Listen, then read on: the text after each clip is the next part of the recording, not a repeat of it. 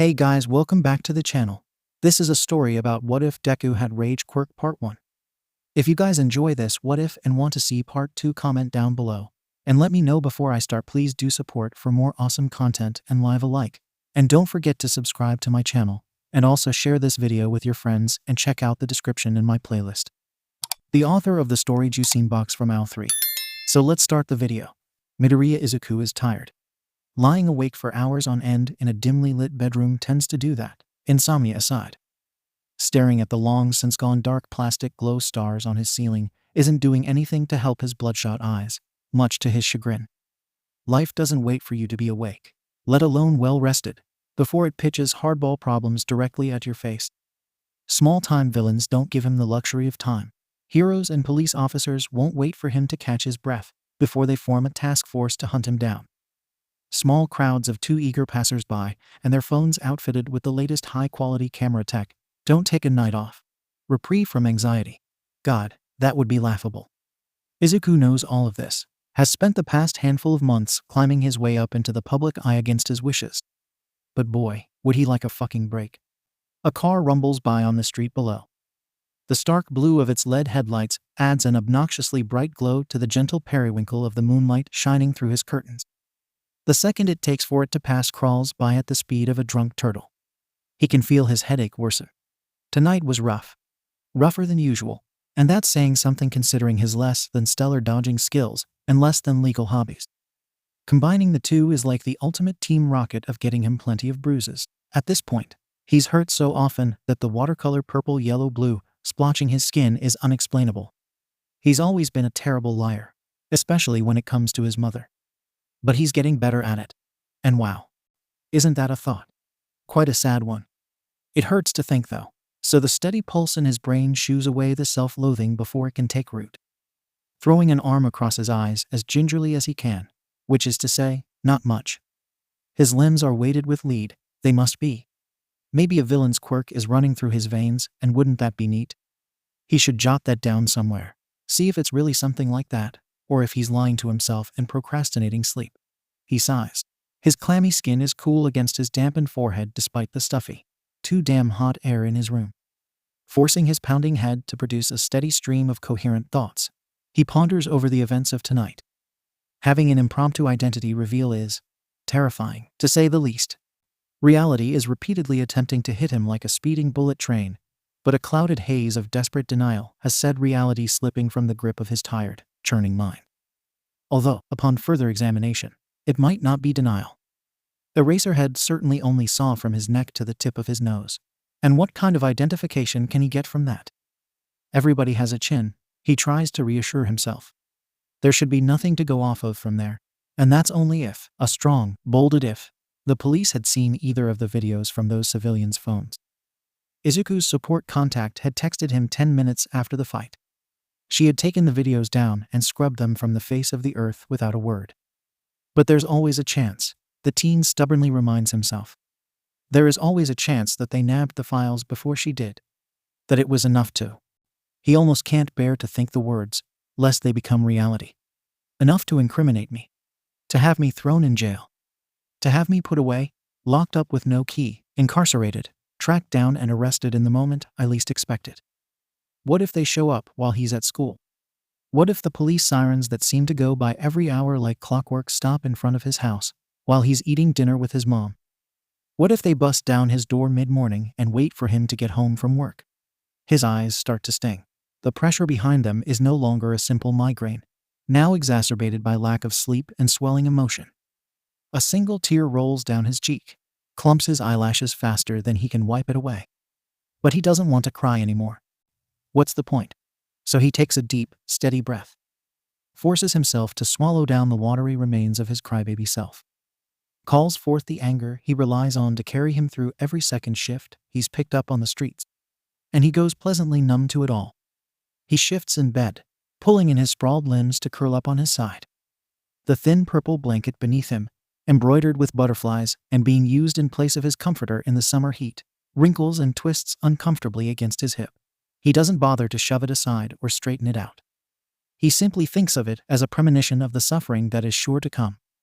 Now would be the perfect time to fall asleep, he thinks. So he closes his eyes and is unsurprised that they fight to stay open. Thank fucking God I have a phone. His vision is assaulted by the maximum brightness of his screen the second he turns the damn thing on. It's like it's powered by the goddamn fucking sun. But a quick scroll through his Winstagram account reveals no interesting posts, and his mind is left to wander again. Of course, he can't stop himself from wondering if Eraserhead had even seen the videos of his most recent fight before they were effectively demolished from existence.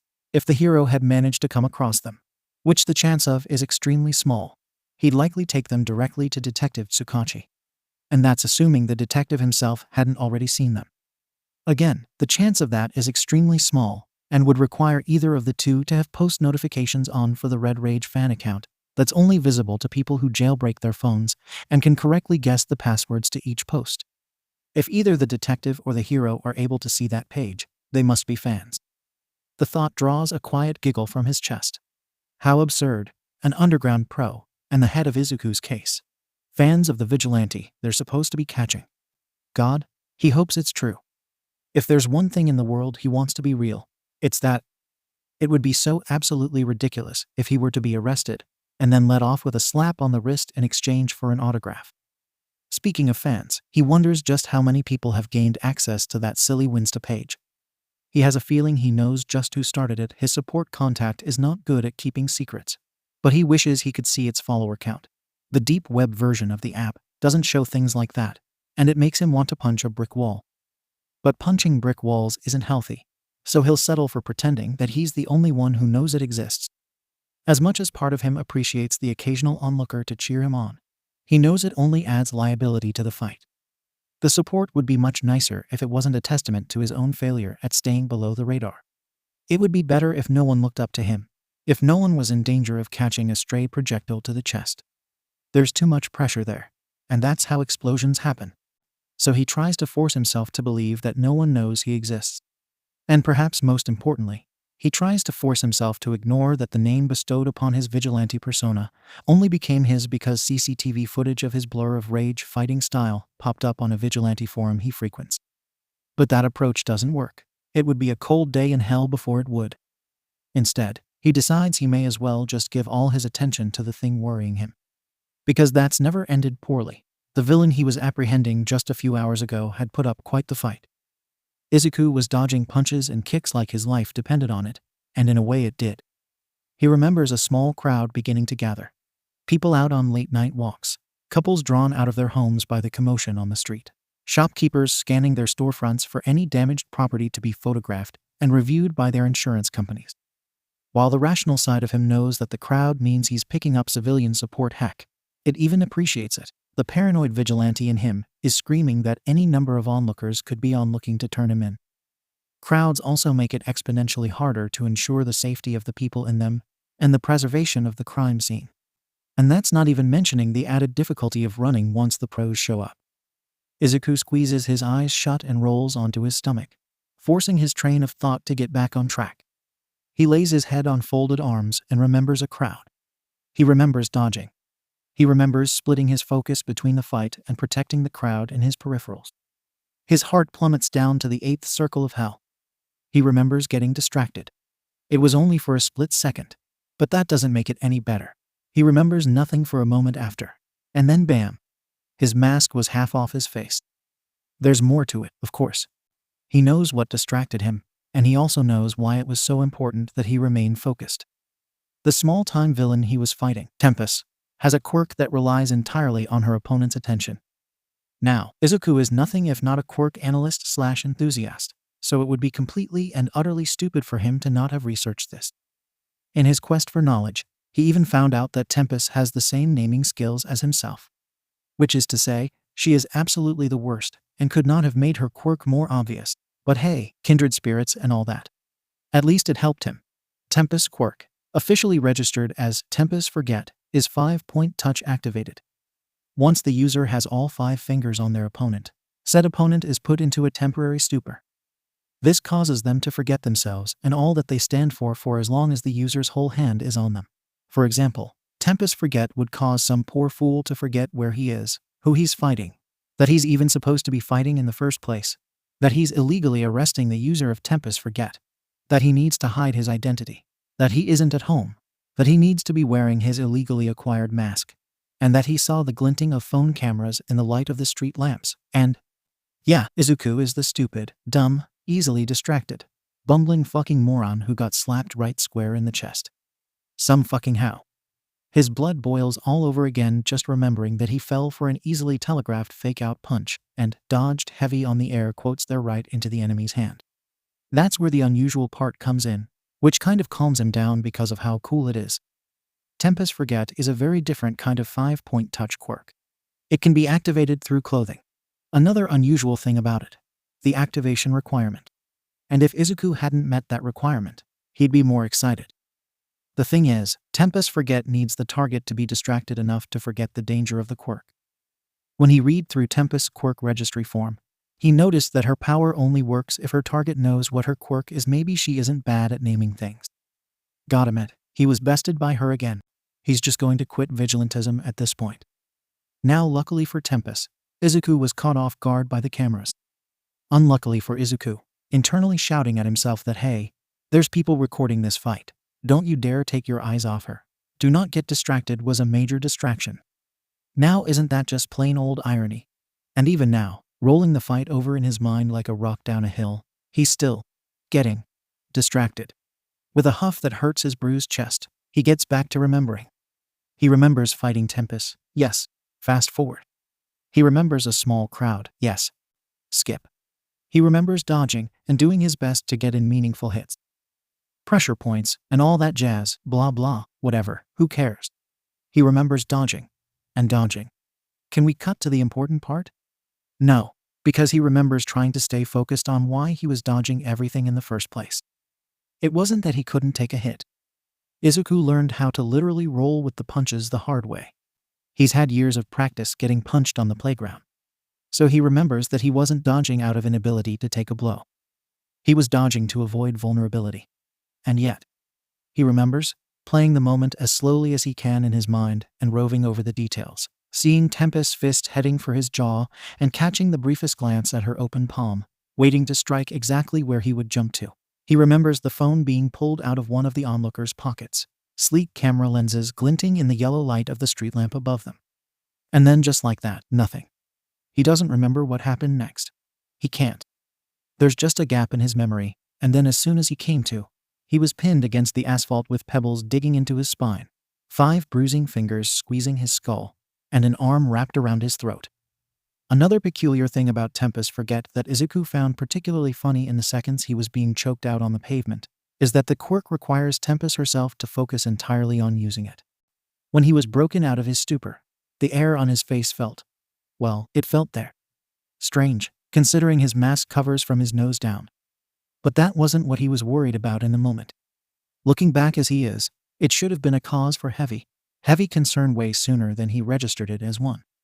He knew Tempest had to have been distracted by something to have stopped using her quirk on him. At the time, he thought she was just so caught up in the joy of cutting off his oxygen that she let go of her control. Thankfully, he later found that this was not the case. One of the civilians on the inner edge of the crowd had thrown something at Tempest. He saw it while watching the video online and trying read, failing not to cry. It may have been a crushed soda can. But that doesn't matter, and he can't watch it again anyway. Even if it was still on any form of the internet, he wouldn't want to see it. Whatever the object was, it had distracted Tempest for just long enough. She broke concentration, and that gave Izuku the perfect window to practice doing the worm he can't even make it sound cool in his head. Damn flail embarrassingly and break out of her hold. He's thankful to that citizen. He owes them his identity. His mask was already pulled under his chin and Tempest looked only a second away from ripping off his goggles. He saw the hand in his hair inching downward in the shaky video. Izuku had sobbed as he watched himself grip his mask and pull it down, exposing the entire lower half of his face. His panicked crying had calmed a bit, but even through the still flowing tears he had enough sense to run through a mental list of every higher power he knew of to thank them all for the existence of turtlenecks and the very apparent fact that Tempest Forget Izuku had kept his goggles on. He also made sure to run through the list a second time and thank each deity for the very existence of goggles. Just to be sure. Shortly after knocking Tempest off him, he was fully focused on the fight again. He knew not to waste any more time after that. He couldn't afford to succumb to the forgetfulness again and possibly take off his goggles in front of all those smartphones. It took a few very risky near hits from Tempest before he got in close enough to properly hit her pressure points. After effectively immobilizing her, he made quick work of zip-tying her wrists and ankles. He took extra care to avoid her fingers. And with that, he took his leave. Well, almost. He had to hastily pull his mask back up. There was no time in the heat of the moment, and as he ran he shouted, "Hey, you in the bright blue shirt, call the cops please, I'm sorry, I gotta go. I'll see you guys around. Please don't post those videos, none of you are slick. Make sure the cops get her." He paused to gasp in a breath and point to Tempest. "So she can go to jail, thanks bye." Okay, maybe not the best moment in his civilian interaction highlight reel, but you know what? He was trying to procrastinate on panicking, which is damn near impossible with an anxiety disorder like his, so give him a break. The universe certainly doesn't. The thing about waiting to panic is that it makes you panic even more when you finally let it happen. Getting home was the opposite of easy. He had to cut his patrol short by a few hours. The amount of people that could be in need, but are going to be left hanging, scared and alone, simply because Izuku is a coward is crushing to think about. He swallows the lump in his throat. The guilt does not go down like he wanted it to. A fresh wave of tears wells up in his eyes, mixing with the sweat on his skin and burning his eyes like fire. Frustrated, he forces himself to sit up and glare at his pillow. Crying isn't going to fix goddamn anything, and he knows that. So why does he keep acting like such a child? His anger doesn't help, and the tears fall despite his efforts. He knew it was going to be a shitty night when he saw Tempest. What the fuck ever, he thinks. Tomorrow will be better. He tries to wipe his face with his hands, but that makes the stinging in his eyes worse. He tries again with his forearm, and that doesn't help either. His eyes are watering even more than before, all thanks to his body's dumbass instinct of cry until the threat is gone. So Izuku forces himself out of bed, grabs a tissue to hold against his eyes, and stumbles over to the box fan in the corner. He turns it up to its second speed and uncovers his face. Then he stumbles back toward his bed and snatches up the gallon jug on his nightstand. Taking a swig, he nearly gags as he swallows down the slightly too warm 𝐬𝐻 thick water, and he drops like a bag of rocks onto his mattress. He's not going to be able to sleep. He knows he won't until the sun is up. So he settles for shoving in his earbuds and tuning in to present Mike's radio show. You know, on second thought, maybe a podcast produced and hosted by a pro hero isn't a good idea right now. There's a sinking feeling in his chest and ice in his stomach, so he decides to just loop one of the softer songs on his playlist until morning. And hey, silver lining. He doesn't have any homework to worry about, right fuck? Izuku's alarm goes off at exactly 6:29 am. That means he counts in his head a mere hour and 10 minutes of sleep. Great. Lovely. Just what I needed. Hold on. It's 6:29. He glances at the clock and watches as the screen changes to 6:30. Why does everything hate me? A ragged sigh accompanies the hand he drags down his face. Sucking in a deep breath, he accepts that his Mr. Incredible alarm clock will just go off 60 seconds early every now and again. Whatever, honestly. He forces himself not to stew in the momentary frustration because honestly, waking up to the familiar doo-dun is pretty nice. The movies were so good. He thinks briefly of his early childhood, when he was still useless quirkless. His mother had somehow gotten her hands on some pre-Quirk era superhero movies just for him. His father was home at the time, visiting from Island, and he tinkered with some husk of an electronic. Then the next thing Izuku knew, they were watching The Incredibles. As a 6-year-old, he had loved Mr. Incredible. The character reminded him of All Might, with super strength that could always save the day. And his friend, Frozone, always looked so cool, for lack of a better word. He hadn't known it then, but it was the first time since the diagnosis that he felt connected to the hero world again. Izuku had watched all 6 of the Incredibles movies on repeat, never able to pick a favorite, no matter how many times his dad would ask over the phone. Hell, looking back on it, Mr. Incredible reminded him of his dad. He still doesn't understand why, but the feeling of familiarity never faded, so he feels there's no point in questioning something pleasant. And speaking of his father, he was the one to give him the alarm clock. It was a birthday gift the year he turned 10. Back when the movies were originally released, Izuku could swear toy companies would have fought a war over who would sell them, mass producing by the 100,000s. But in the current age, there were none left. except for his. And all thanks to Hisashi's obsession with restoring ancient electronics. God, his dad is so cool. A sharp pain in his back cuts his thoughts short. Izuku could have sworn that he reset his shoulder properly after it was dislocated a few nights ago. But, well, when it's only you looking after your injuries, sometimes you don't always do it right. Grimacing, he sits up and reaches around his neck to feel at his shoulder blade. It feels normal. Furrowing his brows, he rolls the offending shoulder. It moves without any issue, save for some leftover soreness from absolutely not resting it at all. Not caring about the time, he flops down onto his pillow. The sharp pain hits again.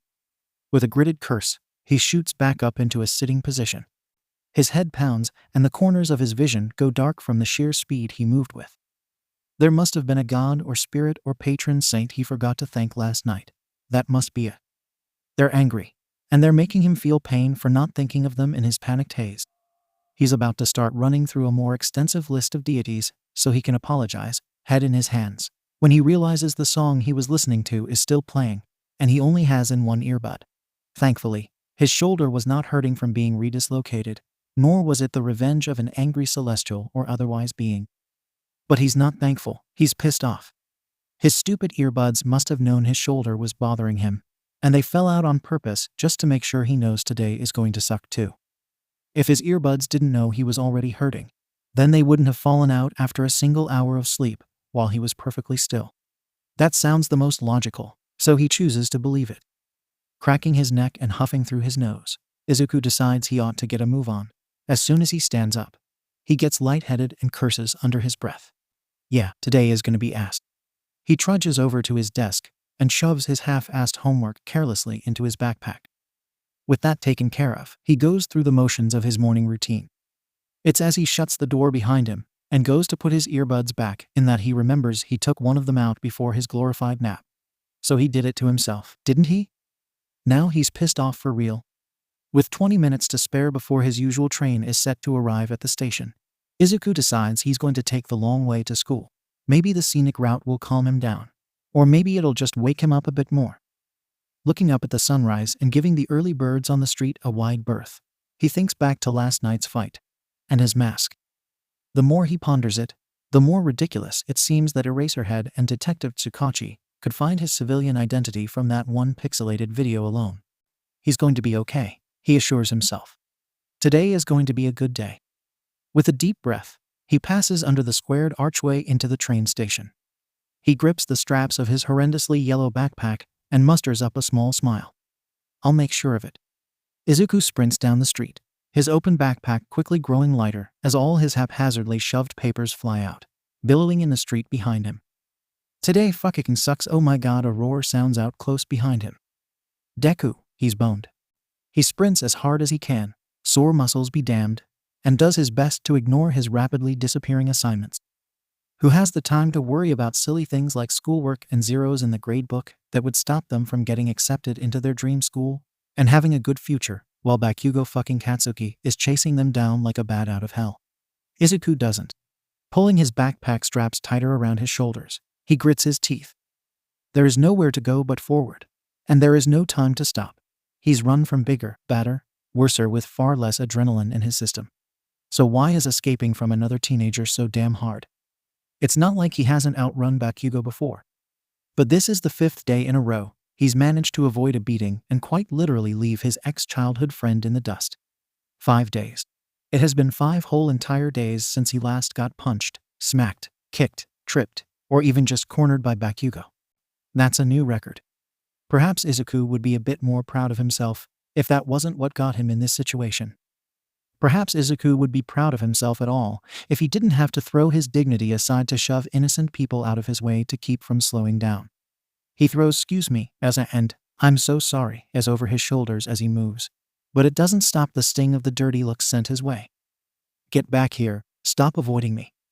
Sorry, Kekken, I can't do either of those things because I'm too busy not doing them, is what he would totally yell back. But he can't do that. It's daytime. He isn't smooth with it when the sun is out. So instead, a mess of "I'm sorry, Kekken. No, thank you" comes falling from his lips, and it doesn't even sound remotely like any human language. He can't get enough air to properly apologize to the people he's darting past anymore. He can't keep running like this.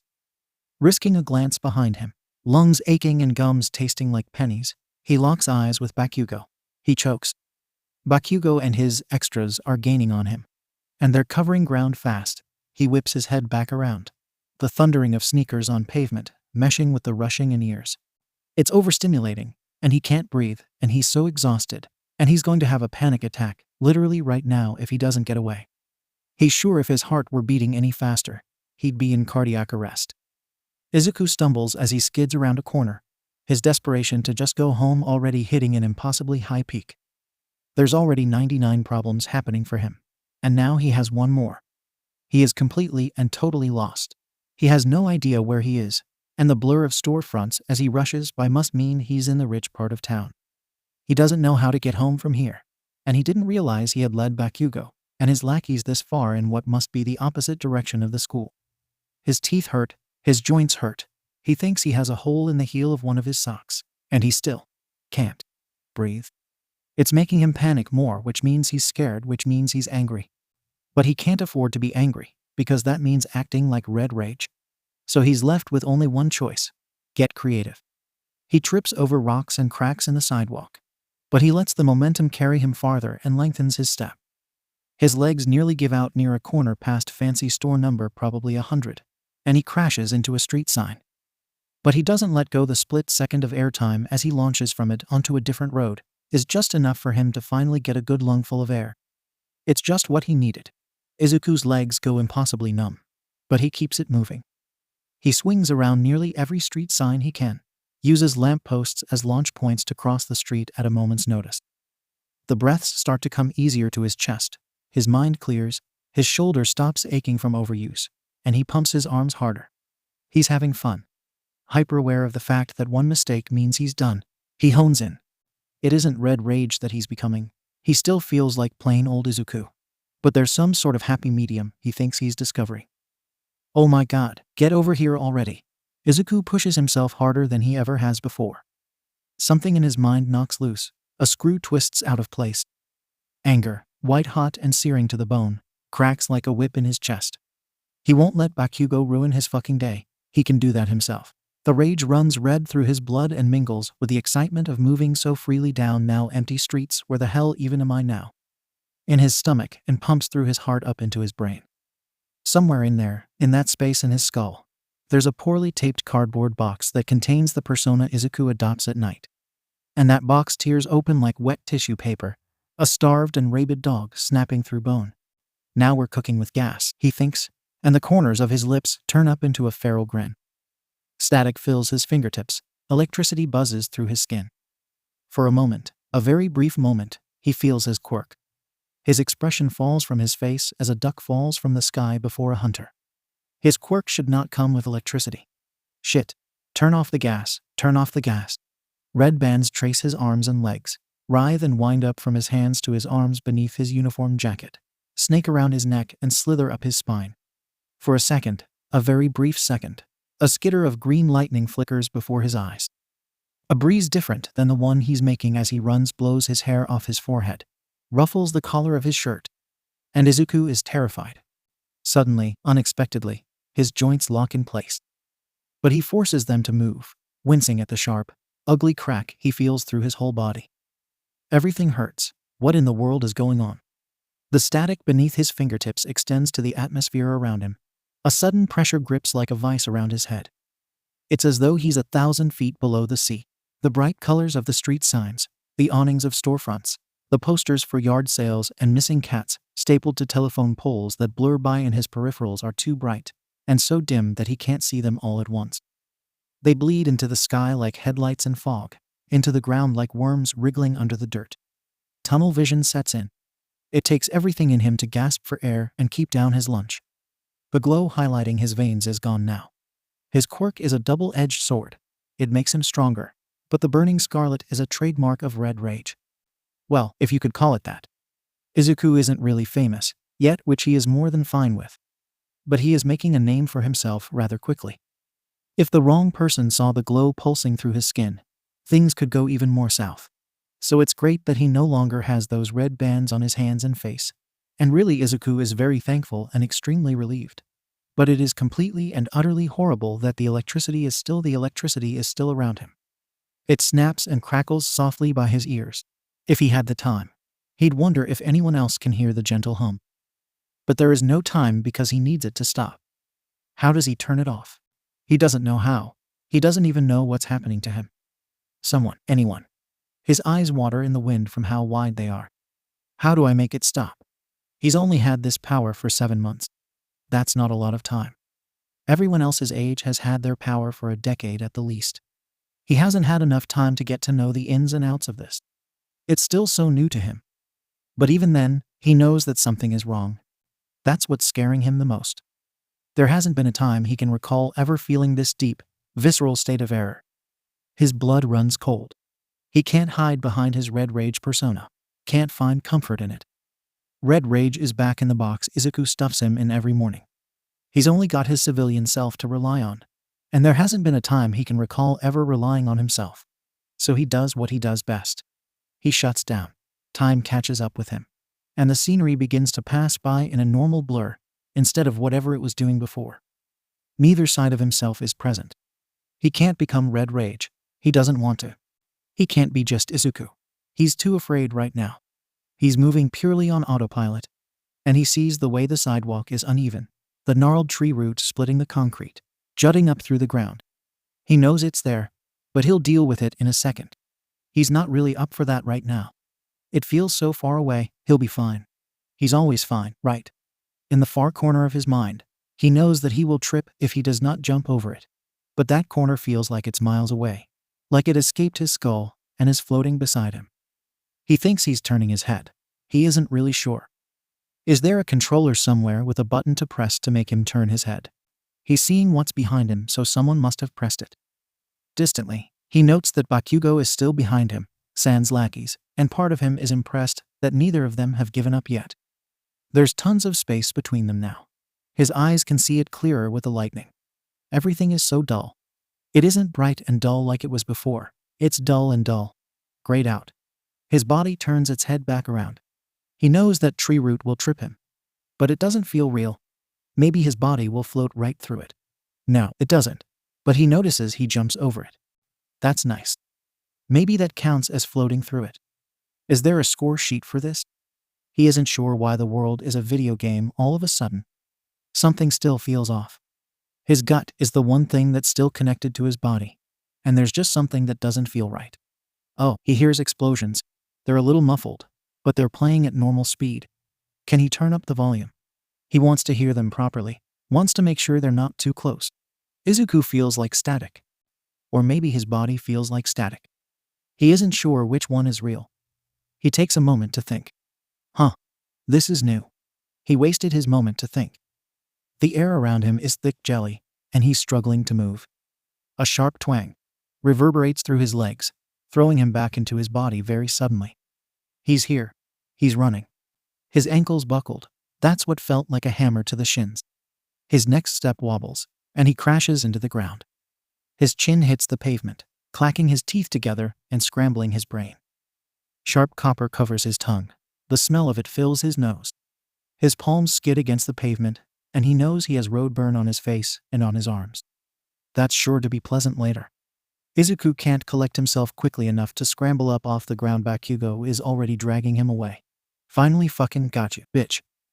The smirk is evident in Bakugo's tone, sick satisfaction coloring the words a deep, ugly shade of rust. Izuku is too delirious to even feel defeated, ignoring the words and taking in his new surroundings. An alley. How cliché. Izuku blinks, and he's above eye level with Bakugo. There are fists tightening in his shirt collar, and his pulse crescendos to a thunder in his ears. The tips of his sneakers wait, the laces are untied. Just barely scrape the ground. It's noticeably chilly here in the shadows. The bricks against his back are cold even through his uniform. Something is snarled at him, but he can't hear it. His face feels hot and his hands are going numb again. He shivers. Bakugo jolts him, and his head bounces against the wall just enough to hurt. It sharpens his focus. He shivers again. More words that he can't hear are spat at him, and he's dropped on his feet. He catches himself just fine. His hearing fades back in. Are you gonna fucking answer me? Or do I have to beat the words out of you? Izuku says nothing. He would ask what the question is, but he already knows the other teen will repeat it. I said, are you gonna fucking answer me? Or not? But 𝐵𝑃𝑃𝗀𝐻 is still a broken record. He picks one line and just says it ad nauseum. So 1 point to 𝐬𝐡𝐤 for being right. He'd keep a tally in his head. But 𝐵𝑃𝑃𝗀𝐻 is usually always loud and wrong, so he would lose track too quickly. Fine, then, 𝐵𝑃𝑃𝗀𝐻 bites. A sickening smirk crawls across his lips. He raises a fist. I guess we'll have to do this the way we always do. It takes all of 2 seconds for 𝐬𝐡𝐤 to notice that he's about to be punched in the face. He prefers his nose the way it is, and quite likes it not broken. So he's going to beat his ex-best friend's ass. But his father always told him to never land the first hit. Or was it to never throw the first punch? Do I need to get checked for a concussion? So 𝐬𝐡𝐤 makes like a priest and turns the other cheek. Jesus fuck comes tumbling out of his mouth as his head slams into the brick wall behind him, much harder than it did the first time. The words startle them both. 𝐵𝑃𝑃𝗀𝐻 barks out a laugh. They let you name your quirk that? He asks, a harsh glint in his ruby eyes. So that's what this is about, then. 𝐬𝐡𝐤 is absolutely, utterly, completely, and totally screwed. I don't have a quirk, 𝐀𝐦, he says, forcing his voice to stay leveled. He turns to face the other teen, and they're suddenly inches apart. That's not what I saw. 𝐵𝑃𝑃𝗀𝐻's expression melts into a burning glower. 𝐬𝐡𝐤's blood begins to heat. You don't know what you saw. By some miracle, he keeps his tone steady. You trying to gaslight me now, 'cause you're a shit-ass liar. His blood simmers. I'm not lying. You know I have the extra joint in my toe. 𝐵𝑃𝑃𝗀𝐻 scoffs. Maybe you were fucking lying about that too. Fuck would I know. Since you're such a fucking mystery all of a sudden. 𝐬𝐡𝐤's veins are bursting with a rolling boil. He's sick of this. He'll ruin his own damn day like he said he would, just so 𝐵𝑃𝑃𝗀𝐻 fucking 𝐬𝐡𝐤 doesn't get the satisfaction. I'm gonna hit you if you don't back off. 𝐵𝑃𝑃𝗀𝐻 scoffs again and doesn't move, leaving 𝐬𝐡𝐤 red with no choice but to backhand him square in the jaw. The world stops spinning. At least it looks that way for 𝐵𝑃𝑃𝗀𝐻, mouth agape and stumbling back. Was that so fucking hard? To move? To get out of my goddamn face? Red asks, voice dripping with contempt. He can almost feel his mask on his face, feel the scrunchie holding his curls off his neck. Can't say I didn't warn you. It seems his words were enough to snap the opponent out of his stupor. He darts forward like a lion to a gazelle. Good. Let him think that's the only trick I've got. Let him think I'm weak. Don't talk down to me, 𝐵𝑃𝑃𝗀𝐻 growls, grabbing Red by the collar again. The vigilante is unfazed. Then don't talk down to me. At least pretend to show some respect. As he speaks, he grabs the enemy's wrist with an iron grip. He hopes it leaves bruises. He hopes they serve as a reminder not to fuck with him. The two lock eyes, ice-cold gazes keeping each of their hands pinned in place. They're at a stalemate. The villain makes a move. The vigilante breaks his wrist. They both know how this story will go. Unsurprisingly, it's 𝐵𝑃𝑃𝗀𝐻 who breaks the silence. You know, Deku, he starts, voice saccharine with poison honey. Red rolls his eyes. I feel real bad for Auntie. Having to be around a useless piece of fucking garbage like you all the time. No wonder she's always working doubles. I don't know how she lives with herself, knowing she carried a mistake like you for 9 months. White hot rage threatens to take over, rearing its ugly head. Red forces it down, makes it obey. He wants to see where this goes. And the thing about Auntie is that she's too damn nice. She ain't gonna tell you what a fucking failure you are. She won't admit it, even to herself. That's where I come in. Someone's gotta let you know how much of a burden you are. So you ought to thank me, Deku. I'm here to make sure you stay in the dirt where you belong. He punctuates his words with a sneer, drawing ever so slightly closer. Red has heard enough. The anger melts the bars of its cage. If he stayed as he was, he would have believed every second of it. 𝐬𝐡𝐤 would have crumpled to the ground. 𝐬𝐡𝐤 would have dissolved into a puddle of tears. 𝐬𝐡𝐤 would have wilted under the words like a daisy in the desert sun. Good thing vigilantes don't put up with bullshit and lies. He kicks 𝐵𝑃𝑃𝗀𝐻 in the shin. It's more of a light tap, really? And he squeezes 𝐵𝑃𝑃𝗀𝐻's wrist the tiniest bit tighter. "Is that all you got?" he hisses, and the corners of his mouth tilt just so. Red matches his expression. "If I didn't start like that, I would have broken your fucking leg." He sees it. 𝐵𝑃𝑃𝗀𝐻 pales, eyes widening, sharp gaze losing its edge. It's only for a millisecond. But he sees it. and it feels good to watch the one who torments him wither. So he kicks him again. Same place, just a little more force. Bakugo doesn't wince. There's a stone mask over his smoldering expression. So Red kicks him. He counts up to 10, measures incremental amounts of increased force, as if this is all a science experiment or a fun little game of chicken. He's never taken his time like this in a fight. It doesn't fit with the brand, the image he holds in his mind. He's a blur of red, not a methodic lunatic. But this just feels right, holding his own bully up by his wrist, and knowing he'll have to stumble home with a bruised bone. If he weren't keeping him upright, he's sure Bakugo would be doubled over. If that were the case, Red would fucking flip him. See how he likes it, when he's the one getting the wind knocked from his lungs. The fire in his chest burns ever hotter. His fingers start to feel numb. There's a slight tingle skittering up his spine. He sees the veins in his hand begin to glow red. Oh my god. What is he doing? He can't do this. This is wrong. A crackle of green electricity snaps around him, and just as Bakugo's palm lights up with an explosion against his shirt collar, Izuku panics and slams him down into the pavement. He skids backward across the alley, a good few yards away from where Izuku stands like a deer in headlights. I'm so sorry. Oh my gosh, I'm so sorry, 𝐀𝐦. I didn't mean, you finally put up a fucking fight, huh? The other teen grits, and there's a heavy note of excitement in it. Izuku's eyes get impossibly wider. I fucked up. By ad. Izuku can do nothing but stare as Bakugo stands. There's cracks in the asphalt. Hairline fractures at most, but they're obvious as anything to him. He did that. He's dangerous. Another snap of lightning flashes across his eyes, and why can't he turn this damn thing off when he wants to? Don't come near me. Stay back, he urges, words dripping with fear. Bakugo grins and takes a step forward. I told you to stay over there. What? You land a few hits, and you're still fucking scared of me? A harsh laugh cut short by a wince as he puts his weight on his injured leg. You're a fucking pussy, Deku. This is only going to get worse. Izuku knows this. This was a big mistake. Izuku also knows this. So he uses his 𝐬𝐻 brain and his honed vigilante instincts to hatch up a plan. Strike. Scream. Run. Wait. It's too late. He already threw his sneaker. May as well commit to the bit, he figures, and shouts a very, very loud, sorry, as it hits Bakugo's chest. And that's lovely. But now he has to run because Bakugo actually looks like he's going to kill him, and Izuku is terrified of the damage he'll do defending himself while his quirk is acting up. He whips his head around in every direction.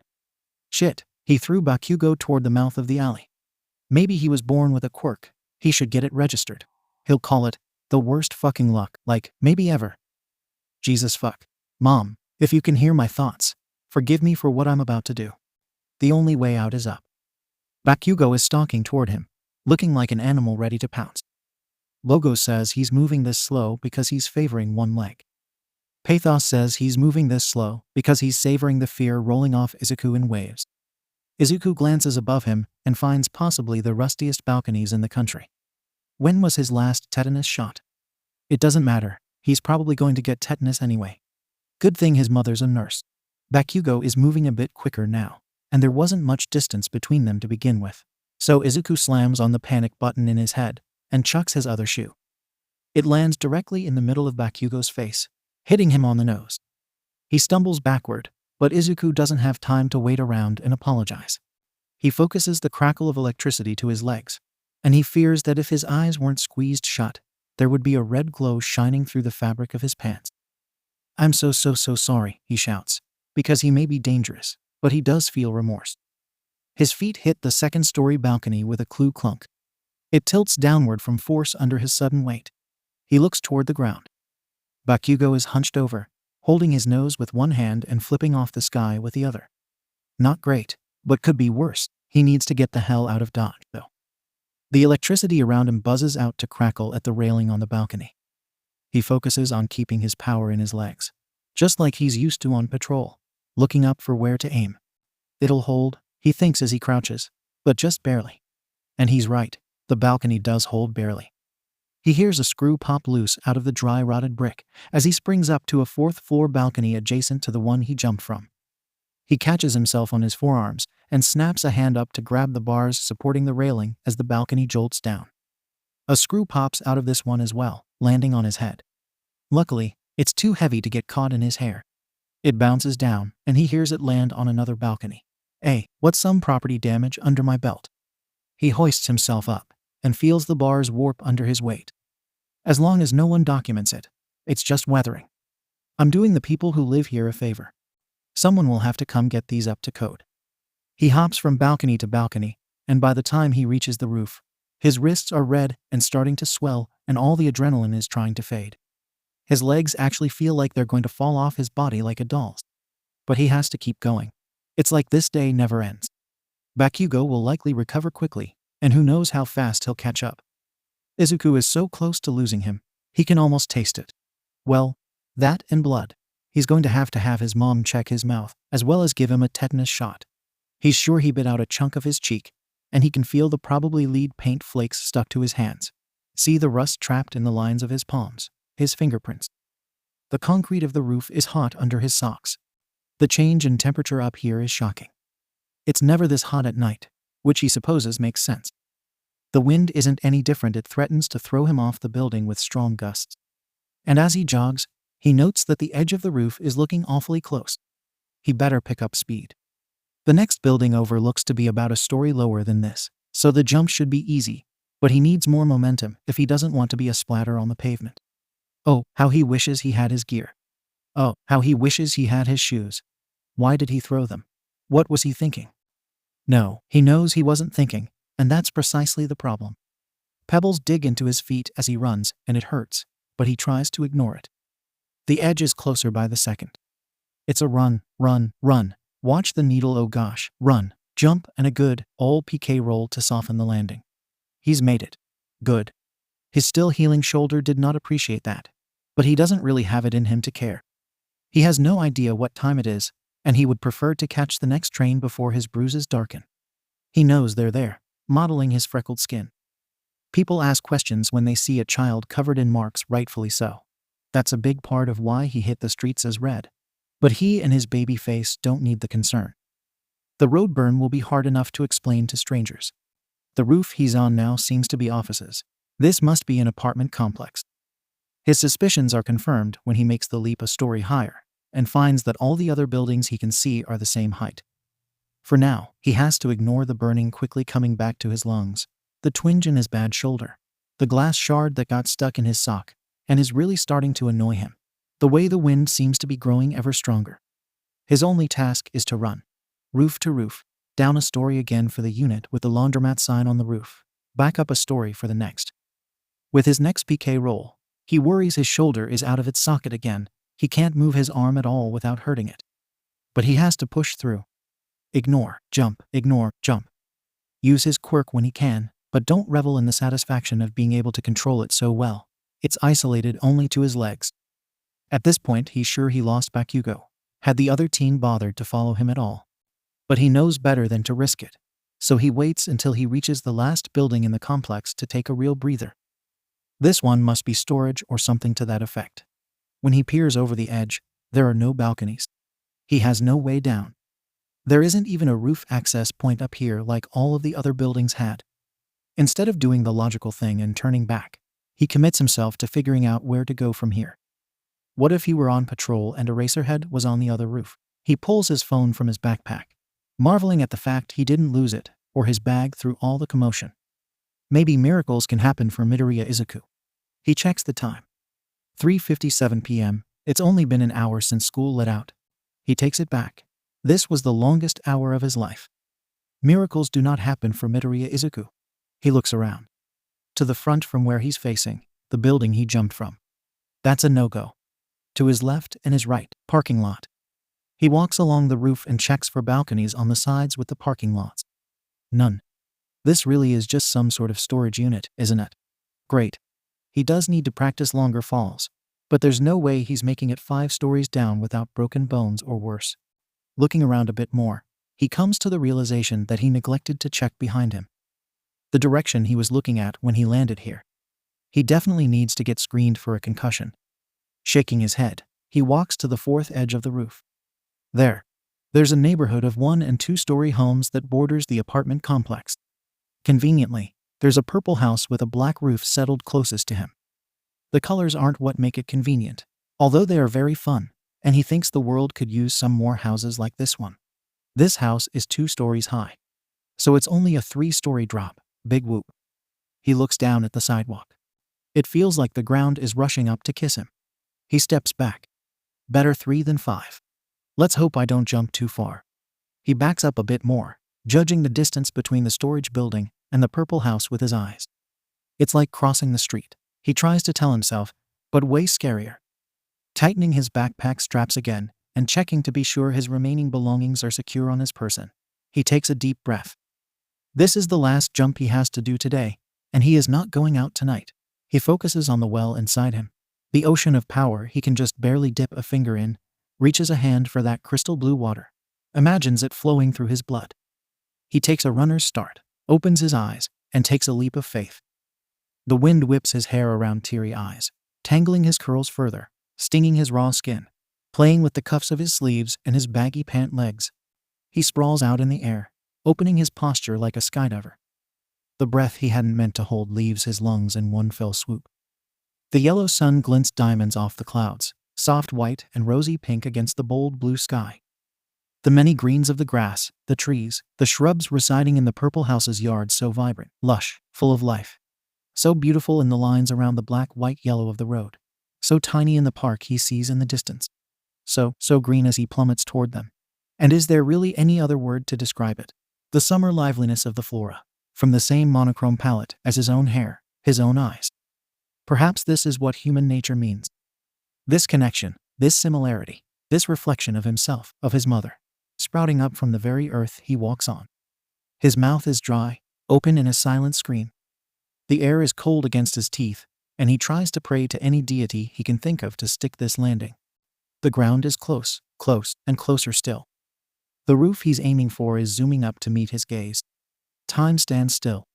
Briefly, Izuku wonders if his perception of the minutes will ever return to normal. He spares a thought on his potential death. This could be the end. He could land wrong, break a rib and puncture a lung, snap his neck, sever his spine, crack open his skull on the satellite dish, painting all the luscious green around him red.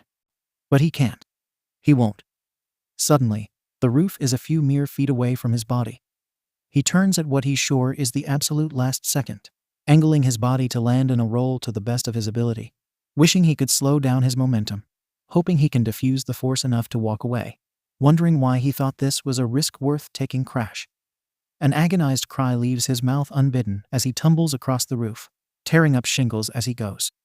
It takes him a long moment to catch his breath. His head is spinning. A skitter of green lightning buzzes around his hands when he lifts his gaze, then crackles away into the still air. The fall didn't hurt as much as he thought it would. Maybe his quirk had something to do with it? Or maybe he's just delusional because as he sits up, he sees the damage he did. It seems like the house took the brunt of it. He landed on his bad shoulder, of course he did. So he might need to get that checked out too. Just another thing on the laundry list of favors he's going to have to ask his mom for. He doesn't know how to explain this to her. He's never come home with this extent of injuries. The loose tiles scattered around make way for a crude strip across the length of the roof, tracing the path he skidded. He needs to get out of here. He hopes no one is home. He wouldn't know how to answer their questions. He also wouldn't be able to afford the repairs. Remind him why he did this. Izuku rises on shaky legs and finds they somehow feel better than they did before he jumped. A small victory, he supposes, and he peers over the edge of the building he stands on for the millionth time today. That's fresh dirt. They just planted those shrubs. And what a shame, because those shrubs are about to break his fall. Crouching, he awkwardly shimmies down to the gutter. He swings his legs over the pipe and positions himself directly above the tallest shrub. It certainly looks soft. He pushes himself toward it. Oh my God, they make this look so much nicer in the movies. His ankle pops loudly on impact, and he falls to the ground. Of course he had to choose the rose bush. It's open around him like an upside-down umbrella, twigs and thorns catching on his clothes. This is the most embarrassing thing I've ever done. He frees himself from the vengeful flowers, apologizing softly to their crumpled petals. He waits a minute in the dirt, lets his ankle come back online. It'll be a long walk to the train station. Speaking of, he's still lost. There's a bright side, though. A new area for patrol has been unlocked. If this were a game, he's sure he'd have a decent score and a very low health bar. He pulls out his phone. If he's going to catch the train home, he's going to need to know how to get there. 4:10 p.m. The 0 changes to a 1 just before the screen goes dark. Its battery is at 14%. Hauling himself up, he accepts reality. He's on his own. Before he knows it, he spots a street sign with a familiar name. Apartments and storefronts dot the street. He passes this way to go to school. Was he just running in circles earlier? Credit where credit is due. His vigilante instincts kept him close to somewhere he knows. Now he can double back, try to collect some of his belongings, and attempt to make it home before dinner.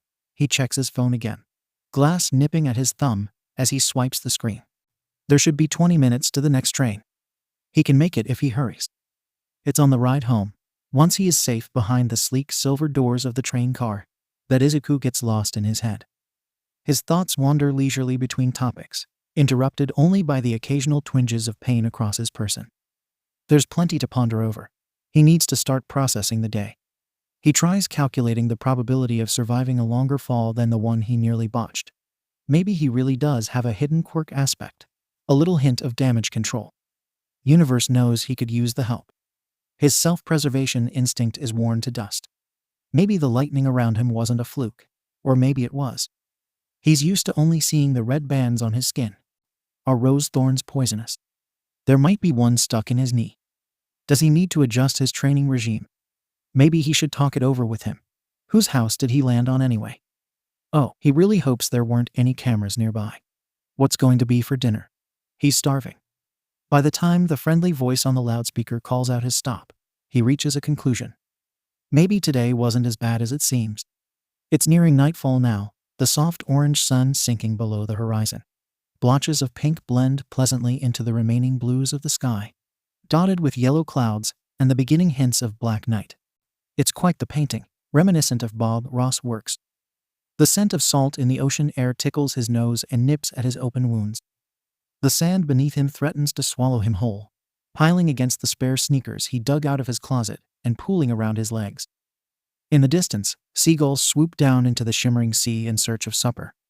A gentle breeze ruffles his hair, grows cool where it whispers over the ice packs bound to his skin with paper tape. His eyes flutter shut. What a beautiful evening, he thinks. Despite being surrounded by mounds of illegally dumped trash that are sure to attract unwanted visitors, 𝐬𝐻𝐸 feels safe. At peace. The soft white noise of the waves lapping at the shore is enough to lull him into a light sleep. He falls back into the sand. Even the roughest days have a happy ending, don't they? He really needs to learn his lesson. It's about time he stops trying to stuff his day into a box before it even ends. It appears the universe can hear his thoughts and is determined to flip them upside down. Enter underground hero Eraserhead, stage left. What are you doing out here, kid? Comes the familiar, gruff voice. It's somewhat distant to 𝐬𝐻𝐸's tired ears. The wind chooses that moment to pick up, carrying the words away. He startles all the same, shooting up to a seated position. Today is not a day for training. Why is this happening? Leave it to the cosmos to throw a wrench in the mix, just when Red Rage was about to take a brief vacation. If he's going to lay low, he'd better play his cards right. All the information 𝐬𝐻𝐸 had gathered on the pro flashes through his mind like a quiz show. Civilian name, Aizawa Shota. Quirk, erasure. Likes, his cats. Dislikes, being awake. Relation to 𝐬𝐻𝐸. Currently the hero assigned to his vigilantism case. Green flags. Gives decent advice. Lent 𝐬𝐻𝐸 his scarf once. Red flags. Works with Detective Tsukachi. Is a pro-hero. Is the biggest threat to 𝐬𝐻𝐸 besides the aforementioned detective. Eraserhead stares down at him blankly. That's right. He asked a question. Sitting in a quiet place, 𝐬𝐻𝐸 finally answers. The hero's expression does not change, so he tries a different approach. Trying to relax after a hard week, he tries to force his mouth to smile, but he's sure it presents as a grimace. It's not even Tuesday yet, says Eraser. No, it's Aizawa. He's not on duty. With a sigh. 𝐬𝐻𝐸 sighs in response, and asks why the other is at the beach too. But his question is steamrolled, cut off by a quiet, I know what you mean. Well, he understands that the life of an underground pro is difficult. He sees it plain as day on every single one he happens across during his patrols. But to hear Aizawa say that, if he were a therapist, he'd offer his services for free. "You do?" he asks, voice equally soft. Aizawa looks away, gazing toward the setting sun. There are lots of pauses in this conversation they're having, but it usually ends up this way. Izuku feels it's a necessary part of their routine.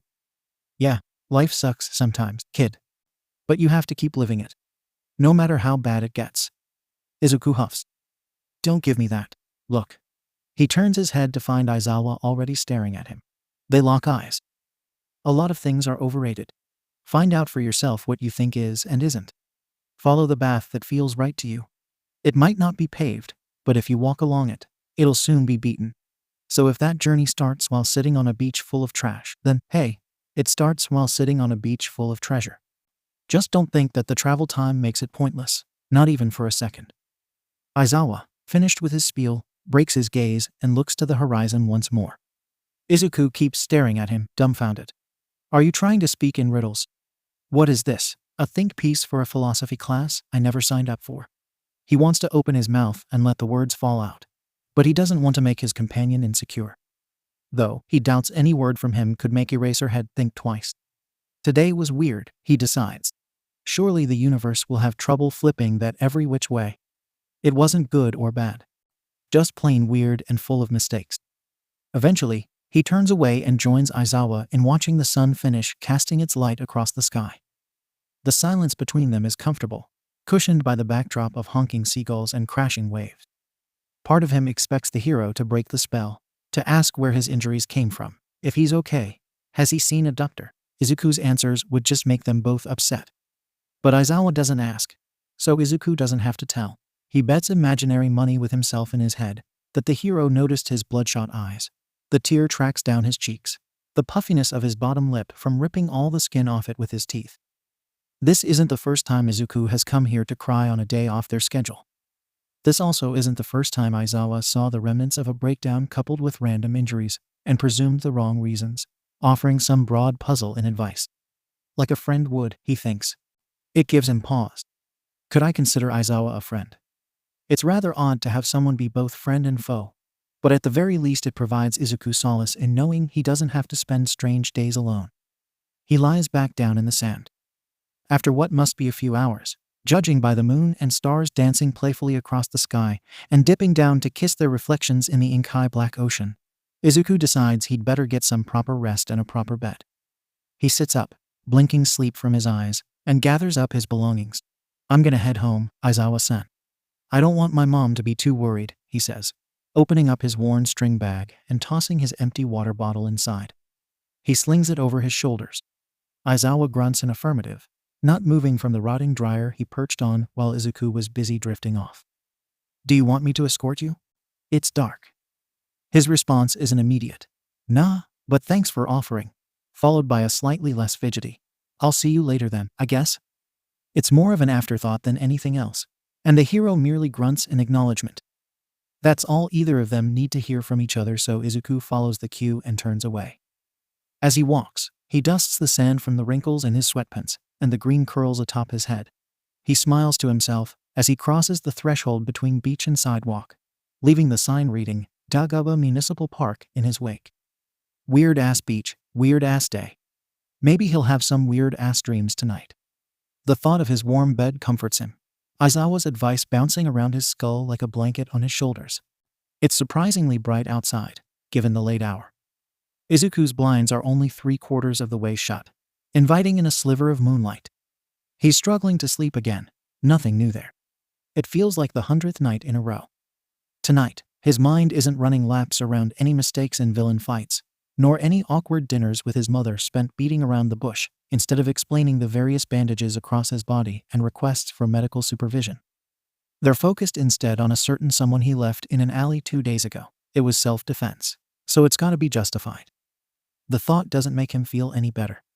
He sighs and rolls onto his side, stuffing his face into his pillow. He resurfaces when he doesn't feel like holding his breath any longer and elects to stare up at his ceiling. The glow in the dark plastic stars don't reveal any new constellations. They don't even bother trying to soothe him. Looks like he's on his own again. He focuses his energy on reaching for his emotions. He's been nothing but numb since he pressed the pause button on his patrols. All he can sense past a dull, Full body ache is a muted hurt deep in his chest. There's a dagger in his heart, and its handle clangs sharply against his ribs with every breath. Despite 𝗵𝘃𝐬 still 𝐻𝐻𝐿 in his mind, even now tormenting him for years, he still tries. He extends a hand in one way or another, much like he did each time 𝗵𝘃𝐬 would trip and fall when they were children. He has 𝗵𝘃𝐬's number saved in his phone. He knows his address, checks on his street as Red Rage to ensure the other teen's safety. Sure, he only got 𝗵𝘃𝐬's number from Auntie Mitsuki. And sure, he only knows 𝗵𝘃𝐬's address because Uncle Masaru had written it down before they'd moved several summers ago. And sure, 𝗵𝘃𝐬 had stopped giving their friendship the time of the day since Izuku's 5th birthday, but none of that means Izuku is hurting any less. It sucks waiting around for someone to care about you, he realizes. Maybe he'll have to save that thought for Aizawa the next time they meet up on the beach. Whenever that may be. They have a schedule, sure, but it's loose and mostly relies on the weather and vibes. He also realizes, in this suddenly tender moment, that this is what the deep, open wound in his soul is. This cold emptiness in his lungs, the ever-gaping pit in his stomach, the dry ice smoking in his veins. All are a visceral, yearning cry of when. When can we be friends? It's been so long, now when? And ouch, because now everything hurts just a little more. Izuku still reaches out to 𝗵𝘃𝐬, shoots him texts asking if he wants to hang out. If he wants to play a video game together online. If he wants to talk about the newest heroes making their debuts. Once upon a time, not too many moons ago, Izuku would have pointed to the TV in 𝗵𝘃𝐬's living room and said, "That's gonna be us, 𝐾𝐻𝐿." And his 𝐾𝐻𝐿 would have called him a nerd, told him not to get ahead of himself, but would have hugged him close with a fiery grin all the same. The answers he gets seem to be an auto-response. That would hurt less if he knew the other teen wouldn't bother to give things like that a try. 𝗵𝘃𝐬 always says, maybe to the invites, which sucks. He says, maybe later to the offers to game, which sucks just a bit less because at least it's more than one word. He offers no response to hero talk. Not true, Izuku chides himself. He probably thinks, fuck no, and then lets the scene symbol do the talking. Now heaven forbid Izuku brings up villains or vigilantes. That only gets him as far as delivered, and he chooses to see it as a step forward. At the very least, 𝗵𝘃𝐬 Katsuki has usually never been a complete asshole to him in private. Auntie raised him better than that. So, ignoring the beatings that mostly took place after his cronies left, he really isn't all that bad one-on-one. It's always been this way. 𝗵𝘃𝐬 goes through phases and switches modes. He has since they were born. He'd talk to Izuku loudly, hug and wrestle with him in front of adults. Izuku classifies this as Mode 1. He'd allow for Izuku to follow him around and tolerate small talk in front of the other neighborhood kids. That is Mode 2. Mode 3, the alone together state of being, is where the phases come in. They are as follows. The nerd, the asshole, radio silence. Izuku swears he has this written in a notebook somewhere. Not that it matters. He had memorized each of his notebooks ages ago. 𝗵𝘃𝐬, the nerd, was a lot like Izuku. He'd rave over the newest heroes and the villains they'd crushed under their newly licensed fists. Excitement over the explosions bursting from his palms, and the consequent requests for quirk analysis were common occurrences. He'd fuss over Izuku, hugging him gently and dragging him by the hand in a way that can almost be described as soft. Yes, the nerd is still Izuku's favorite, although that phase hasn't happened in a very long time. 𝗵𝘃𝐬, the asshole, newly named as of 12-year-old Izuku's notebook updating frenzy following his own discovery of the wonders of swear words, takes the cake for Izuku's least favorite of any of the various modes and phases. This phase is where the one-sided fistfights happen. Physical, emotional, verbal. The method has never mattered. Izuku always walks away with bruises of some kind. When 𝗵𝘃𝐬 was in this particular phase, it'd send an ugly sobbing Izuku frantically running home. He never knew what provoked the asshole in the other. He still doesn't know. Part of him doesn't care to know, because 𝗵𝘃𝐬 is always this way nowadays. He doesn't think he'll ever get the nerd back. 𝗵𝘃𝐬, the asshole, first appeared in kindergarten, when the blonde was learning the art of verbally abusing his friends. It started with rude names, the twisting of Izuku's quirklessness into something sour and scary. It planted the seeds of insecurity in Izuku's mind, and they blossomed into self-loathing as the years dragged by. Honestly, Izuku thought all friends were just like that sometimes. These days he wonders if he'll ever find someone who doesn't do that sort of thing. Maybe that's why he does stupid things. He doesn't have any stable peer-to-peer relationships. Now, there is one double-edged sword to the asshole. It's a special case in Izuku's notebook centered on the people he's close with. This particular phase has mutated. It isn't exclusive to Mode 3. It simply lives there. It most commonly accompanies Mode 2. And now that they're a bit older, it even bleeds into Mode 1. Izuku has no clue how to feel about Bakugo's radio silence phase. He just doesn't understand it. This one is most common for Mode 3 Bakugo, and is self-explanatory in nature. Sometimes there are pitying looks and sidelong glances that accompany this phase if they're alone. When someone else steps into the room, Bakugo sighs a little louder and stomps around a little softer. The asshole side of Bakugo hurts a lot, that's a given. But radio silence hurts more. At least Izuku gets attention with the former. It seems that the other team is currently in a phase of radio silence. He leaves barely their answers in Izuku's phone, never giving definite responses to anything, never following through. The occasional, "I'm busy w/work SRY" was always followed by Snapchat stories full of pictures and videos featuring Bakugo and his cronies hanging around in some random parking lot, posing and pretending they're badass. They'd be laughing at something just out of frame or flipping the bird at the camera. It boils Izuku's blood just to think about. These posts always leave Izuku wondering if Bakugo really is employed at his parents' fashion company, or if that's another lie being used to avoid him.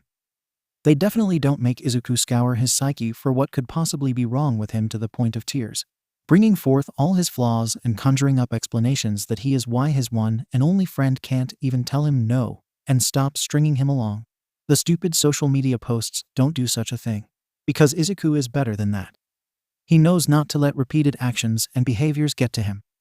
He knows not to let them make him wish he were someone else, wish he had his own quirk, wish he were more worthy to exist in the world alongside the big shots like Bakugo. And because he knows better, knows not to think that way anymore, he doesn't wish that All Might bestowed the power he holds like a lit torch onto someone more deserving of the air they breathe. Thinking that way is simply counterproductive to his new lifestyle. So whatever, being blown off constantly shouldn't hurt as much as it does. And Izuku should really stop trying to rekindle old flames. Mode 3 Bakugo fucking sucks. Like, all the time. Izuku isn't sure that either of them really understand what goes on in Bakugo's head. He isn't sure that he can really categorize his tormentor into modes and phases. The behaviors are all so random. It's an anomaly. Izuku isn't sure of much nowadays. But what he is sure of is that getting beat up hurts. And having a shattered phone screen that wants to lodge glass shards in his fingers also hurts. It's a different kind of pain, as he forces himself to keep nicking his thumb until a drop of blood beads there. A pain he isn't sure he wants to welcome back in. It doesn't feel good, and that's all he needs to focus on to get himself to stop thinking so damn much. Maybe he should try to shift his focus to something instead of hurting himself. That doesn't end well for him. He holds a long year's worth of memories tainted by it. He tries to think of what else there is for him to do around his place.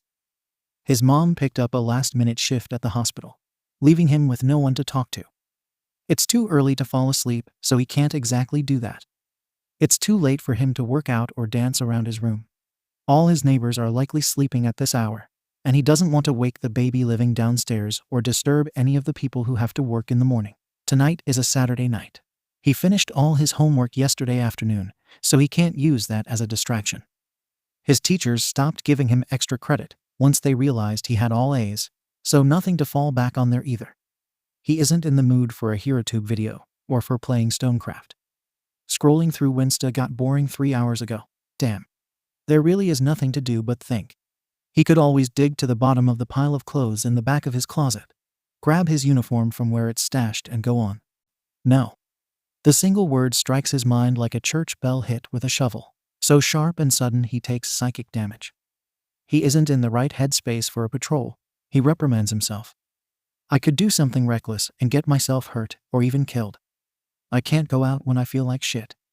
Except he only ever goes out when he feels like shit, which is just about all the time anyway. Oh great.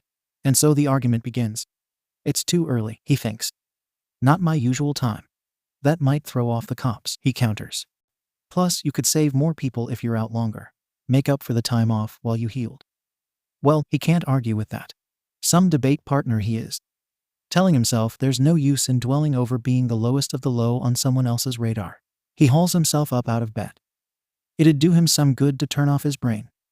Patrols are usually the key to that pick-proof lock. Izuku shuffles over to his closet, trying to force a pep into his step. It's a struggle to lift his arm enough to open the door. It's as he falls to his knees to excavate his gear from its hiding spot that the black hole in his chest rips open.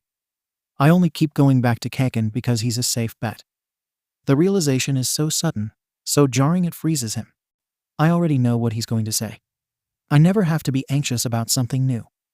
Each new thought is a shotgun to his already bleeding heart, a nail in his coffin. He settles into the shag rug on his floor, sinking down and dropping his head to his hands.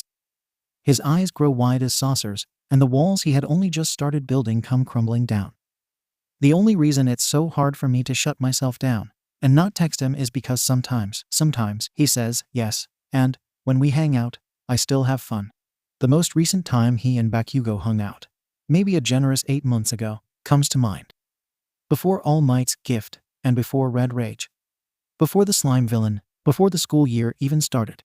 It conjures up a vivid oil painting on a canvas so large he could fall into it and merge with the second dimension.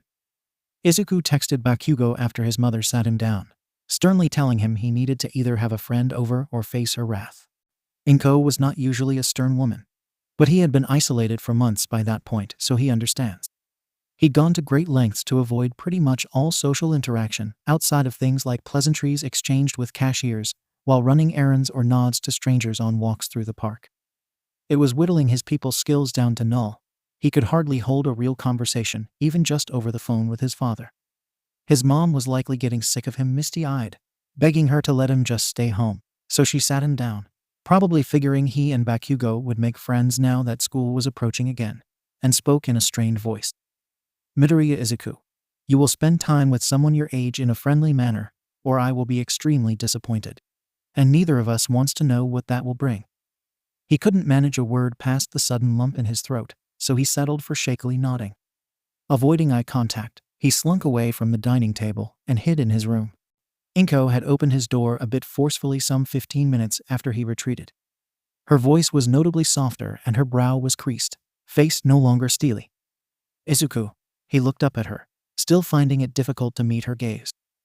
Please, I don't want you to ignore your classmates. It's not me doing the ignoring, he wanted to say. He bit his tongue. Look, honey, I know I was a bit mean about it. But I don't want you to be lonely. It's one thing to be alone sometimes, but all the time. That just isn't healthy, baby. Not for anybody. You need somebody to talk to if you're not going to talk to me. You could use someone your age to hang around with anyway. Please. He still said nothing, staring at the wall past her head and feeling his face grow hot. She opened her mouth, sighed, closed it. Inhaled quietly, seemingly thinking about something. Opened her mouth again.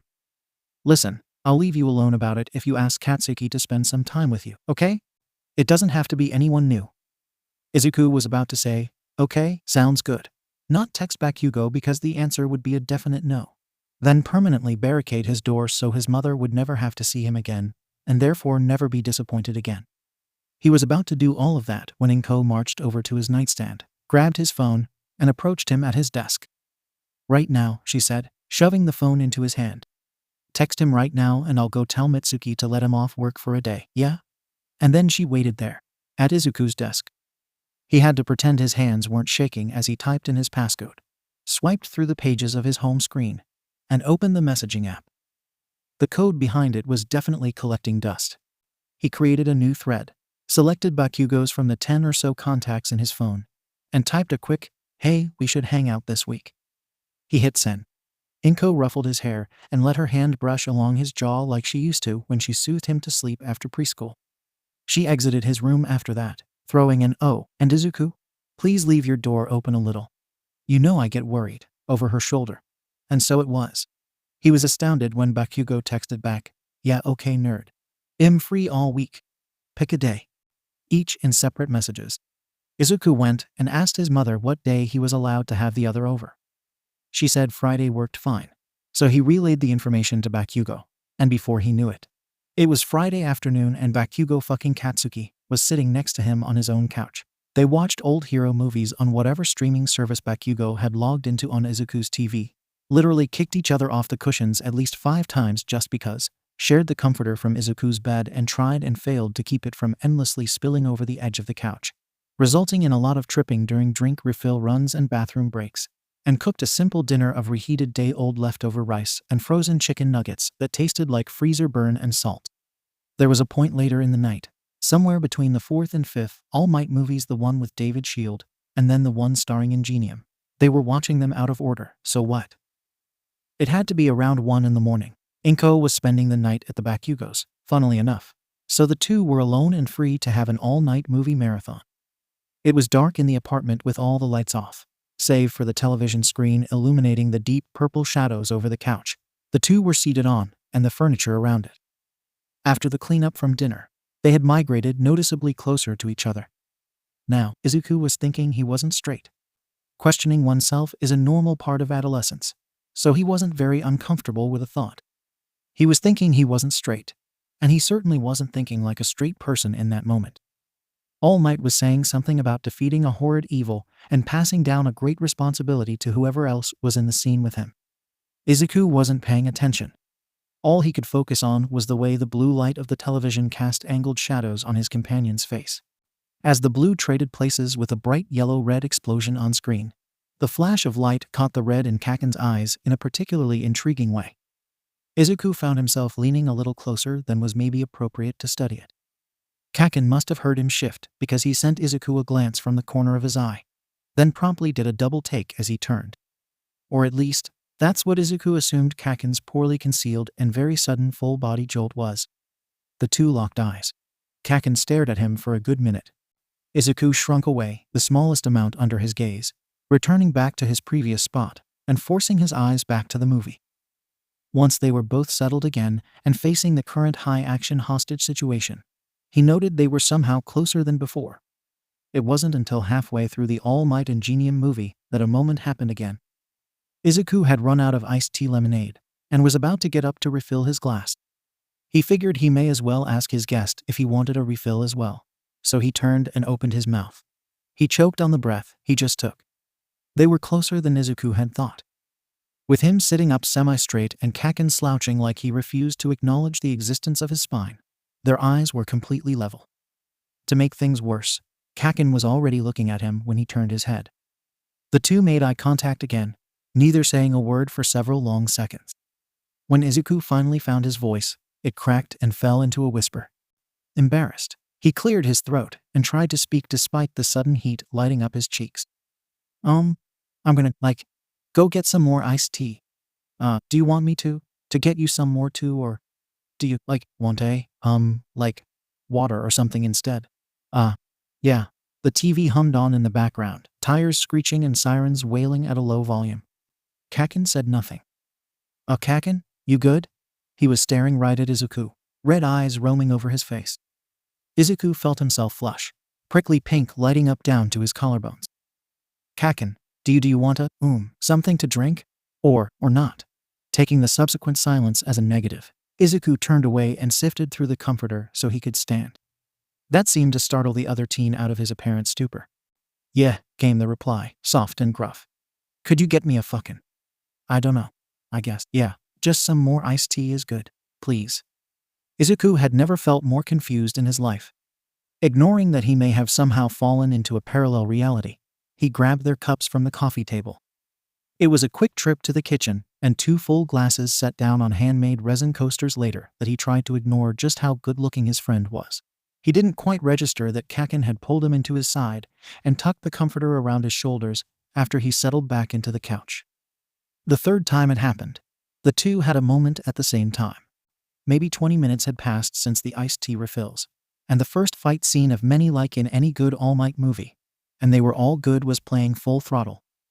Punches were thrown, buildings came crumbling down, explosions were posed in front of, and 𝐀𝐦 and Izuku were too busy having an impromptu staring contest to bask in the glory of it all. As the on-screen villain shouted threats and made his getaway, the staring contest turned into a who can awkwardly flip their gaze down to the other's lips faster contest. Izuku didn't know who was winning. He didn't care. He was too busy thinking about how he is definitely not straight. He blinked, long and slow, trying to reboot his brain. He opened his eyes and found the other teen was suddenly only a few inches away. They froze. Izuku spoke. Are we gonna? We totally should. Izuku nodded, and the two went back to unwaveringly staring at each other's slightly parted lips. Wait, 𝐀𝐻, hold on. The request was soft, breathless, and more than a little jumbled. It held a slight upward lilt at the end, and 𝐀𝐻 paused. A surprisingly gravelly, yeah, fell from his tongue. Izuku's stomach flipped. No, A pause, a stifled giggle. No homo. He couldn't keep the giddy, shit-eating grin from splitting his face. Apparently, it was contagious because 𝐀𝐻 grinned right back. It wasn't overly sharp like usual, nor was it threatening in any way. It was almost fawn, tender, but in a rough and tumble way that only his 𝐀𝐻 could pull off. You fucking nerd, come here. As the blonde leaned in a little further, aiming to close the gap between them, a hand on his chest kept him in place. At 𝐀𝐻's confused look, Izuku only grinned wider. You gotta, he interrupted himself to bark out a laugh, a little too loud for the late hour. You gotta say it too. In the present, Izuku wishes he had a picture of the look Bakugo gave him in that moment. It was the most offended he had ever seen him, and boy, does Bakugo make the dumbest faces when he's confronted with any emotion whatsoever. It'd be good for laughing at. In the past, 𝐀𝐻 rolled his eyes and scowled despite the smile crawling across his lips. No homo, he parroted in the least serious voice possible, almost mockingly, and kissed Izuku. Back in the present once more, Izuku presses the heels of his palms into his eyes until he sees stars and tries not to get himself too worked up. The tangled ball of emotions in his chest starts to unravel, but he pulls the strings taut. Where's the sense in reminding himself of the good times when they're so few and far between? Why should he bother remembering the rose-colored bubble the two were caught in, the kisses and soft conversation, the way they slept in each other's arms until the afternoon? He vehemently refuses to acknowledge the way his heart broke when the bubble burst, the way the tattered pieces still hang loosely in his chest even now. What a fool he was to think anything could be different between them. Breaking out of his reverie, Izuku asks himself what exactly he's doing on his bedroom floor at midnight. Oh, grabbing his gear. That's what the point of this is. Shifting so he's kneeling, he feels something sharp poking into his knee. He lifts his leg and runs his hand along what should be soft carpet. In a fashion true to his luck, he finds nothing, moves to sift through his closet, and is pricked again. He repeats this process an embarrassing number of times before realizing the thing bothering him was stuck to his skin all along. It's just one of those plastic strings that holds the price tags on clothing. He wonders how long it's been hiding in his carpet. He wonders if it was there in August. Deciding it's best to stop wondering and start digging, he does just that. 2 minutes and 45 seconds of shoving aside wrinkled t-shirts, old basketball shorts, and very worn-out sneakers results in Izuku having everything from his vigilante uniform, except his platform sneakers lying in a heap behind him. It appears he's missing one of his wrist braces, but oh well. He'll find it after he gets changed. Another 2 minutes pass, and he's standing in the middle of his room, feeling antsy. He adjusts his belt and straps on his wrist brace. He has no idea where he could have left the other one, but he hopes it didn't make it into the laundry basket, sitting by the foot of his bed that acts as his hamper. If it did, that means his mother would have seen it, and that would be a catastrophe. With a rough sigh, he flicks on his desk lamp and aims the light into his closet. Back into the trenches to search for the last piece of his uniform. It takes 10 agonizing minutes to locate the other wrist brace, and he could cry from relief. It was just stuffed into the backmost recesses of the darkness.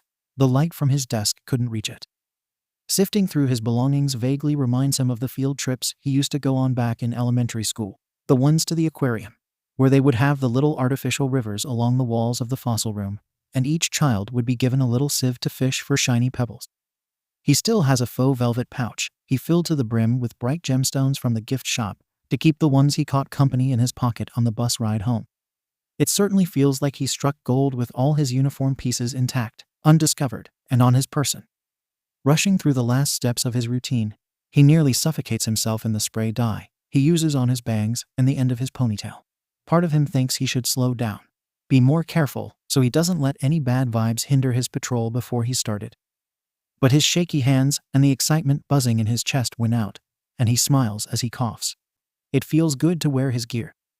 Checking his hair in the mirror and striking a quick pose, he's taken aback when he sees just how impressive he looks. Legitimate definitely isn't the right word, nor is official. But there's something in his stance that makes him think he'd feel safer with someone like him around. Having run through his mental checklist of necessities and stretching a bit, he decides it's now or never. "I'm gonna rock this city," he whispers to the special edition US staff figurines lined up on his dresser. The Eraserhead one, worn slightly around the torso from how often he would hold it as a child, stares back at him with disinterest. It almost looks disapproving of what Izuku is setting off to do. Or maybe he's just thinking of the real-life Eraserhead and projecting. Being chased around by him, especially in the areas with no streetlights. Just the thought sends chills down his spine. Thankfully, he's had no such encounters with the hero as of yet. Lady Luck put all her fortune into one area of his life. The back alley not legally accessed footage of Eraserhead, his support contact sent him comes to mind. The way the hero swings around the city, using his capture weapon as an extension of himself, reminds Izuku of the purpose of his new wrist braces. "Wait, I need one more thing," he says, pointing toward the present Mike figure standing next to Eraserhead. The miniature voice hero doesn't say anything, but his painted confident smirk fills Izuku with an eager sort of determination. Heading back to his nightstand, he rummages around in the bottom drawer. With a soft aha, he produces the two contraptions that are his newly built grappling hooks. Taking a fair bit of inspiration from Eraserhead, he had come up with the idea for the equipment over winter break. He called up his father the day after he thought about the logistics of building such a thing, speaking of a hypothetical hero without a spider quirk who would want to recreate the amazing Spider-Man's style of movement. His father laughed good-naturedly at his blundering, and when he came to visit for the new year, together they brought the invention to life. Izuku had designed the pieces that strap onto his wrists and upper arms. They act as a guide for the metal cords that were stored in the attached wheels. Hisashi had been the one to suggest storing the ropes in separate vessels, one for each arm, and clipping them to the waist of his pants. This prompted the need for durable fittings to thread the rope's guide tubing through for his torso. The fittings were attached to a harness instead of pinned to his shirt somewhere around the third prototype, and the 15th time he had to patch up his hoodie. In theory, the harness should help to diffuse the force of his movement while keeping the cords off his skin. It would be worn under his hoodie, over his undershirt, and of course, over any body armor he should probably be investing in. His dad came up with the buttons on Izuku's palms. They'll only activate the release of their respective cord if they're pressed by both the middle and ring finger. At first, Izuku said, "Hey, that's literally my idea, what gives?" Hisashi simply told him to watch and be impressed, then pressed the buttons. Nothing happened. Then he passed the buttons over to Izuku, and they both watched as the electrical current detector sitting beside them in the snow lit up green. "You put sensors," he marveled, eyes bright. "They'll only work for you. No need to worry about hand-to-hand or theft." His dad replied, looking quite satisfied. Shrugging his arms into his hoodie and bunching it up at his shoulders, he throws on the protective harness and buckles it securely around his ribs. He takes a moment to appreciate just how far his dad will go for him with a simple, "I won't ask if you don't tell your mother I'm doing this." With a slight bit of difficulty, he pinches the sticky prongs of each hook together and slides them backward into the little pressure chambers resting on his inner wrists. Now that all his gear is actually accounted for, he nods to himself in the mirror once more and turns back to his window. No, he cannot leave through the door. Not even just this once. There's cameras in the hallway. Duh. He reminds the tiny Nezu that mocks him with beady eyes as he passes. With the fuzzy little rat thoroughly put in his place, Izuku opens his window and clambers out onto the fire escape. The unwanted memories run off his skin like a watercolor in the rain. They can stay behind in his room, waiting for him to face them later. For now, there are more important things to be dealt with. Taking a moment to breathe the night air and let the anticipation bubble up into his brain, he grips the ladder beside his window. He almost climbs up to the roof to start running. I can be way cooler than that. He jumps up to sit precariously on the railing of the landing beneath his feet, back turned to the cars parked below him. He leans a clean, black silhouette slicing through the indigo sky and anchors himself with an iron grip. Throwing his head back, he giggles. The moon and all her friends laugh gleefully in return. A sharp, sudden kick has him diving head first toward the ground, free falling down. But only for a split second because he raises his right arm, aiming for somewhere near the roof. 2 fingers to his palm in and "I love you" to the earth and all her children. He knows this will work. He tested it just like this, with his dad watching from the sidewalk below, squinting in the face of the cold winter sun, All it takes is a quiet pop FSSHHH, and a gleaming red wire rockets upward into the sky. Not a second later, the grappling hook sticks to the edge of the building, and he's quick to follow its path. He can feel the still warm air ruffle his hair and leave goosebump kisses along his neck. He can smell how absolutely crisp it is, fresh even through the heavy filters and voice changer in his mask. Pressing his fingers to the button in his palm once more, the release triggers reverse their own effects and send him up, and away. But only for another little moment. The cord has been whipped right back into place, the circular container at his hip whirring, the metal zipping through the wind. He goes still in the air. There are cars in the distance, someone speeding, someone honking, a police siren wailing. He starts to fall. The hook he used slots itself back in place, no longer needing his help now that the machines on his sides are active. Izuku twists in the air and shoots out his left arm, fingers resting on the purple button, aiming across the street. His grappling hook whooshes through the air again. It finds purchase on the building he set his sights to, pulling him upward. He finds that this type of movement, this falling, zooming, flying, arcing, is even better than he ever imagined. Even when he spent those months practicing in the Parker gym after hours, finally getting the angles right and breaking through a seemingly endless cycle of hitting the floor mats. Even then, he didn't feel this free. Unbidden, a bark of laughter bursts from his chest as he swings down the street and into the heart of the city. His still sore shoulders begin to ache after a short while, so he decides he'd better stop soon and take the time to listen for someone in need. It isn't long before he finds a rooftop tall enough to safely rest on. As if the universe were waiting for him to get there, an immediate cry for help sounds out straight ahead. He sprints to the edge of the building and leaps to the next one, and the next one, and the one after that until the alley bellow reveals what is obviously turning into a sexual assault case. The victim might be dead if he doesn't act now. Jumping off the roof he's on, he calls on his quirk and bounces like a pinball between the two cinder block walls. And when he reaches the bottom, he does what any good vigilante would do. Unsheathes his bow staff from its pouch on his back. With his weapon of choice in hand, Red Rage hits the ground running, and he doesn't stop. The first bit of his patrol, the chunk of time between he starts and his half-hour self-designated lunch break, goes by smoothly. Almost suspiciously so. There are a few more criminals the Izuku apprehends. A would-be murderer taken down and restrained, watched with careful eyes as the police made their way to the scene of the arrest. 2 drug dealers and an up-and-coming arms dealer notorious for selling faulty support gear to the desperate people of the underground are each appropriately robbed before being turned in. He thinks he needs the money more than they do. It'll act as an investment for his future illegal involvements. They won't have any use for it anytime soon, and if they want to pay off their bail, then it's not like he takes every dollar in their pockets. Sometimes his dead-end part-time job at the donut shop in the red light district just doesn't meet his budgetary needs. At least his boss and the sort of creepy blonde girl he usually works with are entertaining. He's sitting on the edge of a rooftop, peering down at the twinkling streetlights below, and keeping an ear out for another fight to pick. Someone leaves one of the buildings across the street, but they don't seem to be getting up to anything other than waiting for the last bus to the train station. He glances down the road, spotting a car. It looks like a toy from up here. Watching it pass below him, he sips the remainder of iced caramel latte through the paper straw tucked under his mask. The coffee is good, especially considering it was from one of the 24-hour chain cafes. Sickeningly sweet, a bit watered down, the flavor a little more than obviously artificial. It's perfect. The caffeine makes him jittery, and the temperature of the cup in his hand gives the shivers where he sits on the cool concrete ledge, running along the perimeter of his chosen resting spot.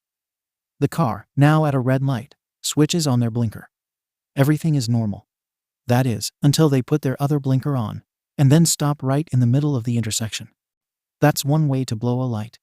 He gets ready to swing down and help an accident victim or two, raising an arm and setting down his drink. Thankfully, no cross-traffic approaches. The driver puts on their hazards, which is almost a smart move, and the light in front of them glows green. The hazards shut off. They reverse, right in the middle of the intersection when anyone can rear-end them the rest of the way through. Their turn signal flashes again, but they end up leaving it on and driving straight anyway. In disbelief, Izuku glances back down the street. The person at the bus stop is still there, lying down on the bench. They just give out licenses to anybody. He wishes he could say to them, then realizes he sounds like his dad and huffs a sigh. Shaking his head, He polishes off the rest of his coffee and swings his feet. He doesn't have to worry about falling anymore. How wonderful is that? His thoughts turn to the owner of the poor purple house he wrecked a while ago. Maybe he should get going, try to head in that direction and check on the state of things. He turns around, set on doing just that, moving to throw away his empty cup. The ice cubes from his drink are melting into a little puddle on the ground when the hair on the back of his neck stands on end. There's an unknown presence behind him, menacing in nature. He doesn't need to look to see the danger this person carries with them. Something tells him it comes easy, like a Sunday morning. Something tells him they never put it down, like a schoolgirl with her backpack covered in vinyl pins and filled with gel pens. It seems to be a playful thing, a peril they might say is pleasant to cloak over one's shoulders. Fear rushes freezing cold over him like a ghost, a haunting extension of his every worry. The air thickens. Izuku gets a strong gut feeling that he's screwed. Suppressing the sudden rush of adrenaline through his blood, he takes a steady breath and forces his hands to be still. The walk over to the trash can feel janky and very much like moving through jelly. He hopes this person, seemingly observing him, doesn't notice he's acting. It takes a moment of thought, a moment of intense focus, while he adjusts his mask and goggles, for him to pick up on the something else he can feel in the aura at his back. There's almost a familiarity to it, and he swears those silent footsteps make a sound that he knows. Feigning last-minute uniform checks, he racks his brain for anyone he knows who would move silently and feel imposing, anyone who would be connected to vigilantes, crime, or the underground. The only person that comes to mind is Aizawa. He isn't sure how to feel about that. On one hand, he knows Eraserhead is the hero on his case. On the other, he knows he can't afford an encounter with a pro so early in his career. Things were going so well tonight, too. He doesn't want to turn around. He turns around. Tell my mom I love her. There stands Aizawa Shota, stance low and ready for a fight, strips of white cloth hovering like serpents around his neck and gathered in bunches in two strong fists. His hair is levitating as if he's suspended underwater. Standing on the ocean floor beneath a wave wider than the shore is long and taller than the gargantuan Ferris wheel by the pier. The inkai black floating in tendrils above his shoulders is the Kraken's many arms, the red gleam shining through the slits in his goggles, the reflection of emergency flares fired off by the last remaining sailor. Eraserhead is a force to be reckoned with, as spine-chilling as the giant octopus off the coast of Norway. Today is shaping up to be Izuku's judgment day. At least, that's how it feels. And of course, if the man standing before him geared up for battle, and looking more than ready to win, is the Kraken, then, oh, Izuku is the sailor sending off the flares, hanging onto the wreckage of his ship. Stranded in the churning waters, lost between the jagged rocks and the icy sea. He can only stare at the beast as his crew are pulled under the choppy waves, lying in wait for his own demise. Okay, wow. He really has to stop thinking like this because now his palms are sweaty. That might be a hindrance. He's unsure if his grappling hooks will work with his fingers all slippery, and his grip on his bow staff is going to be loose. That aside, it's just not cool. Red Rage doesn't have clammy hands. That's his whole thing. He's sure of himself, confident. Not anxious. Red Rage doesn't get scared. He's everything Izuku is not, everything Izuku wishes he could be. He isn't sure how long they've been standing there, sizing each other up. Luckily, Eraserhead hasn't made any moves.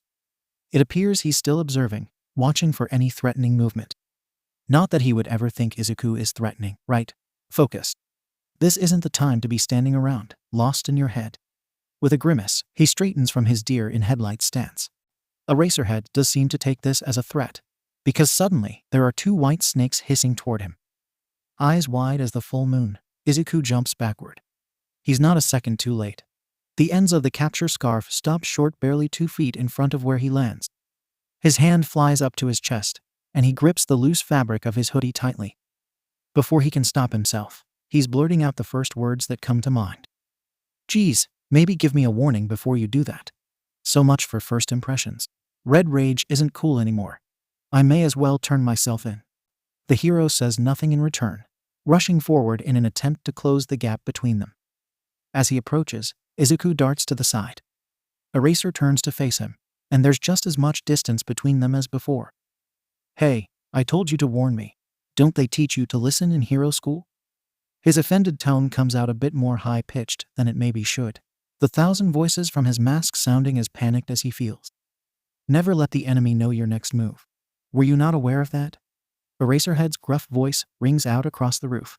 It's the same as the way he speaks on the beach, but it holds a sharp edge to it. Izuku can't let it cut him deep. With how far you've gone before I found you, I thought you'd be smarter than this. It's condescending as is, but the accompanying head shake makes Izuku grind his teeth. The squeaking of his molars brings his blood to a healthy simmer.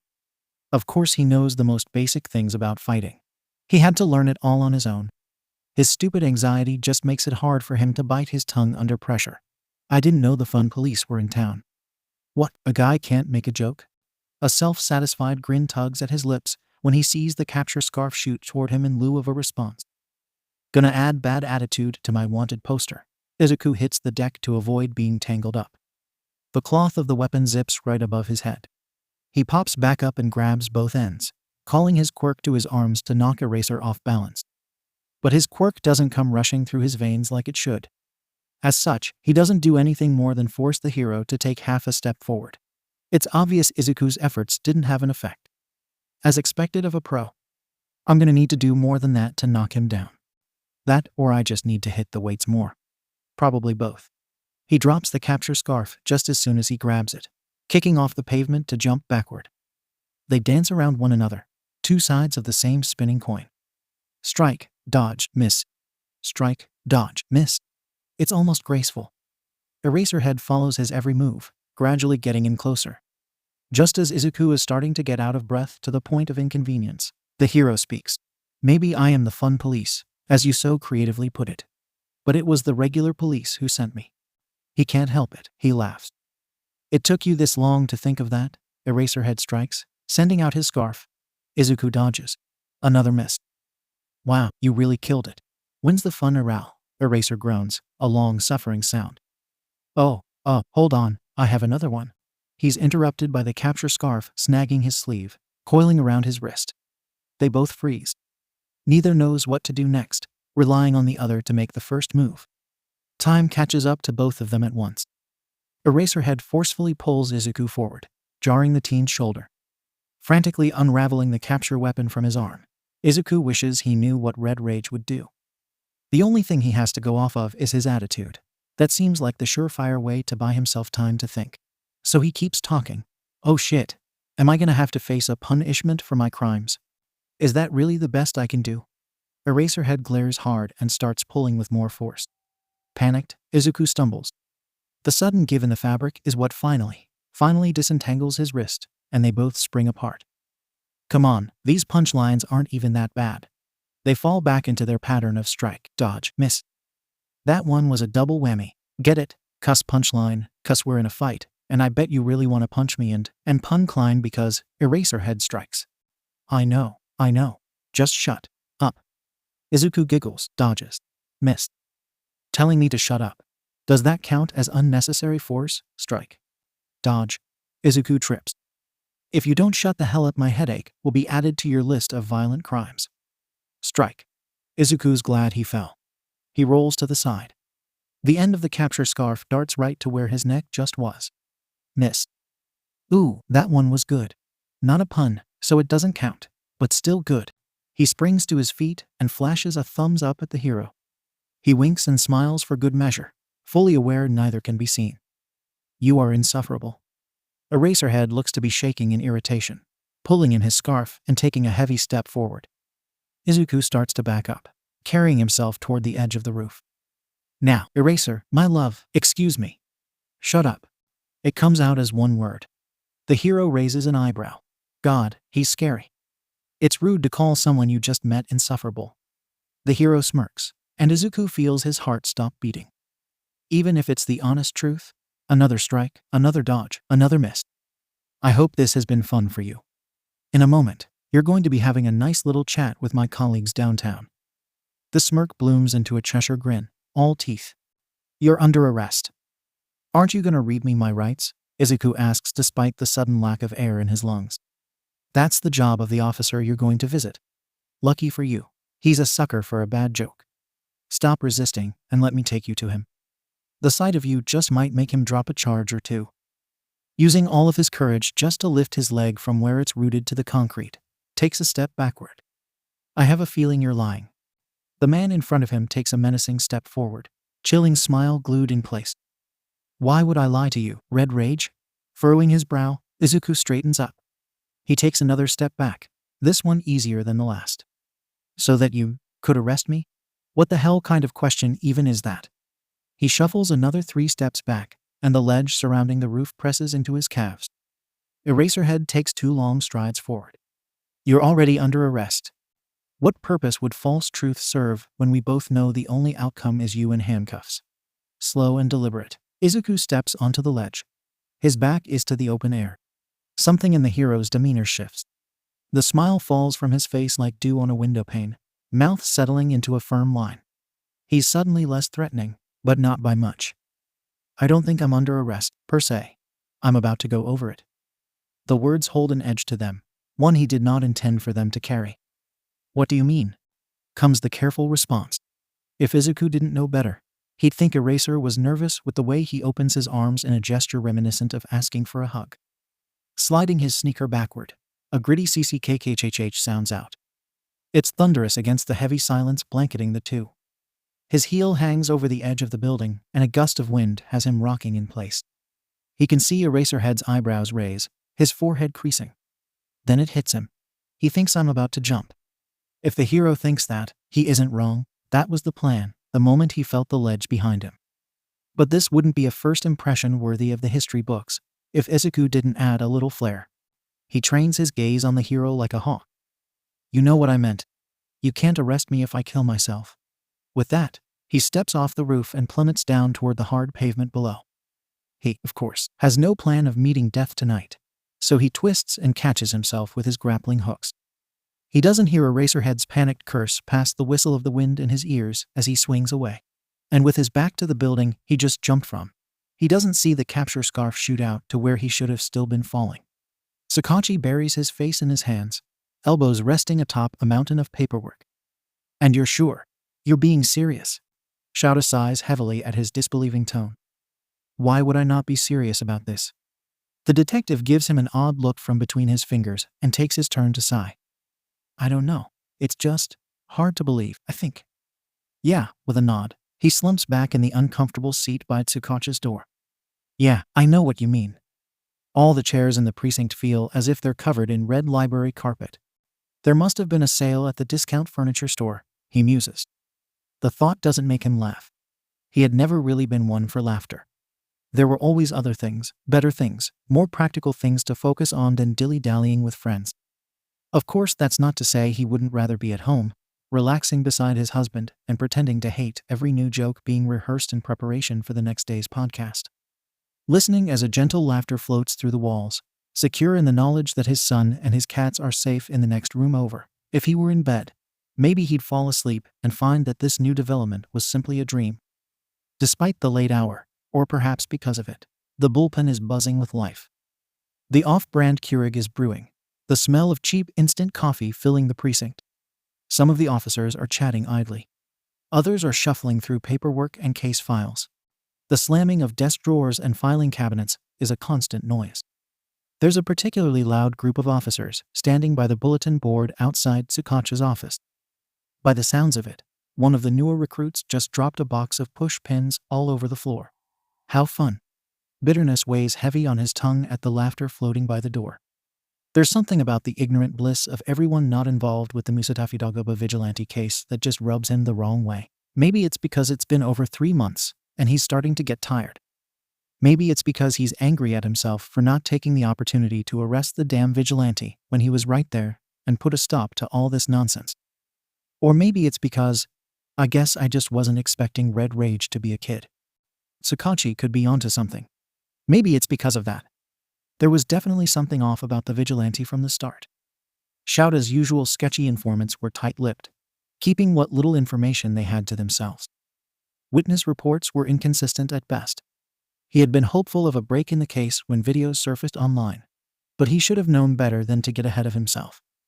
They were taken down and scrubbed from the backup servers of every social media site on which they had been posted. Villains in interrogation rooms would go silent for a moment at their mention. 𝐲𝐸 had struggled to trail them, which was unusual in and of itself. the only consistent details he was able to squeeze out of the criminals who had first-hand experience with the vigilante were their height and general attitude. In the bare-bones manila folder on the top of 𝐲𝐿's pile, there was a blue sticky note with 1-7M Young scrawled on it. This mysterious red rage was surprisingly short. Stuck beneath that was a larger pink sticky note with a list of personality traits taken from the interrogation reports behind it. The words ranged from fucking crazy to feral to unhinged.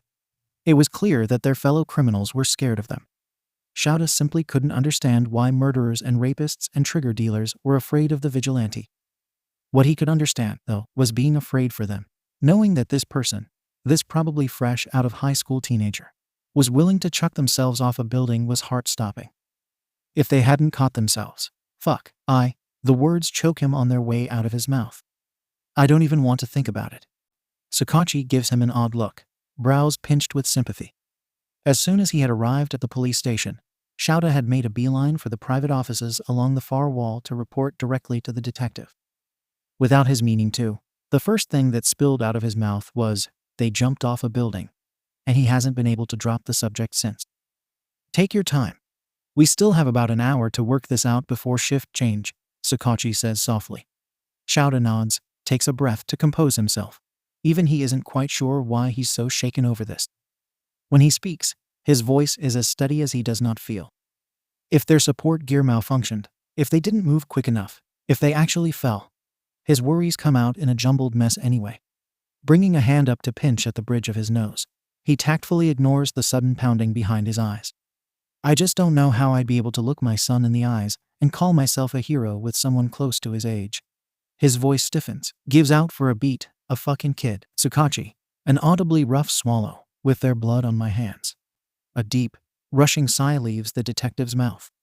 Neither man knows what to say to lessen the tense atmosphere in the small room. A minute or so passes in complete silence as 𝐸𝐴𝐻𝐸 allows 𝐲𝐿 to collect himself once more. Look.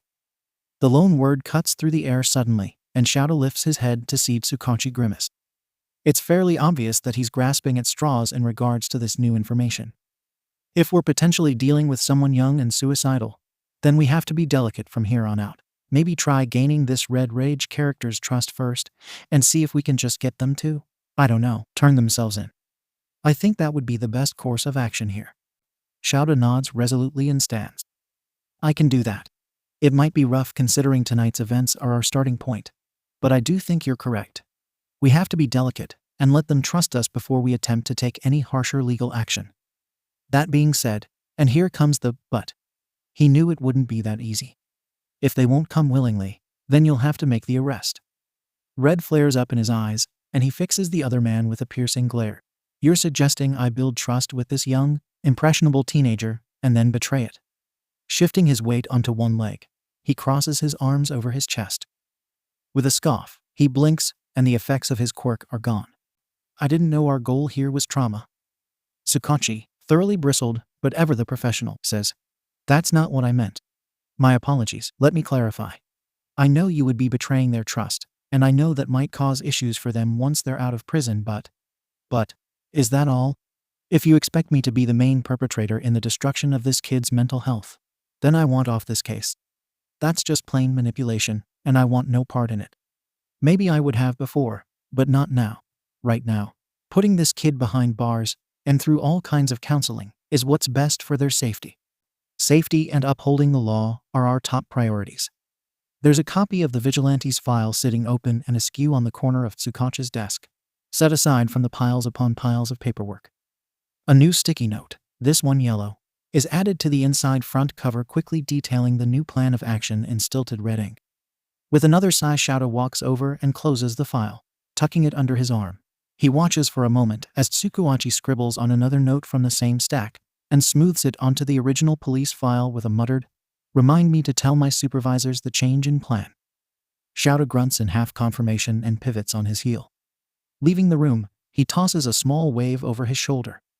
Not so much as a quick goodnight is thrown his way as he exits the precinct.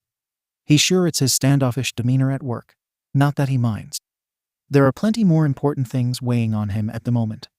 The large glass door leading outside swings shut behind him, and his patrol is officially over. But he's not quite off duty just yet. No, not by a long shot. Heroes never rest, especially not underground ones like himself. Especially not ones with a worrisome vigilante they are now legally required to befriend. This case just got more complicated. Illogically so. It's about 2 weeks, a couple of white lies to his mother, the secret purchase of more concealer, and a replaced phone screen later that things get weird again. 𝐬𝐻𝐻 is sitting on his couch, minding his own business and drinking way too much iced coffee to be healthy. Some old poorly produced sitcom is playing quietly on the TV, and he's ignoring it in favor of looking at stale memes on his phone when he hears a knock at the door. His mom is in her room, likely on the phone with either his dad or Auntie Mitsuki. Figuring he's the one closer to the door and his mother might not have heard anything, he gets up to answer whoever's there. He checks the peephole because if it's a guy with a knife who is about to stab him, he would rather not have that happen. At least not without him knowing about it first. Consent is important in every aspect of life. So, he shuts one eye and squints the other and peers through the small glass, expecting a fisheye view of the hallway, and maybe someone's torso. He's correct. He can see the scuffed and faded hallway carpet framing a pink cardigan. It's okay, he decides, thinking it's probably Bakugo Mitsuki here for an impromptu visit. Or maybe her and mom had plans that he just didn't know about, which is fine too. So 𝐬𝐻𝐻 opens the door and promptly shuts it, and then does the button lock, and then deadbolts it, just to be safe. Of course, the unexpected guest could always just blow up the door if he really wanted to. Not to mention that it's rude to slam the door if there's a chance you slammed it in your mom's best friend's face. 𝐬𝐻𝐻 didn't actually see who was there. As soon as his brain registered Bakugo Katsuki's ugly mug in the hall outside his apartment, he went into overdrive. Is nowhere safe? Does this bastard of a Pomeranian have to be everywhere that 𝐬𝐻𝐻 is? Why? 𝐬𝐻𝐻, is someone at the door, hun? His mother's voice carries through the apartment, muffled by the walls. Huh? Oh, why, yeah, it's just I'll just let them in.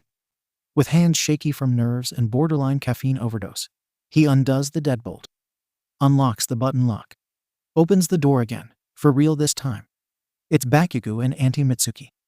Oh shit, he actually just shut and locked the door in his aunt's face.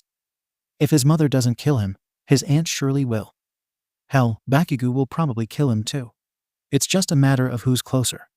He takes another look through glassy eyes and, oh no, Bakugo is the closest one. And he's got a bag in his hands.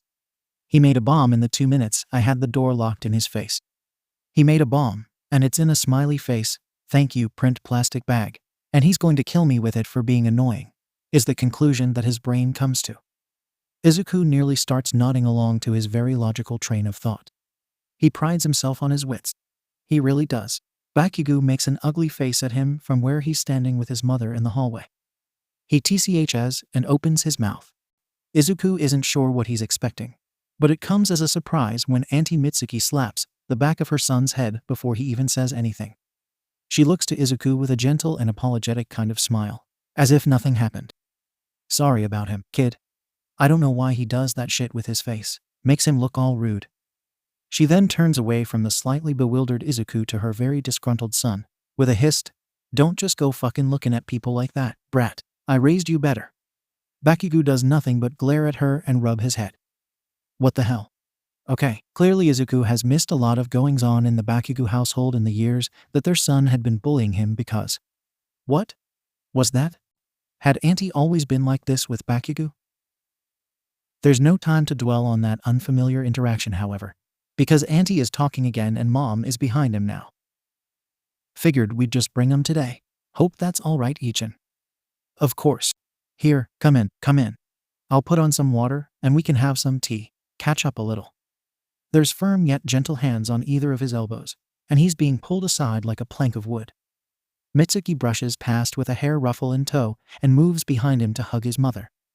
The two women fall into pleasant conversation as they move deeper into the apartment. 𝐬𝐻𝐻 turns dumbly and takes a step to follow them. A different hand roughly grips his bicep and pulls him back around, and suddenly that bulky plastic bag is in his face. WH, here's your damn shoes back, Deku. You're lucky the old hag would kill me if I just blew him up. Bakugo's tone is so low his words are practically a growl. It isn't even that intimidating, if 𝐬𝐻𝐻 is honest. It's more confusing than anything. He starts to say as much, but is interrupted again. And don't think I wouldn't notice. You've been hiding a quirk from me, nerd. You looking down on me. The bag with his civilian red sneakers, the ones he had thrown at the boy returning them, is shoved that much harder at his chest, and he stumbles back a bit from the force. And no, a bewildered smile makes its way onto his face. What? 𝗵𝗃𝗂 snarls at him and spits. The fuck do you mean what? Was I not clear or something? Then he leans in closer and Izuku says goodbye to his personal space. Don't play dumb, Deku. Ordinarily you're pretty fucking stupid, but it ain't a good look on you here. Gripping the bag tightly in his hands, Izuku steps away with a crinkle of plastic. Look, I don't know what you're talking about. The smile drops from his face. His tone is skeptical, wary. You can't just, I don't know, what? Accuse quirkless people of having secret quirks they hide with the express purpose of making you feel bad? Rolling his eyes, he pivots and drops the bag down next to his backup pair of sneakers. Dude, this is my house. Can you just, running both hands through his already messy hair, he shakes his head. Let up a little around my mom, yeah, 𝗵𝗃𝗂 huffs and slinks a step back towards the still open door. No, damn it. The hell you talking about? Let up. A fist is thrust in Izuku's general direction. A mock punch. You thinking I'm too intense or some other dumb shit? I'll kill you. Don't tempt me. With a haggard sigh, Izuku sidesteps 𝗵𝗃𝗂 and makes a wide follow-me gesture. Why is everything so difficult? Seriously, if you're, a defiant huff sounds from behind him. Turning his head, he meets 𝗵𝗃𝗂's gaze and continues, exasperated. No, seriously. If you're gonna be like this, then kill me in the hallway. At least his voice doesn't shake. With both of them outside the apartment, Izuku checks that the coast is clear and ignores the surge of anxiety that plummets through his core. Now, what? Was it that you wanted to, ask me about? He keeps his expression carefully neutral. 𝗵𝗃𝗂 takes 2 more steps forward. This time, it is intimidating. Izuku's stomach drops to his mismatched socks. The cartoon Midnight and present Mike can't help him here. You fucking know what I asked about. Didn't I say to stop playing dumb? At least 𝗵𝗃𝗂 has the sense to stay relatively quiet. Yeah, you did say that. He gulps down a mouthful of air and clenches his hands into fists out of nervous reflex. Look, I can't really say much about it, but, yeah, I do have a quirk now. I don't like it, and I don't want it. I'd give it to you if there was a way to do that. His voice trails off as he looks away and adds and also if you weren't such an asshole all the time, under his breath. With a resolute nod, he looks back up. So yeah. They make eye contact. 𝗵𝗃𝗂 looks every bit as tense as Izuku feels. He would be taken aback if he wasn't so focused on not letting any emotion slip into his stance. Is that what you wanted to hear? A wry grin suddenly splits across 𝗵𝗃𝗂's face. Fuck yeah, it was. You still suck, Deku, quirk or no quirk. Don't fucking look down on me and hide shit like that ever again.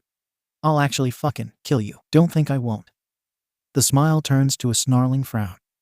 Did that movie marathon mean nothing to you? Izuku chooses to think he misheard. Izuku's subconscious chooses to hold on to that little illusion. Good.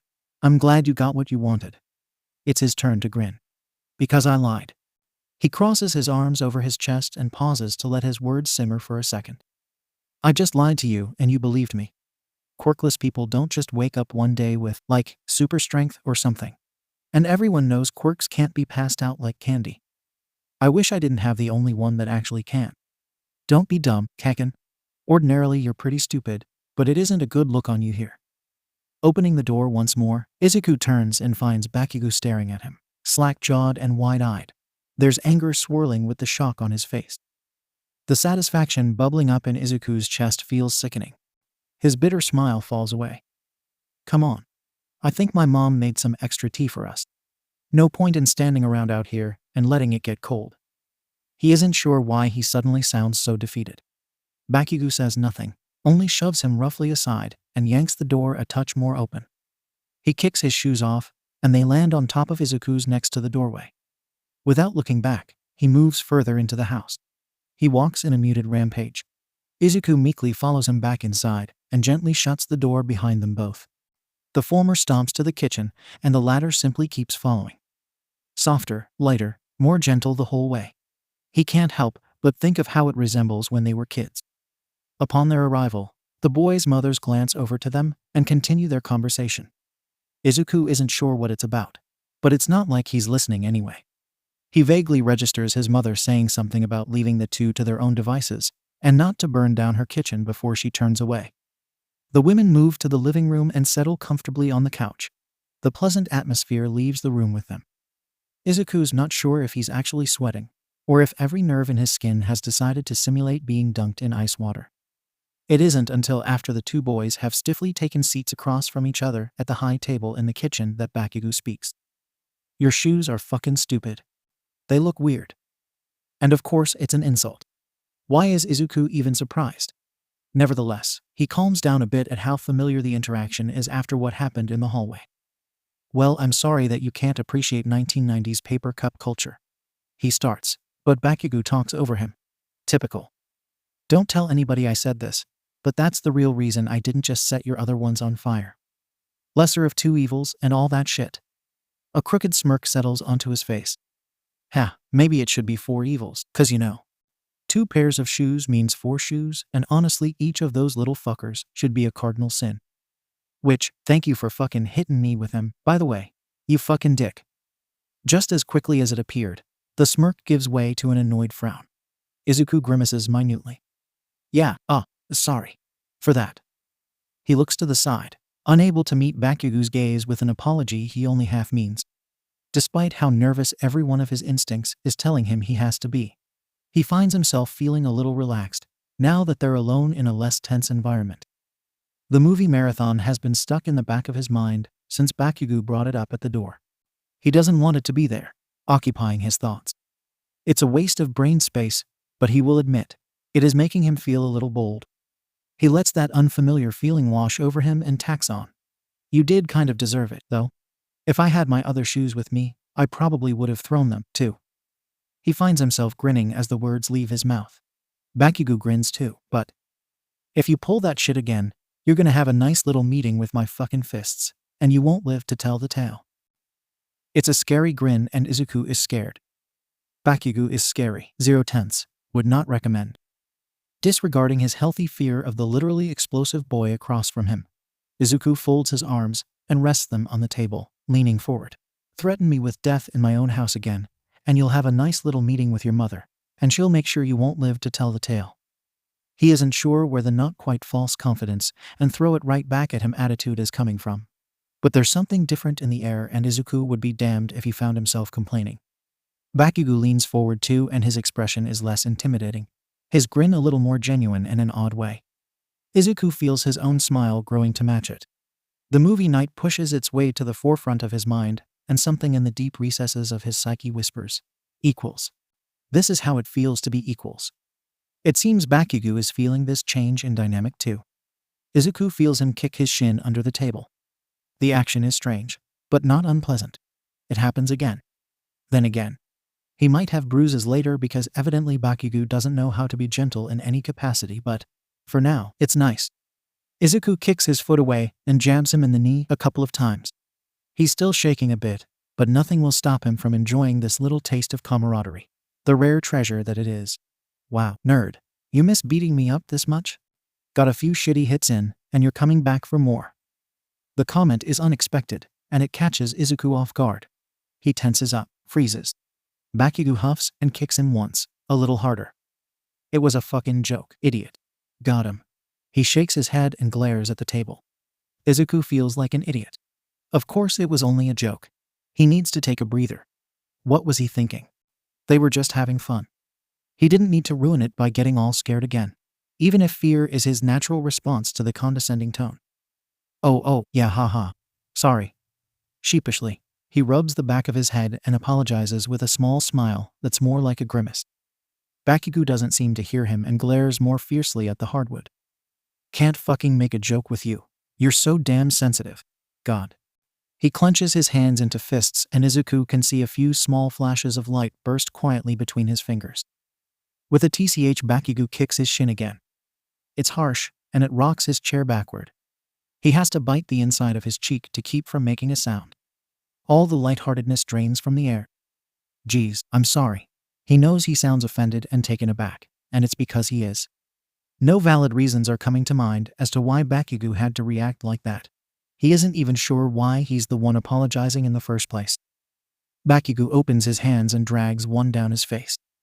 Strangely, he starts rubbing his foot where he kicked Izuku. It's almost tender. It's jarring. He sighs, long and low, and the tension in his shoulders melts away. Izuku feels his own shoulders sag from where they had drawn up to his ears. Nah, it's fine. It's fucking fine. Don't fucking sweat it, Deku. He huffs again. Raps his knuckles quietly on the table. Swivels his head, darts his eyes all around the room, like he can't bring himself to look at Izuku. Izuku takes a small breath, subdued. Okay. Yeah, sorry. A shy smile curls his lips slightly upward. Remorse he doesn't understand. He looks at Bakugo. Offers him the smile. Bakugo doesn't look at him. Instead, he focuses on the wall next to them. The one with the pictures of the two of them as toddlers, holding hands with dirt smeared on their cheeks and smiles to rival the sun. There's something odd about his expression. Nostalgic, maybe bittersweet, if Izuku had to try and pinpoint it. Kaken smiles, and it's almost somber. We were cute as brats. I kinda miss those days, you know? No responsibilities, no pressure, nothing. It's fucking great. Izuku's eyes widen. Talk about an unexpected admission. Why, yeah, me too. An odd sense of unity nestles its way into his chest. There are plenty of nights where Izuku is lying awake long past a reasonable hour, plagued with the what-ifs of their shared childhood. Is he not alone in that? His smile turns tentative, grows a little. He sits up straighter in his chair. Thought you'd fucking say that, you sentimental ass bitch. Bakugo shakes his head with an almost fondness to his gaze, then turns and makes eye contact with Izuku. He nudges Izuku's knee under the table as his smile turns toothy. Izuku laughs. He can't help it. The sudden sound is bright and twinkling, and the boy across from him seems to perk up as it rings through the small space. Be nice. It's supposed to sound stern, scolding. The open-mouthed grin splitting his suddenly rosy cheeks makes it come out as fondly exasperated. How the fuck am I not being nice? I'm a goddamn angel. You wish you were this nice. Bakugo turns his nose up, and this time the joke is readily apparent in his tone. Even without the obvious lie in his words, and the first thought that pops into Izuku's head is haughty. So he kicks him lightly in return, and their game of slightly too violent footsie resumes. They both have a white-knuckled grip on the edges of the table, and it shakes more than once. A couple of times, one of them kicks the other so hard their chair loudly scrapes against the tile floor, where they almost fall backwards. Izuku even missed Bakugo entirely at one point, and ended up stubbing all of his toes at once on the leg of the chair. They had to take a break for a minute so he could calm down. Bakugo just laughed at him the whole time. It was loud and borderline obnoxious, but it was genuine. At least to Izuku, it was. Neither is really sure how long they've been playing, but a little over an hour has to have passed, and the spilled droplets of tea on the table make constellations of once warm memories gone cold. Izuku can't feel his legs, but it's fine. He's fine with that if it means that the nerd has come out of hiding, if only for a little while. Except that Bakugo's mom comes back into the kitchen, and the nerd seems to return to wherever he was hiding. Gone, the second they're no longer alone. Once more, the friendly atmosphere bleeds out and tension takes its place. However, there's no time to dwell on it because Inko is right beside Mitsuki, and they're taking the remaining 2 spots at the table. Their conversation picks right up, and they hold no qualms with including their sons in small talk about homework and their futures and stories from the past. In between stilted pauses and tight-lipped smiles to avoid answering questions about his high school plans, Izuku notes that his mother was quite adventurous in her high school days. Some of the things Mitsuki is saying are shockingly out of character for his mother, but they do fit her brand, he must admit. A few hours pass and the Bakugos take their leave. As they're heading to the door, Izuku is pulled aside by Bakugo once more. They're stopped in the threshold between the kitchen and the living room. He tries to turn around to face whatever is about to be said head-on, but Bakugo wraps an arm around his chest and squeezes, and his arms are pinned, and he can't breathe. Don't think I don't know that you fucking lied to me about lying, Deku. You really are a moron. The words are growled right into his ear. His blood runs cold. What? How did he? I thought there's no way. I thought I was just being confusing, and he would be confused, and he wouldn't know and, quit your muttering, I won't tell anybody. This quirk of yours can be our little secret, yeah.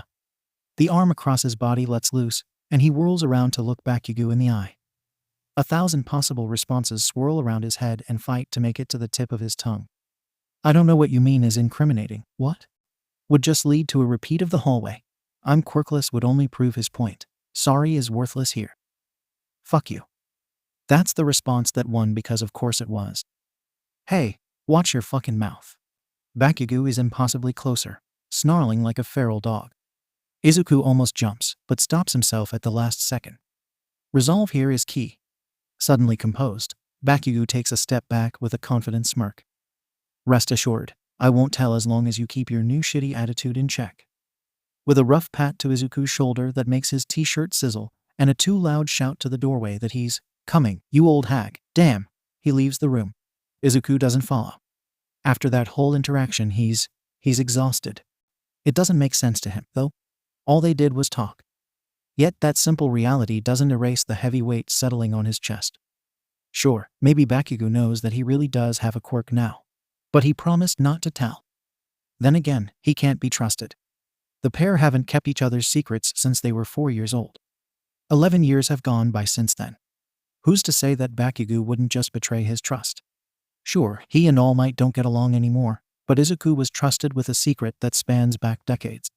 If it gets out now and the wrong person hears it, he doesn't want to know just how many ghosts will be haunting him until he gets killed by some mysterious supervillain. Bile stings at his throat. He wants to throw up. Without saying goodbye, he retreats to his room. It's rude to do that, he knows, and he feels guilty, but he doesn't want to see 𝗵𝘃𝐬 for another second if he can help it. Dinner that night is takeout from the tiny family-owned ramen shop a bit closer to the city. The one he sometimes passes on patrol. It's always closed before he swings by, though. He would be excited to finally be trying something from their menu, but, well, nausea makes it difficult to enjoy a meal. He eats in his room alone, lacking the energy to be confused about why he's so drained. Worse interactions have dipped into his stamina less. He simply can't make sense of it. Inko pops in when he's finished, takes one look at his half-empty bowl, and asks what's wrong. All he can muster is a shrug and a low, nothing, just tired is all. And it's a lie, but he doesn't know how he knows that it's a lie because it feels like the truth. His mother, the saint that she is, doesn't push, and he's immensely grateful for it. Instead, she pats his head and tells him to get to bed a little earlier tonight with a promise to let him sleep until noon the next morning. The smile he gives in return is forced and tired, and just plain old weak. It doesn't reach his eyes. He's glad it's the weekend again. He doesn't think he could handle going to school and seeing 𝗵𝘃𝐬 right away. Not after today. The remainder of the evening crawls by, and there's not much left for him to think about. Nothing on his phone is quite catching his interest. None of the memes on his Winstagram homepage are funny. The Fumbler posts about social issues are certainly educational and helpful, and of course he reblogs them. But learning doesn't even make him feel better. He checks his HeroTube feed and barely even feels disappointed when nothing there catches his eye. Every song he tries to listen to sounds bland. With nothing else to occupy his attention, he resigns himself to his being alone with his thoughts. Stupid 𝗵𝘃𝐬 coming to my house with my shoes and being mean and confusing, and then playing with my emotions the whole damn time. It's not fair. How did he even know I had a quirk anyway? The bitterness in his thoughts nearly startles him, but he guesses it's warranted. 𝗵𝘃𝐬 was acting pretty weird. What was that thing with the movie night? And why was he being nice? Well, he did threaten to kill him a couple of times, so maybe he wasn't exactly being kind the whole time, but it's not like that's new. Old routines don't mean that contradicting actions and threats of blackmail or bodily harm don't sting. I need to stop letting his weird death threats get to me. I'm stronger than I was before, and I'm going to use this quirk to be a hero. The world would find out I have one sooner or later. I can't let things like this get in my way. Maybe if I leave it alone, it'll sort itself out. There is one thing that Izuku is plenty of sure of, however. If Auntie Mitsuki wasn't there, he's sure her son would have no problems throwing down WWE style in the middle of the afternoon. Shinsu Hitoshi's day is going. That's it. End of sentence. Not quite good, not quite bad. But it sure as hell isn't stopping. Tomorrow night his new ceiling lamp should be coming in. His old one had been shaped like a crescent moon. He yearns for its comforting presence, but it fell onto the floor, and all the tiny stars dangling from the edges shattered into a million bits and pieces when that thing Person utterly destroyed the roof above his bedroom 2.5 weeks ago. The new one looks the exact same and can even change colors via remote, meaning he no longer has to practice unsafe workplace habits and climb his swivel chair to press the buttons on the top. So he at least has a fun package to look forward to. Until it arrives though, everything is just bland. At least the day is already half done, school over. The restlessness that comes with sitting in his bedroom in front of a laptop all day is commonplace. But just because it's routine doesn't mean he hates it any less. Nothing from the online lectures ever sticks these days. End of year slump, maybe.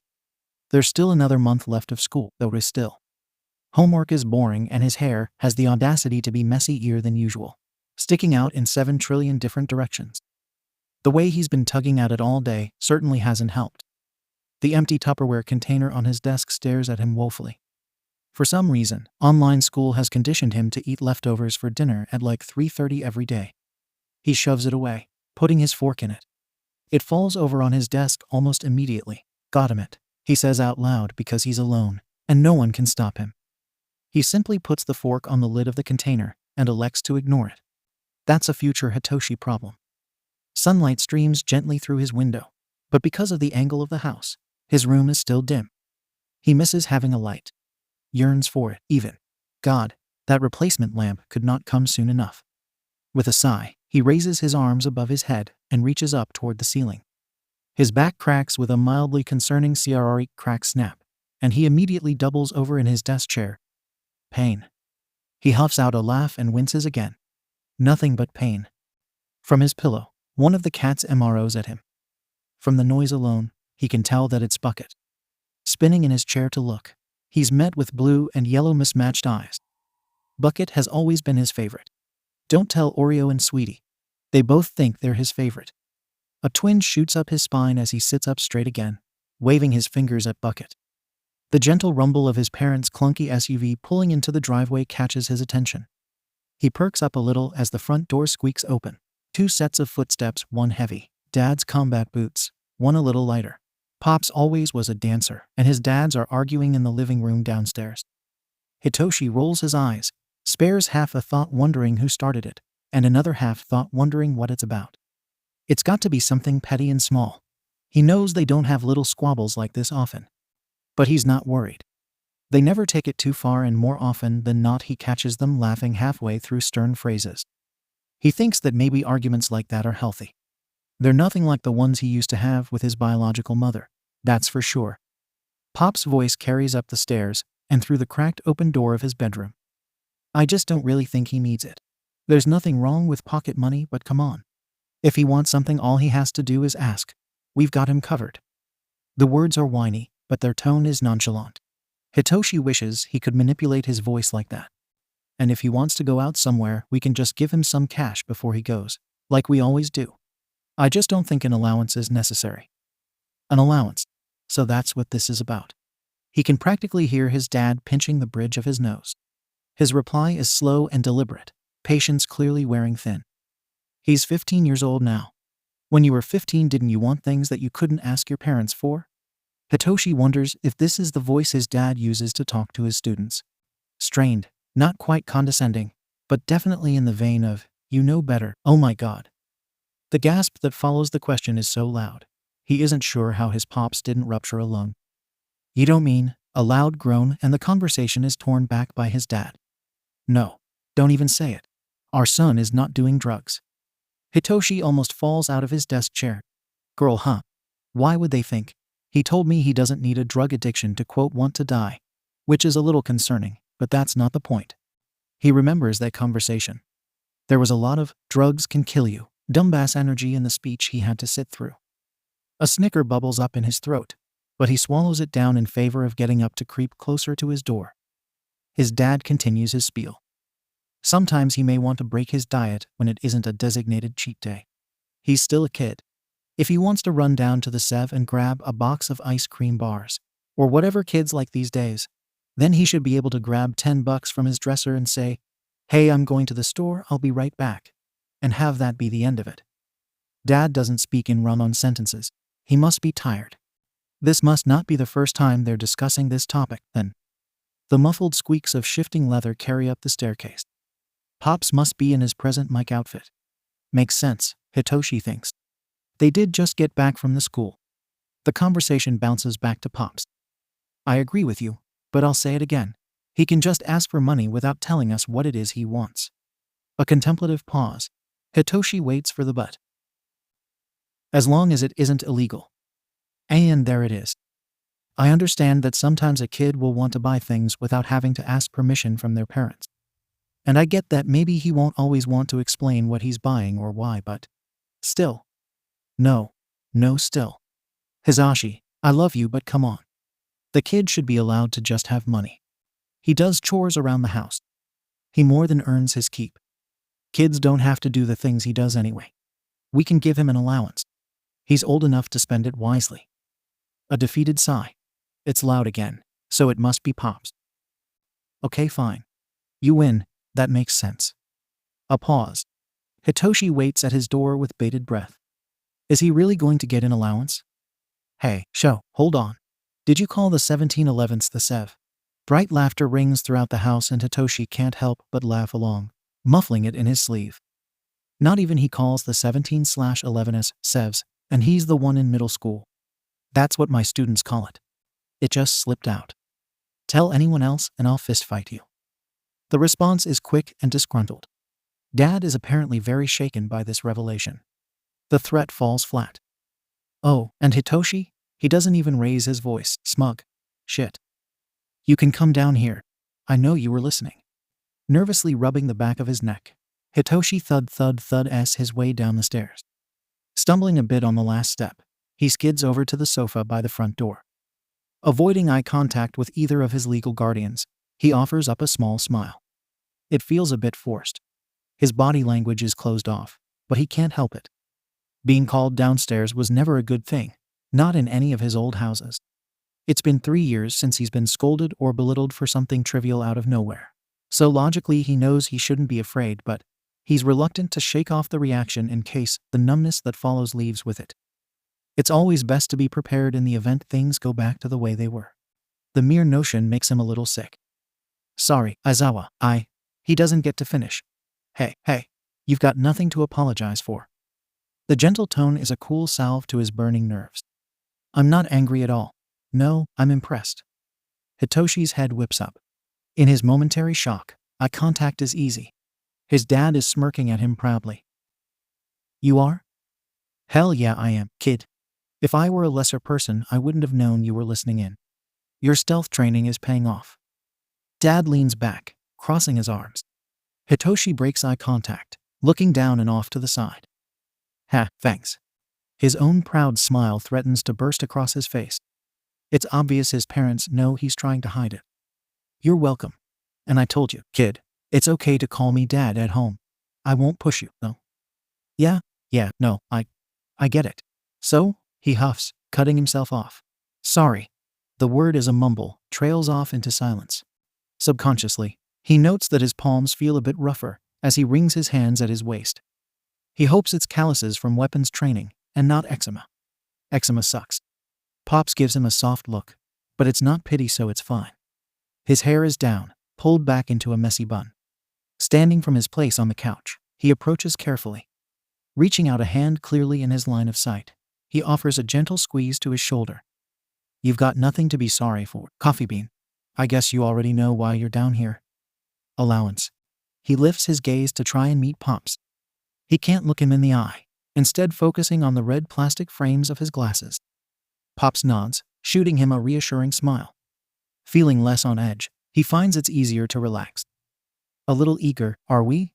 Dad pipes up, still slumped into the cushions on the sofa.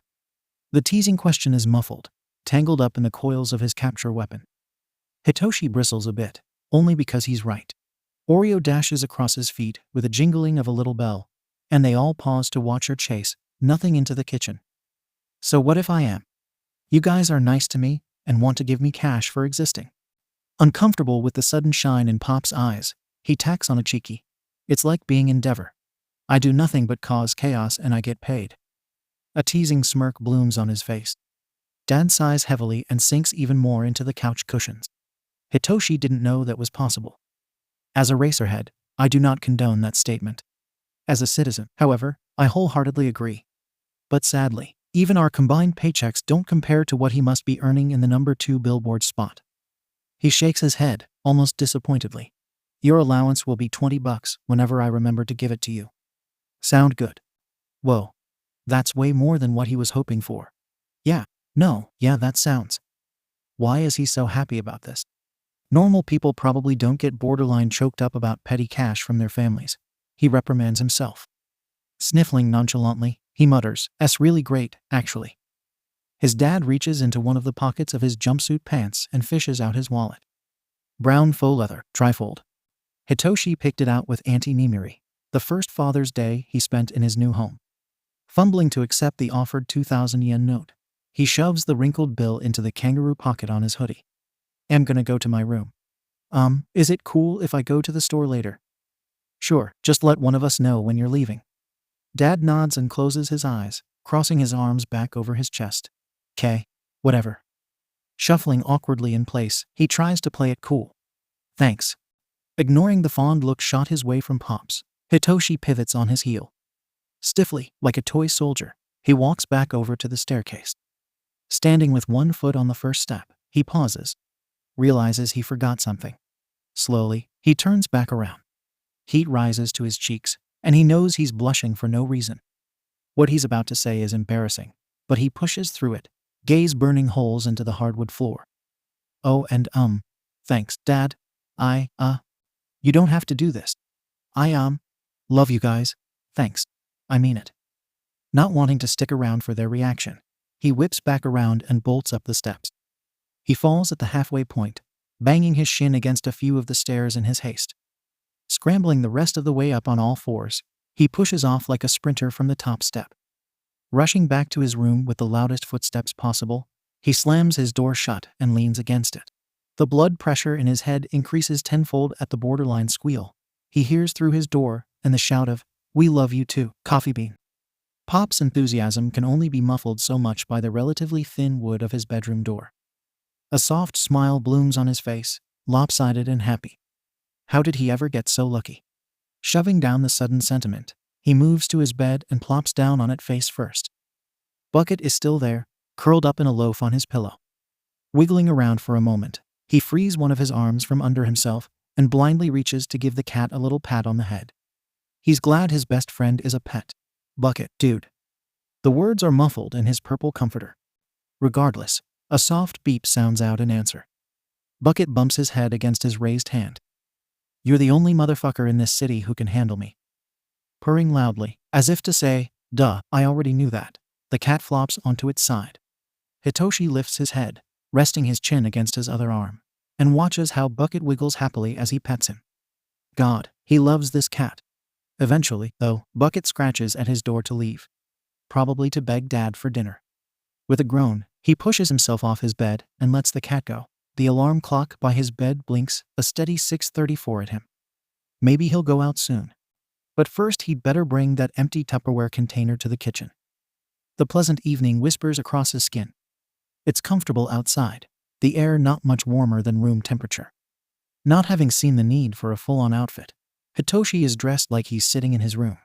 His favorite old terry cloth shorts cut from his least favorite pair of sweatpants, including a white paint stain from who the hell knows where, and his dad's old UA hoodie with no shirt underneath. He put on the first shoes he could find by the door. They happened to be his potato sack shoes, as his mutuals online called them. Whatever, they were comfortable enough. He regrets the hoodie. Just a t-shirt would have been fine. Oh well. At least I have an extra pocket. The familiar route to the 1711s is relatively quick. He walks only moderately fast, feeling safe enough to take his time. The few small families he sees still out walking are trustworthy in his mind. He's not about to go up and talk to them, but he trusts them to help him if he gets abducted or something. Standard stuff. When he arrives at the convenience store, he heads straight for the fridges lining the back wall. The colorful energy drinks catch his eye, and he briefly considers buying one. He knows himself, his addictive personality, so he decides against it. The older sister of one of the kids in his grade, when he was 10, comes to mind. She had gotten pretty bad kidney stones out of nowhere. Of course, She hadn't drunk Mobster or Flashbang on the regular, but he knows the two are linked. Knowing that he might go through that pain still scares him. Besides, the neon pink can and the electric blue logo on the purple passion punch flavor were just blatant in their purpose.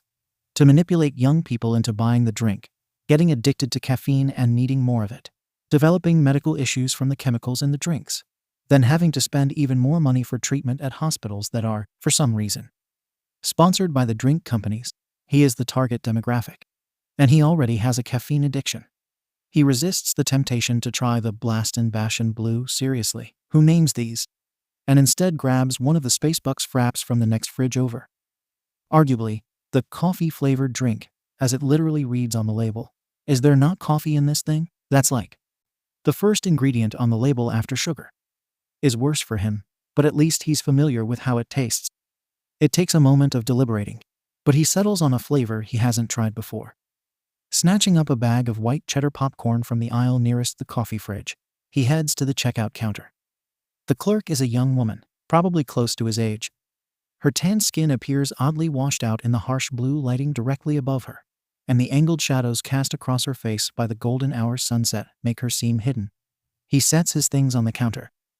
When she reaches for his drink and her hand goes right through it, he thinks that maybe she only looks like that because of her quirk. "Hi, how are ya?" Her voice is pleasant enough, definitely only this cheerful because of the spirit of customer service. Distractedly, he answers with a quiet, "Pretty good, how are you?" As a last second-half decision, he grabs a tube of mini NNNS from their little display and sets them next to his bag of popcorn. "Ah, I love mini NNNS." The worker chirps as she scans them. "I've been craving aquarium gravel lately." So, it's supposed to be a joke, but it was half-baked, and he's not even sure if she gets it, so it sounds a little too serious. Miraculously, she gives him a sage nod. They really do cater to that specific urge, don't they? With a wry grin, he nods. She continues, "I have a younger sister. She's a baby, which, like you, cancelled, what? But she likes the teeny N and nis. She can't say NNN though, so she calls them Emma M's. Like gosh, come on. It's very clearly written as NNNs. But she's a stupid idiot toddler who can't read and doesn't pay taxes, so I honestly don't know what I was expecting." She sounds like she's actually, genuinely upset about this. Is she joking? And to think he thought his delivery was bad. He stands there, dumbfounded. There's no longer any doubt about it. This girl behind the counter is his age. She spouts out his total in a chipper voice, and he hands her the paper bill from his pocket. The cash register opens with a quiet ding, and his change is placed into his hand. He promptly stuffs it back into his hoodie pocket, politely refusing the receipt. Sliding his wrist through the handles on the plastic bag, he lifts his things off the counter. The worker says the usual customary, "Have a good evening," but throws a, "and remember, baby hater nation," in there too, which catches him off guard. If there's anything he's not, it's a Neanderthal, so he of course returns the goodbye. "Yeah, you too. Baby hater nation." She laughs brightly as he lets the door swing shut behind him, catching it with his hand so it doesn't slam. He wonders if she treats all the customers in the store like that, or if he just got lucky. It's really nice out right now, he thinks as he starts to head home. Internally, he debates staying out for a while longer. Well, I know Pops wouldn't mind. Dad would probably want me to get some more fresh air anyway. With that easily settled, he fishes his phone out of his pocket and shoots a text to the family group chat. "Coffee bean. I'm gonna go for a walk. I'll lick when I'm on my way back. Tired Dad, K, be safe. Loud Dad, have fun. And don't be gone too long, we miss you." Smiling, he pockets his phone again. Now it's a question of where to. Didn't he see an elementary school somewhere near here? Yeah, that sounds about right. He backtracks to the 1711. Just as he suspected, there's a long chain link fence not too far off in the distance. Hopefully they'll have a swing set. It's been forever since he's been on one, and oddly enough, he's been missing the feeling. A few people are still out and about, taking advantage of the late sunset. A small family passes him by, both parents carrying sleeping toddlers. One of them has blue hair, matching the man carrying them. The other has green hair peeking out of the pink blanket they're snuggled in, a blend between the yellow and blue of their parents. Idly, he wonders if those kids like the swings. A giant grin splits across his lips as he reaches the schoolyard. There is a swing set, and it's one of the good ones. There must be about 10 swings total. One of them is wrapped all the way around the top beam. 3 tall metal rods split the swing set in half, supporting the middle of the structure like a tripod. This school must have quite the budget, he muses, because the swings are the flat rectangle kind. Even the wood chips piled beneath and around the set look well maintained. He chooses one of the swings on the left and settles in, sitting lopsided and rocking himself gently with one foot on the ground. Digging through his bag, he grabs his drink. It takes him a lot more fumbling than he'd like to admit to find the perforation.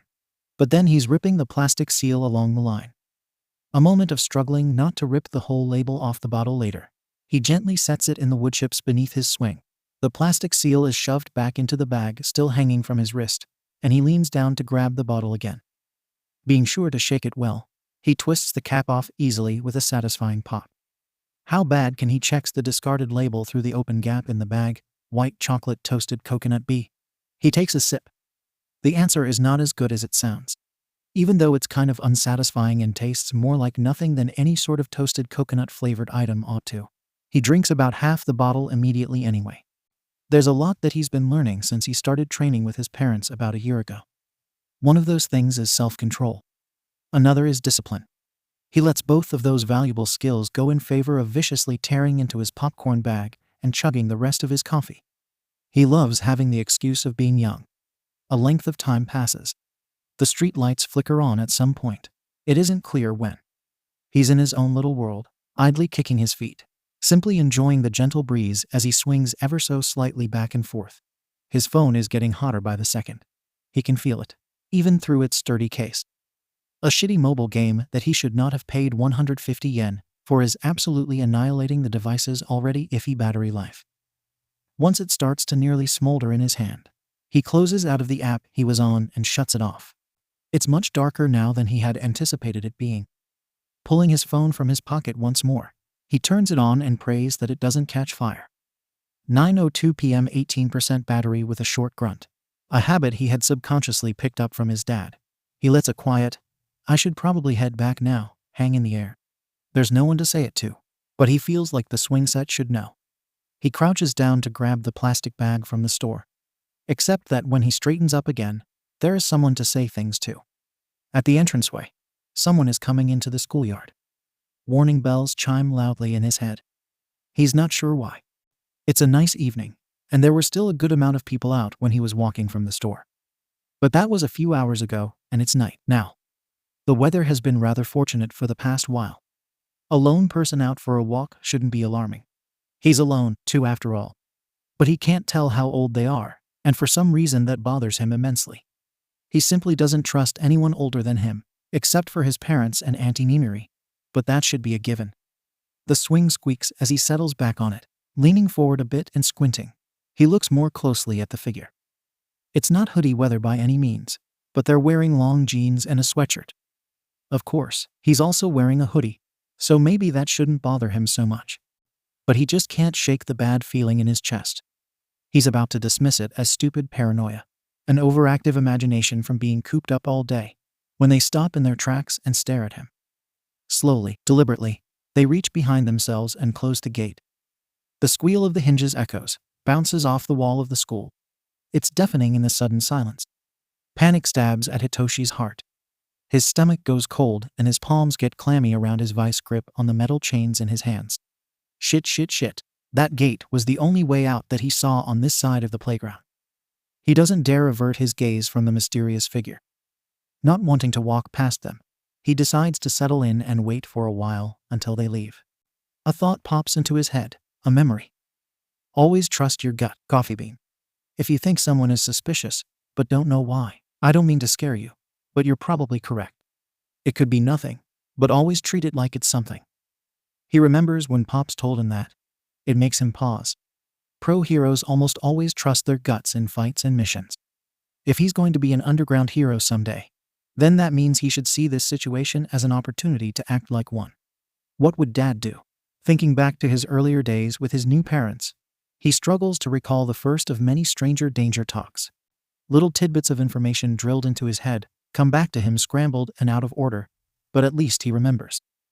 Get a good look at the person or the people who are putting you on edge. Take in any signs of what their quirk could be. Any distinct features you can make out. Pick them out and remember them. He studies the person as they move. They turn and walk further into the yard, stopping at a bench between two trees along the fence. It doesn't seem like they'll be leaving any time soon. That's okay. It gives him time to practice thinking, time to run through everything he knows, time to really find out if he's safe or not.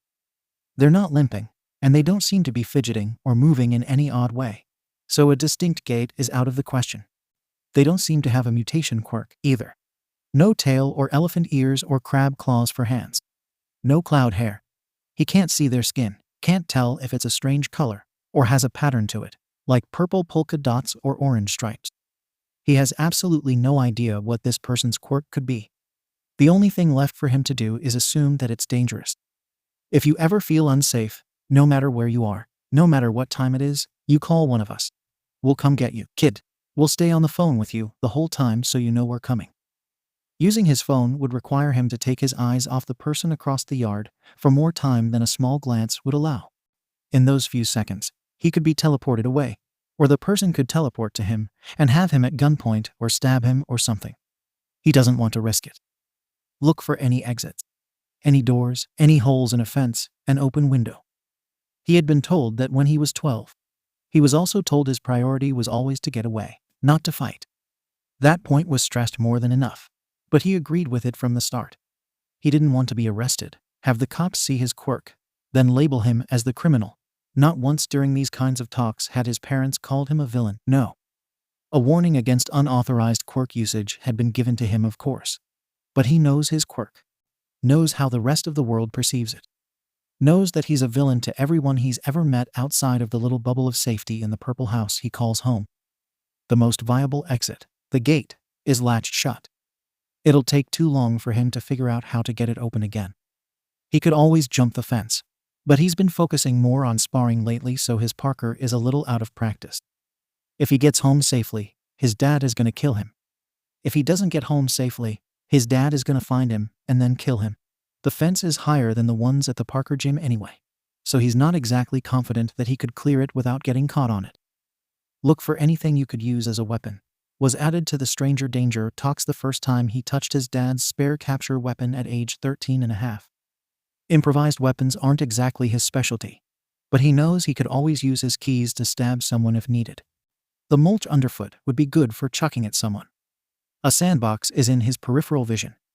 A handful of that would have a better effect than the wood chips, he thinks, if he can get to it in time. Otherwise, he's got nothing. He decides to keep waiting, to see if the strange person makes a move. 10 minutes pass. 10 becomes 15. 15 becomes 20, and the sky is fully black. The person still isn't gone. Hitoshi just wants to go home.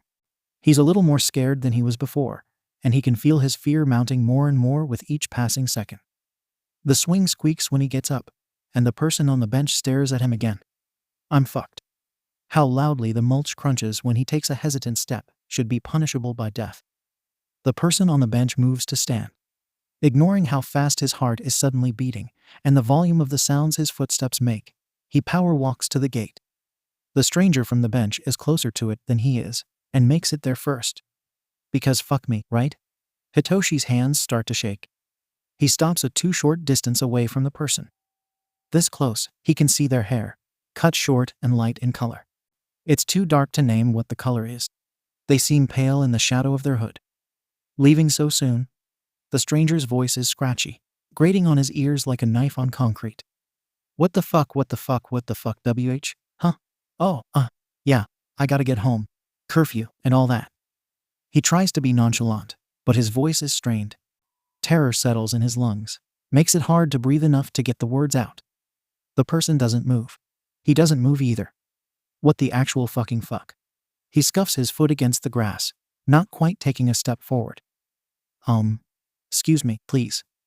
They must not have understood him, because they stay put. He clenches one of his hands in his shorts pocket, wrapping his fingers around his key. What's the matter, child? Fuck that, I hate that. Holy shit, this guy is creepy. The gate, please. A little desperation seeps into his voice. Mentally, he kicks himself for it. They tilt their head at him strangely, looking down at him. Rarely since he was shoved into a foster home at age 10 has someone been taller than him like this. Taller than him in attitude, bigger than him in confidence. He hasn't felt this small in a long time, hasn't been this scared. A sadistic smile blooms on their face. Their teeth glint in the moonlight. Predatory. Shit. Fuck. I'm gonna fucking die. Fuck. Did you need help with unlatching the gate?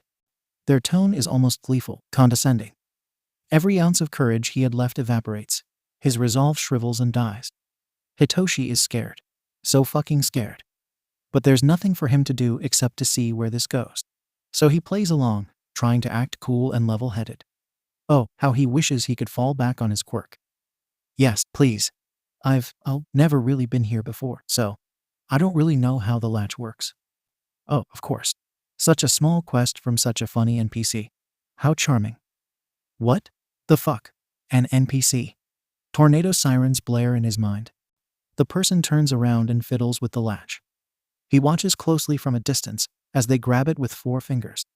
Talk about weird mannerisms. The silver chain links clink clank clunk together for a short moment before the stranger growls and grips the latch tightly in all 5 fingers on one hand. It disintegrates in their clutches. Any remaining dust from what was once the locking mechanism simply drifts away, scattered to the late spring breeze. They whip back around, and there's a manic look in their eyes. He has to clench every muscle in his legs to stop himself from jumping back. Like what you see? No, not at all, he wants to say, but his tongue is glued to the roof of his mouth. Pretty cool, huh? I suppose it's only fair for you to know about my quirk, seeing as I already know about yours. Hitoshi's mind goes blank in terror and shock. There are not enough words in any known language to accurately describe how horrified he is. Don't think I haven't noticed how you never asked me a single question. Even when you were saying please, it was a statement. I'm not stupid. Never said you were, he whispers, and he's surprised it came out at all. They smile once more. Right. Toothy. Adrenaline belatedly pumps through his veins. Let me walk you home. Oh God, please don't be a fucking pedophile. I'm already gonna die. I don't want my corpse to be taken advantage of. No thanks. I'm good. Somehow, his reply is more measured, and even than anything he said previously. You just said you had never been here before. It's an accusation. They seem to be getting frustrated, speaking through teeth clenched in a scowling grimace. I just meant to this school. He meets their tone with a calm one, as placating as he can manage. I didn't grow up in this neighborhood, so I didn't go here. But I do know how to get home from here, thank you though. Shaking their head, they tisk at him. Somehow, everything feels a lot more off than it did 10 seconds ago. The air is oppressive. He's stuck in place, cemented in thick jello. What a shame. I would have loved to see you home. Okay, yep. They're definitely a pedophile. His resolve to get home strengthens, overrides the paralyzing fear in his heart. How weird for an NPC to turn away a quest. That's not how this works, don't you know? But he's already walking. And he's walking fast. His hands are jammed into his hoodie pocket along with all of the things he brought with him to the schoolyard as he skirts around them. He takes extra care to avoid touching them on his way out. He kicks the gate open, and as soon as he steps onto the sidewalk, he's picking up the pace. The bag now filled with his trash crinkles too loudly between his hands, making every carefully quiet step 1,000 times louder. Stopping at a street corner, he glances behind him. The person from the school is there, walking at a leisurely tempo. A good distance away, still. But they're definitely following him. Turning back around, he darts across the road. He isn't sure where he's going when his feet hit the pavement on the other side. There's no way he's going home. Not when he could lead this person to his house. His gut is telling him they'll memorize his address and get away before either of his dads can apprehend them. If something happens to either of them, he doesn't want it to be his fault. Speed walking is just starting to take its toll on his lungs when he sees the 1711 ahead. Its bright lights whisper promises of safety. A plan starts to develop in his head. He'll go back into the store, talk to that bubbly worker again, and ask her to call the police for him. Yeah, that'll work out just fine. But first he'd better make sure the stranger is actually following him. That this isn't all just a big coincidence. That he's allowed to feel this afraid because it isn't a misunderstanding. What was that thing about making sure you're not being followed? If you think you're being followed, make 4 consecutive turns. Doesn't matter if you're walking, driving, biking, whatever. If you make 4 turns and the same person is still behind you, it's more than likely that they're following you. Once you've confirmed this, call in for backup. It's what they told me when I was interning with the police. Why? Dad's words come to mind. Hitoshi is glad his parents took the time to make sure he knew how to be safe, even long before he ever asked to start training with them. 4 consecutive turns. If he just goes in a giant circle to come back to the store, does that count? He's already passing it, so he guesses a circle will have to do. He rounds the first corner and walks a little faster. 3 of the street lights are out on this road. The added darkness isn't helping his nerves. Approaching the second of the 4 corners, he glances behind him. The person is still following him, 2/3 the length of the sidewalk away.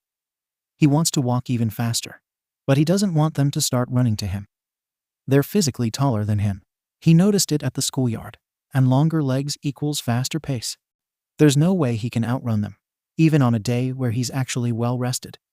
He rounds the second corner, and 2 more street lights are out. The road is a lot darker when it's missing 5 lights, he thinks.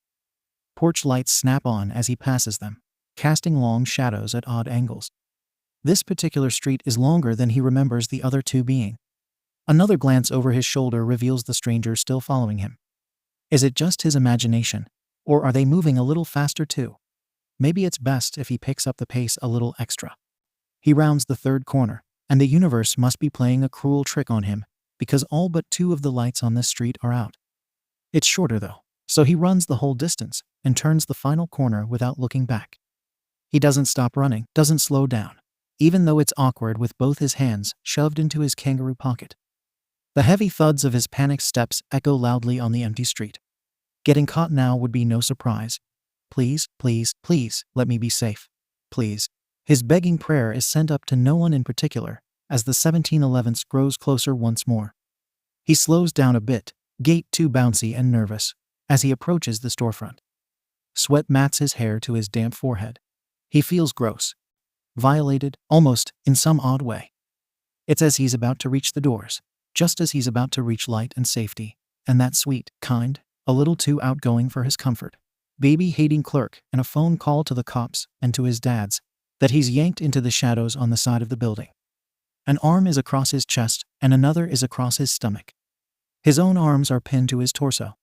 There's only one person who would do this to him. The intimidating stranger from the park, no doubt about it.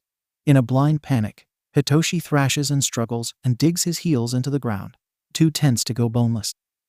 Hey, what the fuck, dude, put me down. SHH, hut the fuck up. I'm trying to help you out here, man. 1,000 distorted voices whisper in a hush of static. He does shut the fuck up because evidently, this person is not who he thought they were. He freezes in their grip for good measure. And if they do turn out to be a murderer, then oh well. It'd probably be better to be killed by this person than the one stalking him. Distantly, he hopes the 2 aren't working together. His captor drags him back almost behind the store, to the corner of the building separating the fence-made alley from the employee parking lot. There's a huge dumpster and an AC unit to rival it in size, practically stacked on top of one another. Oh, so they're gonna kill me, and then stuff me back here. I get it. I am not going to kill you. That's kind of my whole thing. I don't want to kill people, unless they kill me first. The whisper is harsh. Did he say that out loud? Oops. Yeah, oops. Now I'm kinda gonna need both of us to hush for a minute. The last word is lengthened, a quiet grunt of effort as, without letting go of Hitoshi, they push the dumpster to the side. Or, at least, he assumes that's what they're doing. They're still behind him, and he can't exactly see them. But a loud scraping noise sounds out, and he's being squeezed rather harshly, so he thinks his assumption has a logical basis. The alley lights up green, and something cold buzzes and tingles at his spine for a split second. It's gone as soon as it came, and he's shoved behind the dumpster instead of in it. So they really were going to kill him. He guesses he's been lied to. Damn. It's not too late to run inside and get help from that girl. In a burst of adrenaline, Hitoshi throws a last resort punch. It feels weak, and he can't even see where he's aiming because his eyes are squeezed shut. But his fist collides with something hard, and an aborted shout sounds out in front of him. Aborted because it's muffled, and then there's a soft click followed by eerie silence. He didn't realize how constant the static breathing of his almost kidnapper was until it cut off. Aborted, like their scream. He opens his eyes. Aborted, like a baby. The clerk. Now's his chance. Except his way out from behind the dumpster is blocked by the person he just punched. Shit, Zeus, Jupiter, Athena? If one of you is out there, I'm sorry. Please don't let me die here. Slowly, he lowers his gaze and Red Rage is hunched over in front of him, a gloved hand clutching their face. Red Rage, he shouts. Is this karma from when he threw his half-empty soda can at that villain, like 3 weeks ago to help him out? If so, is it good or bad karma? Top 10 questions scientists still can't answer. Am I right? Their hand moves to their mask, and another soft click sounds out. A breath of white noise adds a layer to the silence of the alley. They lean closer to him, gesturing emphatically, panicked. SHH, not so loud. Oh, sorry, he drops his voice. Red Rage, he stage whispers forcefully, eyes wide in disbelief. They lower their hands to their side, giving him a 2-finger salute on their right hands way down. Yeah, hi, it's me. Don't tell the police, but my pronouns are he and him. Oh, fuck. He raises one of his hands back to his goggles. You throw good punches. His hand is shaking when he holds it in a thumbs up, but Hitoshi can tell it's genuine. Man. He knew this guy was weird from the civilian interaction highlight reel he had put together for his own private viewing pleasure. But this tops the charts. I am so sorry, oh my god. He blurts. Just because Red Rage is a little odd, it doesn't mean punching him is fine. Normally, I would be much more excited to see you. But I just punched you in the fucking face. I didn't mean to, it was an accident. No, yeah, I get it. He shakes his head and waves his free hand in a downward motion. I'm sorry I made you feel so unsafe you felt like you had to punch me. I'm really sorry about that. I think I'm gonna have a black eye, haha, he whispers through the mask. Why don't you sound upset like a normal person would? Because I'll wear it with pride. The multitude of electronic voices sounds so cheery. He's being serious.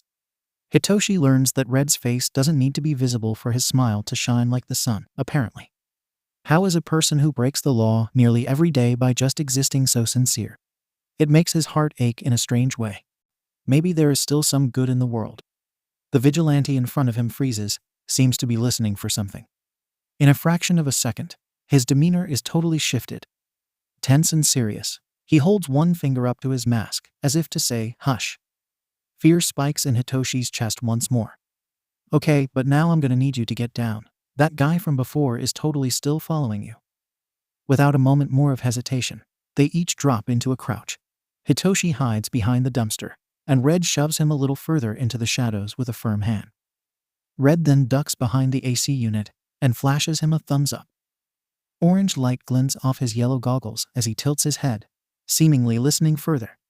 How he knew Hitoshi was being followed didn't matter. Who was he to question the vigilante's methods? Everything else about him is up for grab, though. Gravel crunches softly as someone enters the alley. Come out, little NPC. The breath gets caught in Hitoshi's lungs. I know you're here. Paralyzed, he simply watches as Red Rage disappears deeper into the darkness. The scuffing footsteps grow closer. Scratchy, that breathy voice calls out again. It's game over. You'd better not be hiding here, child. I'll know. As if he's on a roller coaster, his stomach flips and drops out of his body. It makes a wet plap where it lands on the dirty ground. His stalker steps on it, squishes it painfully under his torn, dirtied white high-top sneakers as he approaches. Come on out already, damn it. Don't make me angry. He stops right in front of the AC unit. Although not one to assume genders based on tone of voice alone, Hitoshi is pretty sure this is a man by now. His eyes search the darkness, darting around between wrinkled cardboard boxes and flattened empty slushy cups. Fleetingly, they make eye contact. Everything goes still.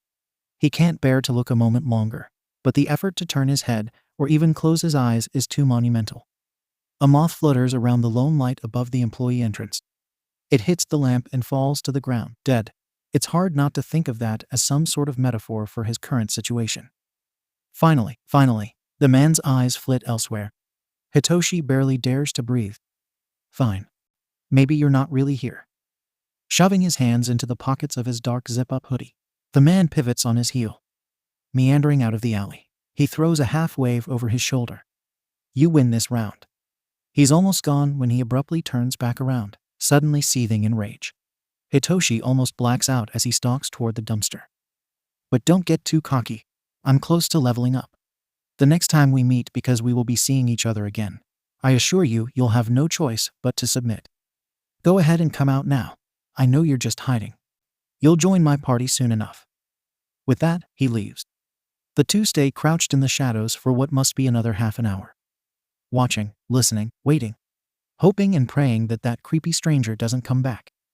Hitoshi's legs have gone numb, and he knows that when he stands up, there'll be nothing but pins and needles, but he's still too scared to move. Across from him, red rage shifts, and it's almost enough to send him into a panic again before he realizes the vigilante is leaving his hiding spot. Scooching closer on his knees, he says lowly, "I'm gonna go and check to make sure he really left. You stay here and don't move. Do you have a phone?" Hitoshi nods. "Yeah, but it's gonna die soon." "Okay, that's fine."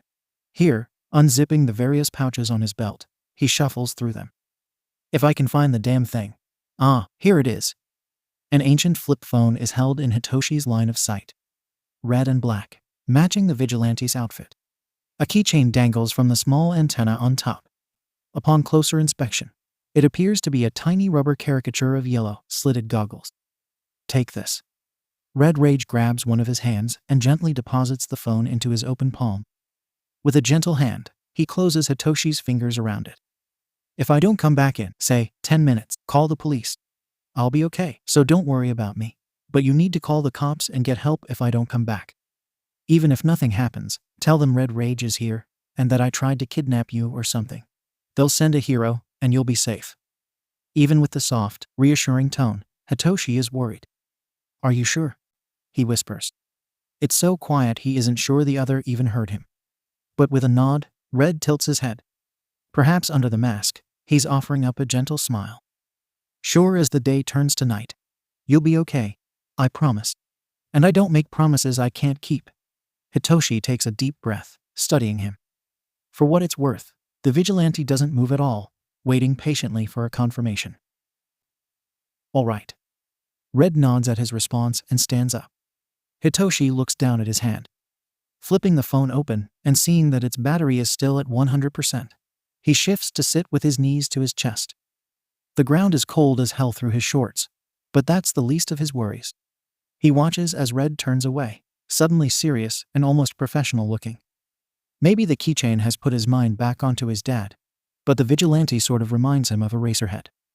No, he's probably just exhausted. Never mind. It's not even like Red Rage, of all people, would know who Eraserhead is. Red is thorough as he checks the alley, footsteps nearly silent. Through his limited vision, Hitoshi sees him checking behind every box, every wooden pallet, every loose trash bag. The vigilante walks around the dumpster he's hidden behind. Hinges creak unpleasantly as he lifts the lid to check inside. The shadow Hitoshi is hidden and grows briefly before shrinking again. A moment after the lid is replaced, Red is walking away again. He isn't visible in the alley anymore, so Hitoshi assumes he's checking the employee parking lot, which means he's alone. The realization shakes him more than he'd expected it to. His breathing quickens uncomfortably, his lungs unable to hold enough air, his chest unable to expand enough to accommodate his two large breaths. Just as he's about to start counting by threes, 1,000 quiet voices whisper in front of him. Hey, it's okay, I'm back. I had to check behind the store. He's not back there. It's just us right now. Breathe with me." And Red Rage is taking deep breaths and counting quietly to 8, then 7, then 5, and he's all right again. I'm here. I would ask if it's okay if I hold your hand or something. I know that helps a lot of people when they get scared. But I was just touching some substances of questionable origin, and I don't want to subject you to that." It's enough to pull the ghost of a laugh from him, and Red sits back, seemingly pleased. He tilts his head at him and asks, "Are you going to be okay if I go into the store? I want to go wash my hands." Hitoshi knows he's being distracted from the real reason the vigilante is going to go inside, but he's grateful nonetheless. Yeah, I'll be good. Just, be quick, please." Of course, I wouldn't want to leave my new best friend here all alone for too long. For some reason, the thing his tired mind chooses to take from that is best friend. I've never had a best friend. I wonder what that's like. Red seems to notice that he's thoroughly distracted because he waves at him. It's a small gesture, by no means obnoxious, but it's enough to reel him back in. He focuses all of his attention on his apparent new best friend. Can I ask you to close your eyes and count to 10? Whatever is going on here, Hitoshi trusts him. If there's something he's not supposed to see, it's probably not because he's about to be murdered. Shrugging, he puts his hand over his eyes and Red stifles a laugh. No, not yet. I mean before I leave. Still with his hand covering his face, Hitoshi says, "Oh, well, this is awkward." "It's only as awkward as you say it is, or at least, that's what I think." He removes his hand and looks at the vigilante, posed like the thinker. "Why do you need me to close my eyes?" he asks, suddenly a bit skeptical. It's not like Red would just leave him here, right? You don't have to close them if it makes you uncomfortable. Well, that's a relief. I just need you to not look at me. Huh? I can't exactly go into a store looking like, well, this, yeah? The vigilante gestures to himself, waving a hand in a circle around his face. So I have to take off my mask and goggles. But I have to keep my identity a secret. I'm sorry.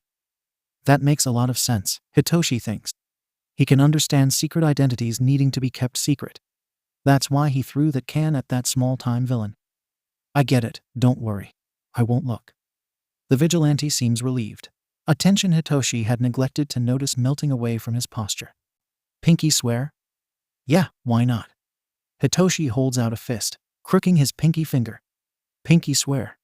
Nice. Red Rage links their fingers and bounces his hand in finality. Then quickly, as if he'd been burned, he yanks his hand away. Before Hitoshi can even feel hurt, he's hissing out, "I didn't mean to touch you with my Ike hands. I'm sorry." A quiet laugh bubbles in his chest, and he wipes his hand on his shorts. He shakes his head in dismissal. You're good. I'll just wash my hands when I get home." Home, right. Red clasps his hands together determinedly. "We've got to get you home, it's late."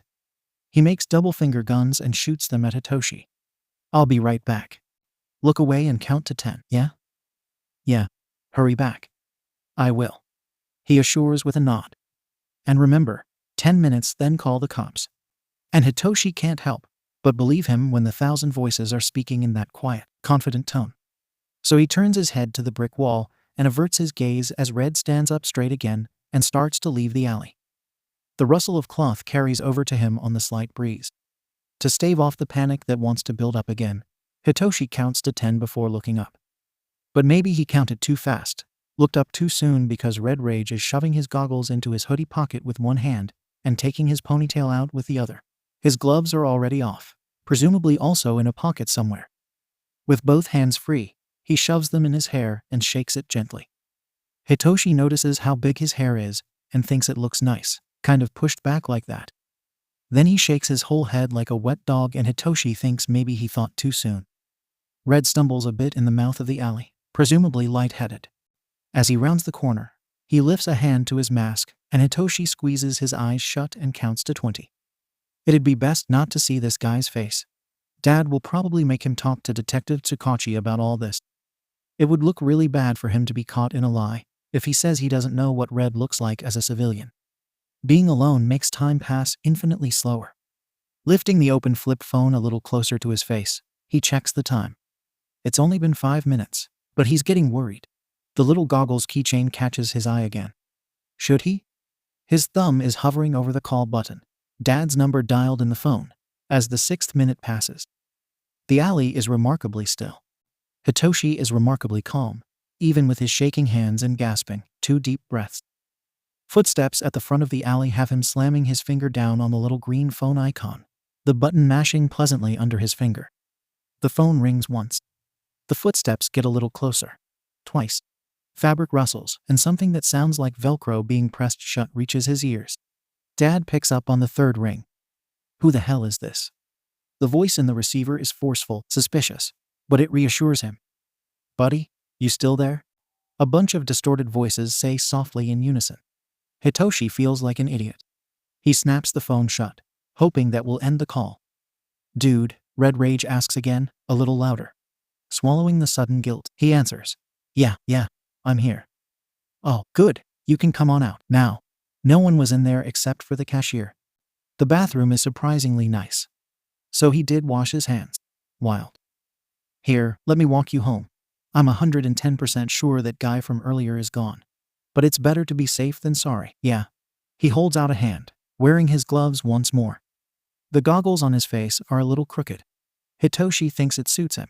He must have mistaken the lack of an answer for something else, because he retracts his hand and takes a step back, rushing out.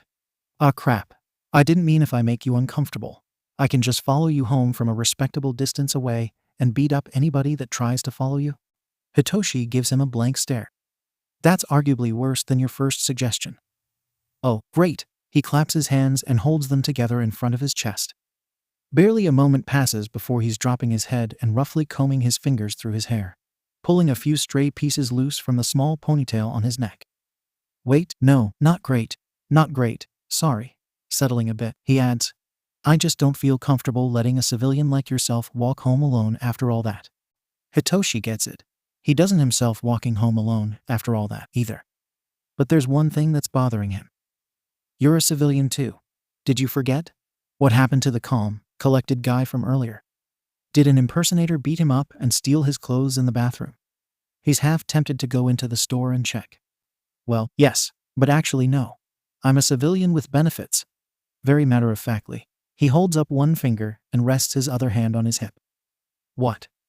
The benefit is that I get to beat the shit out of creeps like that guy, Red exclaims, clenching his raised hand into a fist of victory.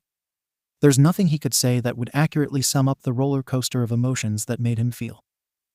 Please just take me home. I'm begging you. Here. You'll have to show me where you live. Also, can I have my phone back? He tosses it to him. It lands in the suddenly panicked vigilante's cupped hands and bounces, clattering to the ground. Don't throw it. I just got that. With a laugh, Hitoshi turns and walks toward the mouth of the alley on only slightly shaking legs. That thing's ancient. I'm sure it'll be fine. I'm sure it'll be fine. I'm more worried about the keychain, Red huffs under his breath. And with that, they leave the alley together, Hitoshi leading the way home. On their walk, the other follows slightly behind him, but close enough to ask mundane questions about nothing in particular. It's kind of nice. The questions ground him, let him go on autopilot, and he knows that if something were to happen, everything would be okay. Red Rage would protect him. So how do you know who I was? He asks after a while. And this time Hitoshi thinks he'd better be careful. It's not that he had done anything wrong or illegal well. It's nothing that a vigilante wouldn't approve of, and not that he would be in danger if he gave a certain answer.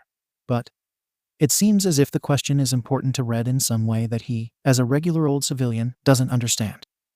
I don't know who you are. That's the whole point of having a secret identity. Was he worried Hitoshi knew him personally and had found out his secret? Because he shouldn't be. Hitoshi doesn't think he knows enough people for one of them to secretly be a vigilante. That shouldn't even be statistically possible for him. Not like that. I mean, like, you recognize me. Red gestures vaguely, sounding confused. How did you recognize me? I saw that fight with that one villain a few weeks ago. The one with Tempest. Damn, I should have had that taken down sooner. Huh, taken down. It's a little weird to call a person a that. Even if they are a villain. I think so. I was there, in the crowd. It was actually me who threw that soda can. I don't know if you, remember. Smooth, Hitoshi, so smooth. That was you. The shocked exclamation is not what he was expecting. But it isn't exactly unwelcome. He isn't about to tell Red the real reason he knows him. That he's been getting more confident in his fighting, more confident in himself because of him. Because of the results of a late-night online search about heroes not known for their quirks. Because he was mentioned once or twice on a hidden, back-alley forum that probably put a virus on his computer that he hasn't been able to find.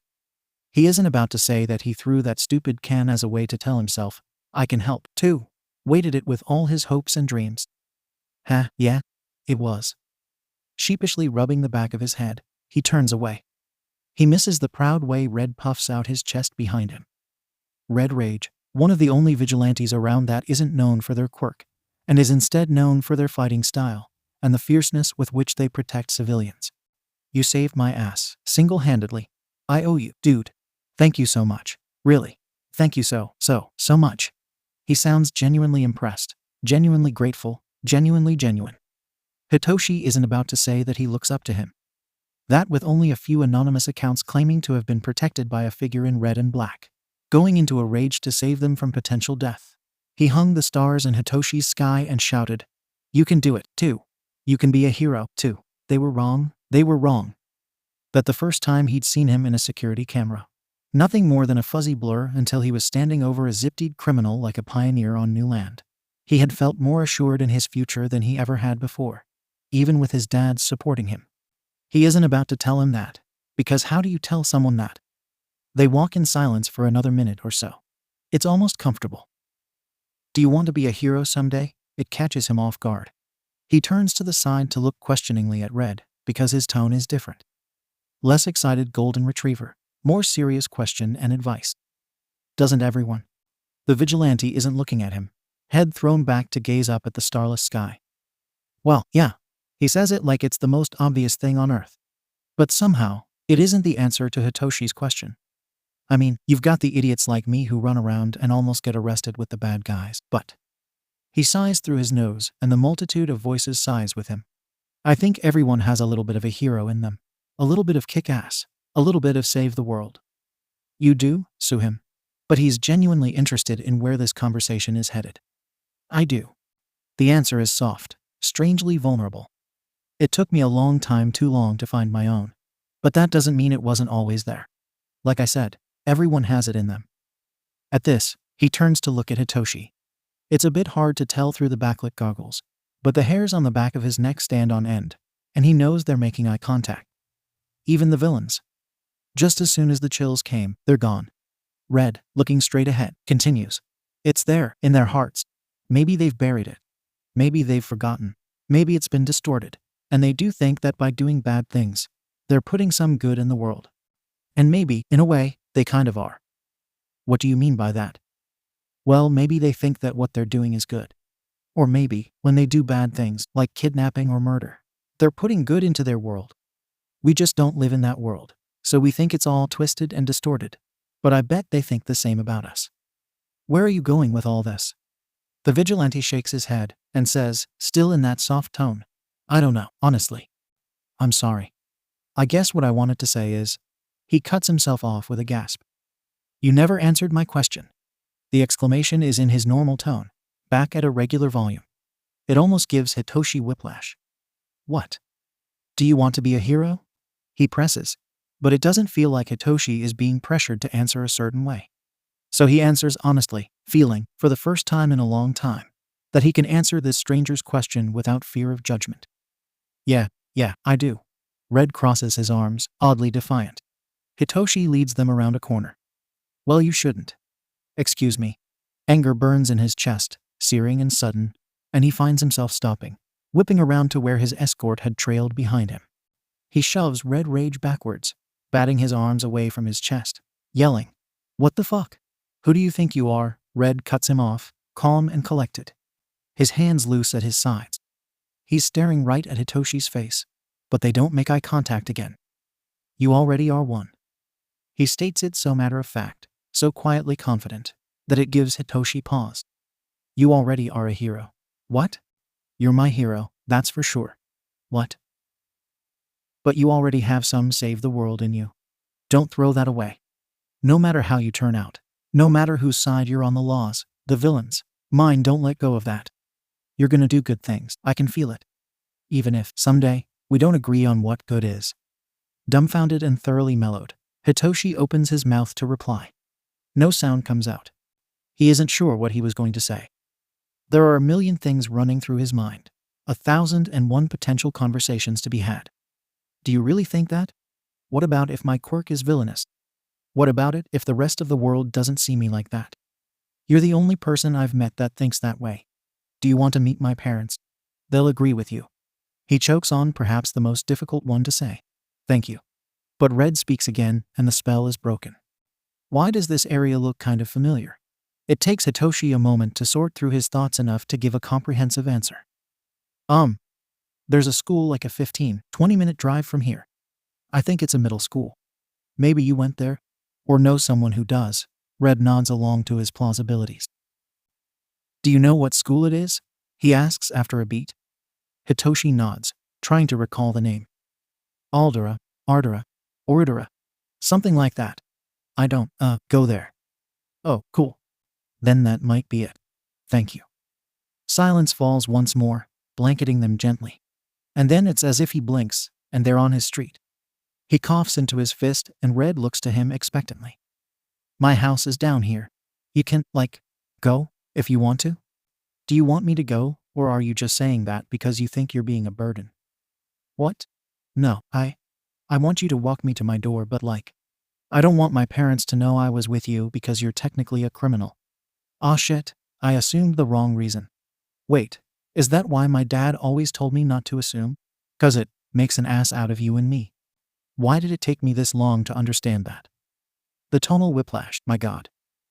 I don't get it. Red pauses, seeming to consider something. When you get home, grab a piece of paper and write the word assume. You'll get it. Please be smarter than me. He nods and says, that shouldn't be hard, then struggles to sprint to his house through his gut-clenching laughter. He ignores Red's shocked gasp and fake offended, hey, thinking it's hard to feel safe outside alone. But maybe if Red Rage is right, the weirdo, and maybe if he's one of the people who will be out there, protecting others. Maybe, soon, it won't be so hard to feel safe anymore. And when he gets home and Detective Tsukachi is sitting on his couch with his dad's, he thinks shit. And when he sees that they all look a little mad and more than a little worried, he thinks, oh shit. And then when he considers that Red Rage might be changing up his patrol route to watch for that stalker guy, he thinks, oh, shit. Then, perhaps belatedly, so much for that allowance. I'm home? Sit down. We need to talk to you.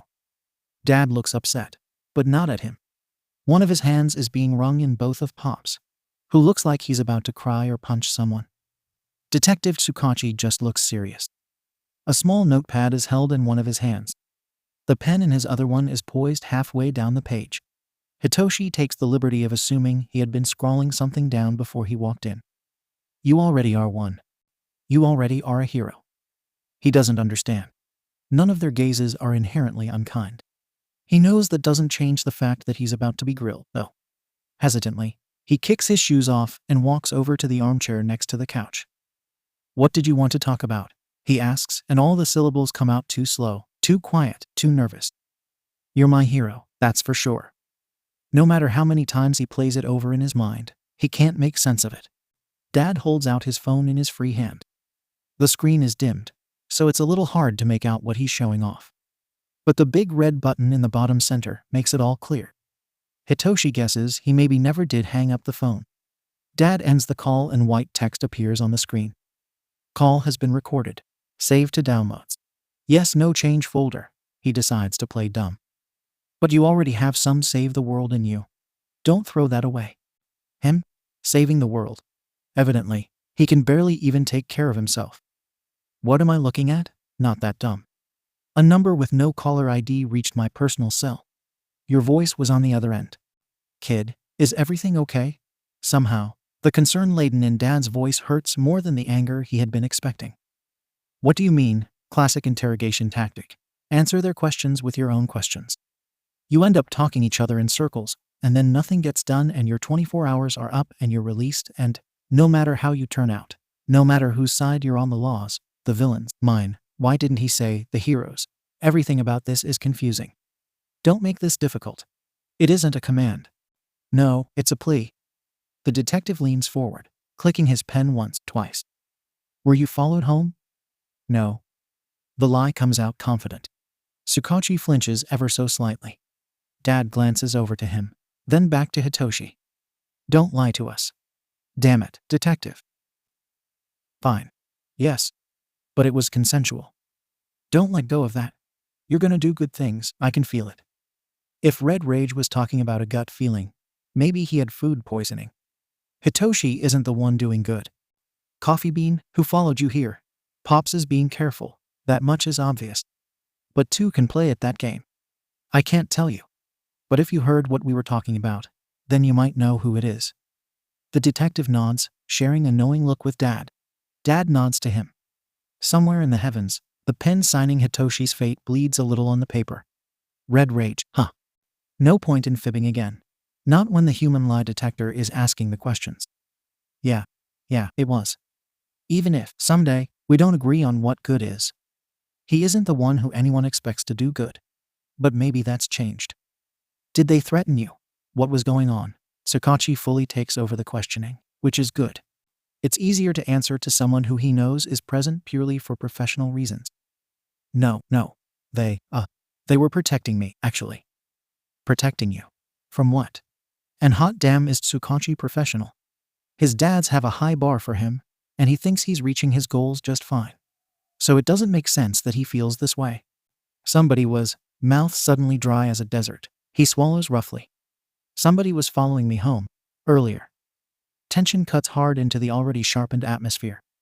Pop's brow creases. Dad scowls harder at the floor. 𝐬𝐡𝐻𝐸 sits up impossibly straighter, bringing the end of his pen to his mouth.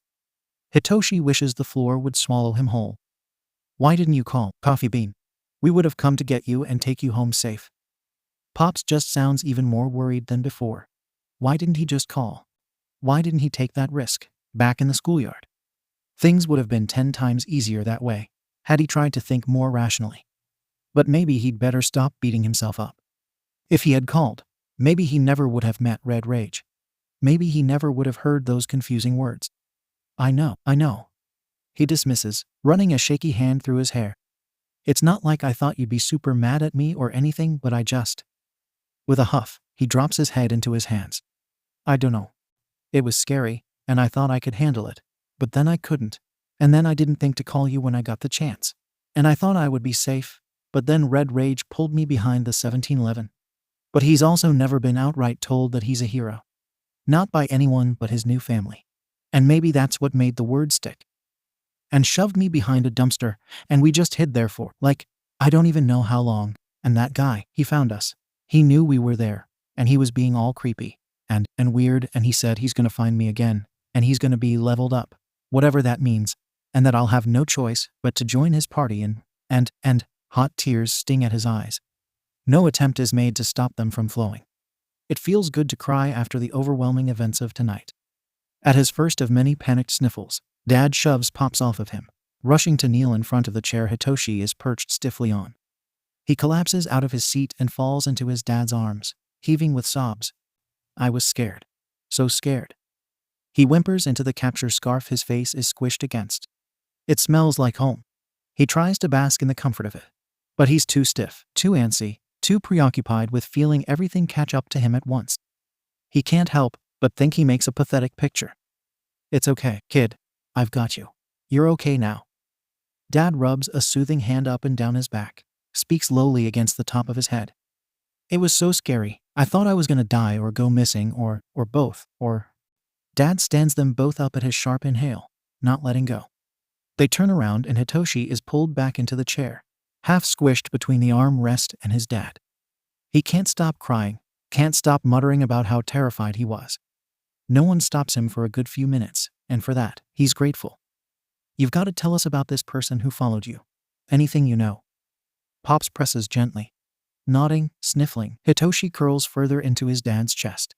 He knows he's acting like a child, but he just wants to be held. Yeah, I remembered all the stuff you guys said. About being in danger. Like, distinct features and make 4 turns and stuff like that. That's good, Coffee Bean. We're proud of you. The guy, his hair was light in color, and kinda shaggy looking. When he talked, his voice was all scratchy and quiet, like he doesn't talk a lot. And he talked like he was in a video game. He kept calling me an NPC and saying that I was giving him quests. And he said he would make me join his party. I don't know what that means, but I don't want to find out. Oh God, what if he finds me again? What if he knows where we live? What if he, kid? It's all right. You've got 2 pro heroes as your dads, and there's a detective we both trust sitting here, taking notes to open a case. We might be getting old, but do you really not have faith in us? The calm half-joke, the gentle reminder, served to ground him. Rational thought peeks slightly through the muddy clouds in his brain. Well, no, it's not like that. I'm just... still scared. He feels the chin nestled on top of his head rub into his hair. A slight nod, then. And that's okay. You're allowed to be scared. But trust that we've got your back, all right? One of Dad's hands, the one on his bicep, taps firmly, It doesn't hurt. It just grounds him that little bit more. He takes a breath and feels every bone in his body rattle with the fear of being safe. Okay, I can try. That's all I ask. Is there anything else you know about this man? 𝐬𝐭 picks back up after a brief moment. A possible height? A more detailed physical description? A quirk? Yeah, he was. He was taller than me. And I'm like, what? 170 centimeters? I couldn't get a good look at his face, I'm sorry. But I think he was really pale. Good. Quirk. The silver chain links clink clank clunk together for a short moment before the stranger growls and grips the latch tightly in all 5 fingers on one hand. It disintegrates in their clutches. Any remaining dust from what was once the locking mechanism simply drifts away, scattered to the late spring breeze. They whip back around, and there's a manic look in their eyes. Oshi, breathe. Breathe with me, okay? It's okay. You're all right. Deep breaths. In. Oh fuck. And out. Okay? In. Yeah. Yeah, no. And out. One more. This is fine. I'm fine. In. I'm safe. Out. Good. Are you okay? Why, yeah. Sorry. Don't let him touch you with all 5 fingers. He disintegrated the latch on the gate at the school. It would be embarrassing, how shaky the words are, if he wasn't so worried about getting his point across urgently. The remnants of those crazed eyes still burn into his soul. He chooses to ignore the smoldering heat. The school? 𝐬𝐭 asks gently, carefully. Hitoshi nods against his dad's shirt. I was at an elementary school when he cornered me. Do you think that means we have a crime scene? The question is curt, clipped, not addressed to him. 2. If he followed Hitoshi behind a store. Dad's answer is quick and concise. That's certainly Eraserhead speaking. All right. I'll have to go investigate, then. With a nod, 𝐬𝐭 flips his notepad closed. I know this is rather abrupt, but, well, it is a school night. Shinsu-kun, you should go to bed. You look like you could use the rest. With that, he stands up, heading for the door. Why, yeah. Thanks, detective. Of course. Thank you for being honest and letting me question you right away. Eraserhead, be expecting a follow-up at some point tomorrow. He spares a glance to the grandfather clock by the stairs. It's midnight. Or, today, rather. Yep. I'll be seeing you, then. Pops ushers him out and Hitoshi is the center of attention once more. Coffee Bean, you don't have to go to school tomorrow if you don't feel up to it. One of us can email your teachers and work out a day for you to turn in any work you might miss. Nah, it's okay. He shakes his head and shifts a little in his dad's hold. Once he's sitting up a bit straighter, he continues. If I don't do something tomorrow, then I think I'll combust. But, Despite his efforts, he slouches again and his voice gets all small. I don't want to be home alone. Dad is quick to answer. Not a problem. Hisashi, you're covering my classes. You got it, babe. Pops hits them with double finger guns and goes upstairs. It feels nice to not be judged for his fear. Or for any of his emotions, for that matter. He settles further back down and his dad hugs him tighter. They stay there, alone, for a long while after that. Hitoshi is too old, too lanky, too bony for him to be comfortable to hold like a baby. Despite that, he's hugged to his guardian's chest. Even gently rocked. It's enough to make him drowsy, to help him doze off. There's the sensation of being pushed around and lifted. He isn't awake enough to protest for the sake of Dad's inevitable back pain. Silent feet carry him up the stairs. Safe arms set him in bed oh so gently. Dad even takes the liberty of tucking him in like he's 12 years old again, and it's his first night in his new home.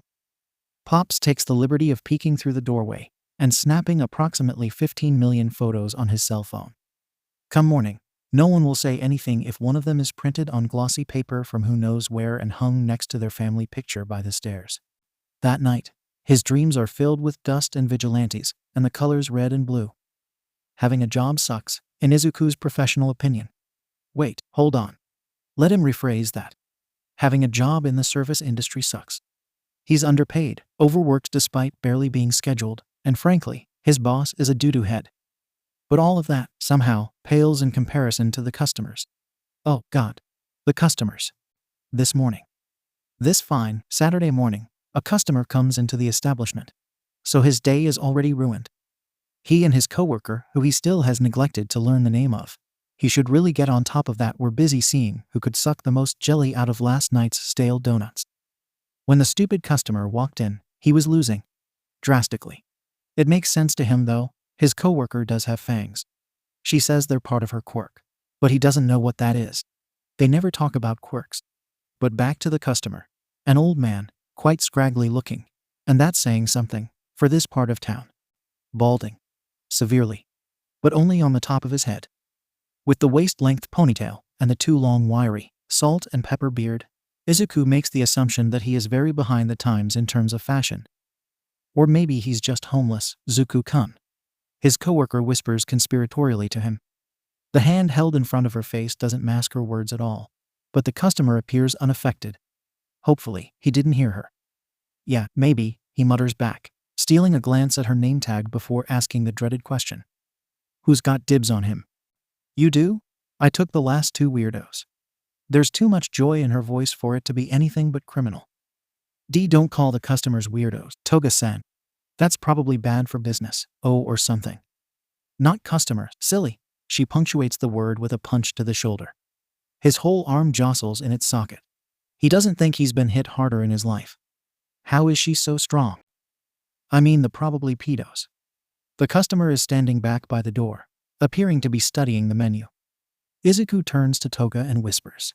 He hasn't tried to flirt with either of us yet, though. I don't think we can put him on the pedo board until we know for sure, you know. I'm telling you, Zuko-kun. Something weird is going to happen with this guy. A cold feeling settles in his stomach. She's usually right about these things. And then he's being shoved toward the counter. Good morning, sir. My buddy here will be taking your order as soon as you're ready. Toga says at a volume that's too loud to be an indoor voice. I will, she pinches him, and he yelps a little, startled. I mean, yeah, I will. Good luck, Zuko-kun. She sings into his ear, ducking away to the break room, leaving him alone. Defenseless, with only the possession of the spirit of customer service to guide his mortal body. Whatever god is up there, save his soul. The customer approaches the counter. Somewhere in the back of his mind, boss music starts playing. How can I help you, sir? The sir in question wastes no time in answering, slurring out his orders so quickly Izuku misses the first half. A doggone, insert word Izuku doesn't think is part of any language. Black. Here, his speech slows down to a comprehensible level. None of that sweetener shit in there. And make it hot. I like 'em steamy. Q disgusting. Probably trying to be flirty smirk here, and yeah, that's another one for the board. Sure thing, sir. What size? I said a damn hot one. Boy, the hell's your problem? That's not what I asked, but okay. I heard you, don't worry. But double what size did you want? He gestures to the drink cups glued to the edge of the counter. Why do you need to know? I said I wanted a drink. You make me the drink. Then you give me the drink. I understand that, sir. I've worked in this hellhole for like 2 months. I know the damn job description. But I can't make you anything until you choose a size. We've got a small, medium, or large. Silence. Sir, you've got to pick one. I want a damn drink. He leans forward, stalking closer to the counter. And I want it hot. Don't fucking make me say it again. An angry fist slams onto the counter, inches from the tip jar. Jesus Harold Christ. What is this guy's problem? Sure thing. Sorry for the holdup, sir. Eyes wide in exasperation and an ounce of fear, Izuku steps away from the counter and turns to the stacks of cups. Still not knowing what size to make, he settles on a medium. Except, oh god. His coworkers from the night shift switched the coffee and the tea machines, and he forgets what the customer asked and shit. He's making room temperature tea, okay? It is unsweetened, plus he's lazy, so he passes it to the customer. Before he can even punch the drink order into the computer, which, admittedly, he should have done first. But whatever, the man is taking a hearty swig, and then letting it dribble down his chin from between the 3 teeth in his mouth. What the hell? At least he catches it in his hand. Small mercies, but then he's spitting the rest of it at Izuku. And if he hadn't been a vigilante for 3-4 months now, he wouldn't have ducked beneath the counter in time. Boy, I asked for a fucking hot drink. What the hell is this? My bad, sir. I'm very sorry. I'll make you a new one. The apology doesn't seem to help. the customer only growing redder in the face. My bad, I'm sorry, just please calm down. Lucky for him, the customer drops the cup. Oh, how lucky, seeing as he will not be the one cleaning it up. He'll make Toga take one for the team, if only because he can hear her laughing through the cracked open door to the break room. In a rush, he scrambles to grab another medium cup, unsure if it was the tea or the temperature that set the customer off. And thinking that it was probably both, he goes for the coffee machine. At any other time, he's sure he would have appreciated that the coffee was literally just brewed like 30 seconds ago. But now the handle is just too hot and his hands are shaking and all, dang it. Now there's coffee all over the floor, and he knows he'll have to clean that up. And he pops a lid onto the coffee and sets it gently on the counter. One of his forearms feels all numb, but it's probably just from nervousness. Before the customer even grabs the cup, he punches in drink coffee black medium at lightning speed. The total pops up, and he slides the drink closer to the customer, who snatches it up off the counter, shoves his hand into the tip jar and rifles around for a 500 yen note. Then he tosses the money he just stole onto the counter and walks away. Wait, sir. Am not paying for this shit. Fug off. The door slams impossibly loud behind him. Asshole. Didn't even leave a tip, is shouted from the break room. Izuku slumps against the counter and releases a high-pitched noise straight from his soul. Wordlessly, Toga comes and puts the money into the register and grabs a handful of extra napkins from next to his hip. Except, instead of dropping them on the floor and using her shoes to push them around in the spilled coffee, she's shoving them at him. Yeah, I know. I'll clean up the floor back here in a minute. I just need… No, not that, Zuko-kun. Your arm. It's all messed up. Huh? He glances down and, oh, I guess it is. He must have spilled the hot coffee all over himself, and not just the floor, because the whole back of his forearm and wrist are a bright, angry red. It looks painful. Naturally, his response is to touch it. It doesn't hurt. It doesn't hurt. He relays the information to Toga. It doesn't hurt. The exclamation is disbelieving, but there's a gleam in her eyes that he doesn't like. Yeah, it. He pokes his arm again. It just feels all tingly. Does my Zuko-kun have a stupid high pain tolerance? Why did she say it like that?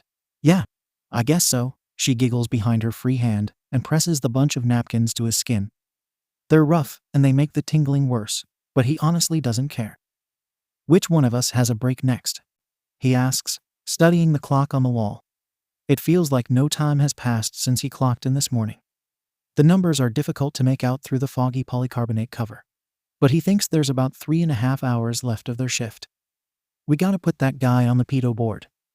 Ooh, can we write his order in glitter pen? Turning to face her better, he nods. She squeals beside him like a child getting candy on their birthday. Yeah, why not? He was definitely, special to me. I don't think I'll forget this experience, like, ever. A laugh leaves his chest in the form of a vague huff. With a wry smile, he shakes his head and eyes the jellyless donut carcasses in the trash can beneath the display case. Tell that to your therapist, Toga chirps. I honestly might have to once I get one. The bell on the door tinkles softly. Such a sweet sound shouldn't be so condescending. And yet, sighing, Izuku pushes off the counter. Toga lets go of his arm, and he replaces her hand with his, gently dabbing the rest of the coffee off of himself. Watch out for the spill by the counter, please. We'll be right with you. And he knows it's not in his customer service voice, but he just wants to go to sit in the break room for a minute. He can't sit yet though, he realizes with a sudden jolt of irritation. Not until he goes and mops up the tea by the door. Please, take your time. Is everything all right? Hey, that voice is familiar. Aizawa-san, energy suddenly restored. He whips back around to face the doorway. Kid? Is he imagining things? Or does Aizawa actually sound surprised?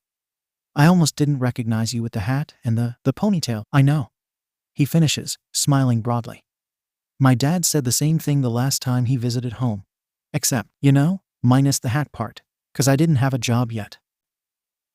Aizawa nods, face tucked into his ever-present capture scarf. He isn't looking at Izuku anymore, gaze turned up toward the menus lining the back wall. That's nice. It's been a while since you've seen him, hasn't it? How much has your hair grown since then? Izuku shrugs, answering. Not much. It grows super slow and my mom just trimmed it for me not too long before he visited, so… He disappears into the break room, Toga following close behind. The pile of napkins on the floor lays forgotten for the moment. As soon as they're out of sight, she grips his bicep and tugs him sideways, shoulder digging into her chest. "You know that guy?" she says lowly into his ear. "Yeah." He pulls back a bit, but doesn't shake off her hand. "He's pretty nice, kinda weird sometimes, but I like him." "Zuko-kun." A pout twists Toga's mouth into a frown, her lower lip catching on her fangs. To anyone else, she would probably look jealous. But between two long shifts and creepy asshole customers, they've trauma bonded. Putting it simply, they can read each other better than most part-time coworkers. She looks oddly concerned. "Why, yeah, Toga-san. It's Coco-chan, you know that. But Suddenly, she's hesitant. "As fun as it is to see you hurt, what? If some creep is making you pretend to like him, just because he knows your family, you'd tell me, right?" "Yeah, of course I would. Why are you?" "Because if that guy is being a creep, I'll write his order on the board, and he'll be gone by tomorrow." There's a deep threat in her voice, and he knows she's talking the kind of murder that no one can prove. The kind that conspiracy hero tubers make videos about with backgrounds of giant cork boards covered in newspaper articles, intertwined in webs of red string. The kind that he hopes he can bring justice to someday. Unless Toga actually kills a pedophile, he won't solve that murder. It'd be a waste of time to avenge scum like that. To Coco-chan, "It's not like that. Don't worry. He's actually really nice. I'm not, like, being groomed." "Ugh, you." He pulls a disgusted face, and it succeeds in making her giggle. "I'd tell you if I was being groomed, and then we'd make whoever's grooming me order something here, and we'd write their order on the board, and then go, like, bash their head in or something." "Ah, okay. That makes me feel better." She pats him on the top of the head, knocking his visor brim as she puts her hand down. They both know she did it on purpose, but he chooses not to acknowledge it. "I'm glad." He grabs the mop, adjusts his uniform visor, and the two re-emerge. "It's not like he actually knows my family anyway, so don't worry about that." "Who are you two talking about?" Aizawa asks as Izuku lifts up the hinged section of the counter, making his way to the spilled tea. "You." Toga chirps from the ground behind the counter. He isn't sure why Aizawa looks so affronted at the answer. It's the truth. Izuku thought he liked the truth. Why? The question is forceful and definitely a little more demanding than should be allowed in a shoddy coffee shop. Toga makes an ugh noise from where she's crouched on the floor, as if to say, "What is this guy's problem?" "You were right, Zuko-kun. This guy is weird. Lightning fast." Aizawa turns his head to stare blankly at Izuku. No glare, nothing. How in the world is such a bored expression so threatening? He flushes as red as his arm and scrubs at the floor a little harder, dropping down too quickly to grab the discarded cup. Aizawa-san." He chucks it over the counter and hears a hiss. I didn't mean." It must have hit Toga on the head. I can, whatever, not his problem," he declares silently as he lifts the counter too fast, and it smashes into the wall, leaving behind a noticeable dent. That'll be coming out of his already meager paycheck." Crap. His pockets hurt already. "Sorry eyes, oh god." He shoves the mop at Toga, the handle falling against her shoulder. "Just a sec, He looks down, almost trips over her. "Fudge, She's using more napkins to sop up the giant wad of wet ones. Look, glancing back up and stepping clunkily over his coworker, he falls against the counter. Catching himself loudly with his hands, he borderline shouts, 𝐬𝐻 can I help you?" "Jesus, kid, take a breather." He can't look Aizawa in the eye ever again. Not after this. Luckily, the source of his embarrassment stays silent from where she is on the floor. Aizawa waits until he's caught his breath and opened his eyes before starting to order. He sends a thank you to every god of mercy he can think of. "Can I get a small frozen hot chocolate?" "Sure thing. Thank you for saying what size you want." "Holy cow. Will that be all?" Not quite." Aizawa still isn't looking at him, staring at the donuts in the trays beneath the menu. Again, small mercies. "I'd like a medium hot coffee, too. Sweet. I'll let you pick the flavor." "I trust your judgment." If possible, he goes redder at the praise. Oh, cool, thank you. I'll, get started on that for you." "I call dibs on the frozy hot chocky," shouts Toga, snatching his ankle like a viper. His reflexes come in clutch yet again, and with a hop and a gentle kick to Toga's shoulder, he's free from her grasp. She pouts at him, rising from the orange tile with her arms crossed. No fair, Zuko-kun. I never get to knock you over anymore? Well, the one time you caught me off guard, I almost got a concussion, so maybe it's for the best that I don't let you. The faux annoyance is so natural between them. It's easy to fall into a routine together, holding a cup behind him for Toga to take. She leans over from the sink and snatches it up. He dodges the swipe of her acrylic nails and the water she tries to flick at him. She hops on one leg over the foot. He sticks out to trip her on her way to the icebox. Awa, but it was so cute. The way you were sprawled out on the floor like that, blacked out. I was not blacked out. If I had blacked out then, that means I would have had a concussion. She runs over and shakes a single ice cube from her cold drink cup into his hot drink cup. He flicks his wrist, flipping the ice cube out. Which I didn't. They both watch it hit the ground. Because I've got a nice, hard head. My mom says my thick skull comes from my dad. With a flourish and a cheeky grin, he snatches up a few packets of sugar from the little box next to the artificial sweeteners. I don't think your mom means that literally, Zuko-kun. She reaches around him to grab a packet of hot cocoa mix. His smile falls to the floor and lands next to the ice cube. Yeah. He sets the sugar packets on the counter in front of the caramel syrup. That's why it's funny. Then he moves one in front of the sugar cookie syrup. That's why it's a joke. At his deadpan remark, they both burst into laughter. A lull falls between them as Izuku grabs the coffee pot and fills up his cup. Oh, do you think that if you had a thinner skull, you would have gotten blood on the floor when I knocked you down? He doesn't like how excited she sounds. Yeah, probably. I did almost conk out when that happened. He mumbles absently beneath the sound of the blender crushing up the ice cubes for the cold chocolate. Because calling it frozen hot chocolate is just, why? No. Marketing though, right? A tippy-toe glance above the coffee grinders reveals Aizawa sitting at one of the few booths in the shop. He doesn't seem to be annoyed or anything of the sort, leaned back against the wall with his arms crossed over his chest, simply waiting for his order.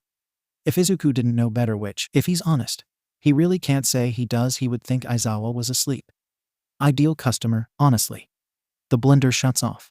While Toga goes for the whipped cream to top off her drink, he's adding in a few pumps of both flavors. Caramel sugar cookie is his favorite off-menu blend, 𝐬𝐻. Raising his voice a bit so it carries over the stacked containers of coffee beans behind the barrier, he asks if it's okay for him to put extra sugar in the drink. Aizawa simply grunts at him.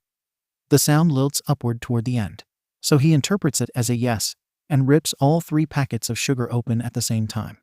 He dumps them in and doesn't even drop any of the paper into the cup. This is a real pick-me-up compared to that last customer. Toga reaches around him, sticks 2 stir straws into the cup, and deposits a lid next to him on the counter. The pop of domed plastic sounds out, meaning she's sealing up the drink she made. He'd better catch up, then. He gives the coffee a good few stirs, then pops the straws through the opening that's made to drink from. Things are going so smoothly. Aizawa comes to the counter without needing prompting. Honestly, he probably has a 6th sense for caffeine. Izuku rings him up for only the coffee, puts it as dark roast so it's barely 200 yen, and he's shoving the drinks forward on the counter when Toga opens her mouth again. Say, Zuko-kun, you look really good with a black eye and a burned arm. And then Aizawa is looking directly at him, and it's awkward. Kid? No, let's not. Look at me. Keeping his head down, he leans on the counter, makes a swipe for the money in Aizawa's hand. Aizawa lifts his arm and takes a step back to ensure he can't reach. Damn. Yeah? He peeks up from under his visor. Leveling him with a flat glare, Aizawa grumbles. We both know what I'm going to ask. Yeah. A sigh of resignation pulls from his lungs. I spilled coffee on my arm right before you came in. That's why there was stuff spilled everywhere.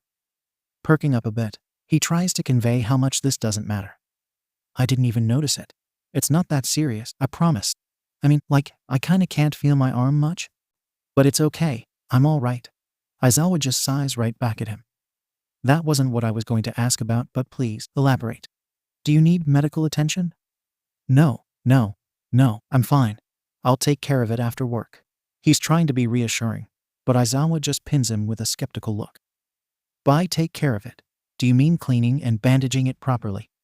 Or do you mean taking a nap and hoping that when you wake up for dinner, the feeling in your arm is back? He got me. Yes, kid. Under any other circumstances, he would have laughed at the sheer exasperation in Aizawa's sigh. When does your shift end? Izuku glances at the clock again. It hasn't even been 10 full minutes. In, like, a couple hours? He's met with a hum of consideration. You don't have my number, do you? It isn't a question. I'm lucky I know your name, Aizawa-san. Ha, true. He seems proud of this. Izuku wonders what kind of world he sees, what goes on inside this man's head. Aizawa holds out his hand above the counter. Not the one with the money in it, unfortunately. Give me your phone. I'll put my number in it. Let me know when you're done with your shift, and I'll make sure your mother knows you need medical attention of some kind. She's a nurse, so if I just tell her, then she'll help me out for free, regardless. He reaches to his back pocket and hands over his cell phone. Even better. Does she come to pick you up? Do you two take the train together, or do I need to come get you? Zuko-kun, are you, like, totally sure that this guy doesn't belong on the board? Toga says lowly, poking his arm with the tip of her pointed nail. He half expects her to break skin. Yes. And then because he's familiar with her antics, he adds, Coco-chan, do not go write his name. I'm gonna go write his name. She pokes his arm again, and he doesn't need to look to feel the nail indent when she steps away. Kidding. On an entirely unrelated note, I'll be in the break room if you need me. He swears she takes more breaks than he does, yet his time card always says otherwise. Now that he's thinking about it, that's kind of suspicious. Board? What kind of board is back there, and why would I be put on it? You don't want to know. Trust me, it's better that way. All right. I won't press for now as long as you tell me what we both know I want to hear. Aizawa's bored gaze is withering. If Izuku were a plant, he's sure he would have blackened and died by now. That I think you're cool? He keeps his eyes on the cash held firmly out of his reach. I'm flattered, but no. Don't dodge the question. What question? Crossing his arms defiantly, he steadies his gaze on the ceiling. You never asked me a question. You know what I'm going to ask, so save us both the trouble. You're making this into more trouble by not just asking, but fine. I got punched in the face. He looks back down at his shoes. The red ones with the regular-sized soles, not the ones that make him 4 inches taller. A rueful thought crosses his mind. He could really use the confidence from his red rage height boost right about now. Like a few nights ago. So I have a black eye, but it's fading now. It's fine. Who gave you a black eye? No one. I don't know his name, so. Oopsie. Midoriya. Fine. I met someone and I scared them, and they punched me. They didn't mean it. You scared someone. Yeah. He was about to be kidnapped. I don't blame him at all. Why am I not inclined to believe you? The question almost sounds condescending. But he knows it's suspicion that's coloring the man's words. Because I'm a perfect angel child who you wish you could adopt and turn into an ideal person. No, it's not that. Just as he looks up, Aizawa is shaking his head. Because you love me as your own son. No, it's not that either. Rude. Do you just want me to keep guessing? I'm not going to stop you. Is he going crazy, or is Aizawa laughing? It stops as soon as it starts, of course. Your total is, being grilled about an injury he got while on patrol is not fun. It'd be best to end this quickly. We're not done here. Better try again, louder. Your total is 2, don't ignore me, problem child. Or not, okay? How am I a problem child? You're lying to me about the cause of your black eye. But I'm not lying though. If he were in an RPG, the look he's being given would debuff all of his stats and plummet him down to level 1. Okay, so maybe I can see where you're coming from. Aizawa quirks an eyebrow at him, as if to say, it took you this long? I promise you, I'm not in danger, and it was an accident. I startled somebody. I find it hard to believe that you gave anybody enough of a scare to punch you. And what's that supposed to mean? Am I not punchable enough for you? And there's red rage, woohoo, belated confidence. You're just so small and soft-looking. You don't look like you'd be able to take a hit. The words are strained, like it was a struggle to speak them. Izuku thinks it's funny that Eraserhead is having trouble describing how cute and lovable he is. Red Rage thinks it's bullshit that anyone would think of him as small and soft. Oh, so now I don't know how to get hit. Aizawa looks confused, and maybe a little scared, beneath all that exasperation. That isn't a bad thing. Looking innocent tends to work out in your favor, kid. How'd you get a job at 12 years old anyway? TW 12? I'm 14. Really? Just, please. Your total is on the screen. He swivels the computer on its rotating stand, pointing to where the little 200 stares up at the ceiling, innocuous. A handful of money is placed on the counter, and Aizawa grabs both the drinks, heading for the door. Aizawa-san, your change. I'm paying for what I ordered. The rest goes in the tip jar. You're smart enough to sort through it. Thank you. You don't have to. The door swings shut. Aizawa catches it with his boot just before it closes, then lets it fall the rest of the way so it doesn't slam. He doesn't call Aizawa when the afternoon workers come in, opting to walk Toga to the train station. He just backtracks and goes home on his own. It's better that way, for everyone involved. Mom isn't home when he gets back. She picked up an extra shift, so they could both have some more money to put into his last-minute U.S. savings account. That's where all his paychecks go. And some of the drug dealer money, too. The coffee shop job is more of a cover-up than anything else. About an hour after his shift is over, as he tries to scrub the coffee scent from his hair under scalding hot water, his thoughts drift back to the boy from the other night. He hopes that he's okay. He hopes that he actually did help him out by being there and talking his ear off and taking him home. But then he can't help but think of that guy that was following the boy. The weird things he, as Red Rage, overheard while they were hiding together. Maybe he should start patrolling over there. That way, he can make sure the boy with the purple hair and the bags under his eyes is doing all right. And he can maybe catch that creep before he targets some other innocent person. Sighing, he shuts off the water. Planning a new patrol route will take more than just some shower thoughts. He'll need to bust out a notebook and start writing everything down. It's a Sunday in July, the damp summer air leaving the night almost chilly. Patrol was uneventful, if Izuku had to choose a word to describe it. The major crime rate around Musatafu has gone down since the summer started. Of course, according to what he overheard before Eraserhead busted the little bug he paid somebody to plant, general tomfoolery has increased. So that's fun. Now, he should be happy about that.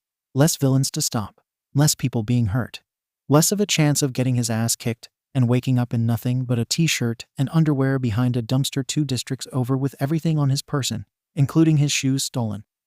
The quiet is nice. People aren't in as much danger, at least for the time being. Maybe All Might's presence in Japan is still effective, as begrudging as Izuku is to admit it. So he should be happy. But it's hard to be basking in blissful ignorance when the silence in the underground is screaming about a storm blowing in. The boy is around again. For some reason, Izuku feels the need to protect him from whatever's coming. He'd protect anyone. He will protect anyone that needs it. Mark his words in fate's permanent ink. But there's just something about this particular teenage boy. He just rings true in Izuku's heart. Plus, they've met a few times when Izuku was his civilian self, so best of both worlds. It isn't like they know each other very well or anything. But they have each other's numbers saved as damn, green, and purple, so they may as well be BFFs. Right now Izuku as Red Rage and the boy are sitting on the roof of some new ocean-themed bar that just opened up by the pier. The gray concrete ledge is new, so it's smooth. One could almost describe it as comfortable. If they had never sat on anything before, but still, almost comfortable. But I just think it's stupid that people are mean about stuff that you can't control. Don't be that way in front of little kid, man. I know what you mean. The whole other people suck thing is kinda true. He starts when the other finishes his spiel. The boy looks at him blankly, but Izuku can tell he's listening intently. There's this guy that I hang out with. He makes my face get all hot, but he makes my chest all cold. The feelings mellow out into something lukewarm. Oh, the boy says quietly. Then, his voice just as soft, but still a bit stronger. Oh, is he your boyfriend? You should break up with him if he is. It catches him off guard. No. Okay. He takes the flustered outburst with a seamless kind of grace. I'm just saying that if he ever tries to date you, tell him to find somebody else's head to mess with. He's not my boyfriend. The boy raises an eyebrow at him and nods with exasperated skepticality. That's fine. And he doesn't mess with my head, so just get that through yours. Huffing, Izuku crosses his arms over his chest. The boy sitting next to him simply raises his hands in mock surrender. I'm just saying that if he were your boyfriend, and if he did mess with your head, or jumble up your brain, or however you want to phrase it, but in a bad way, leave him. You could.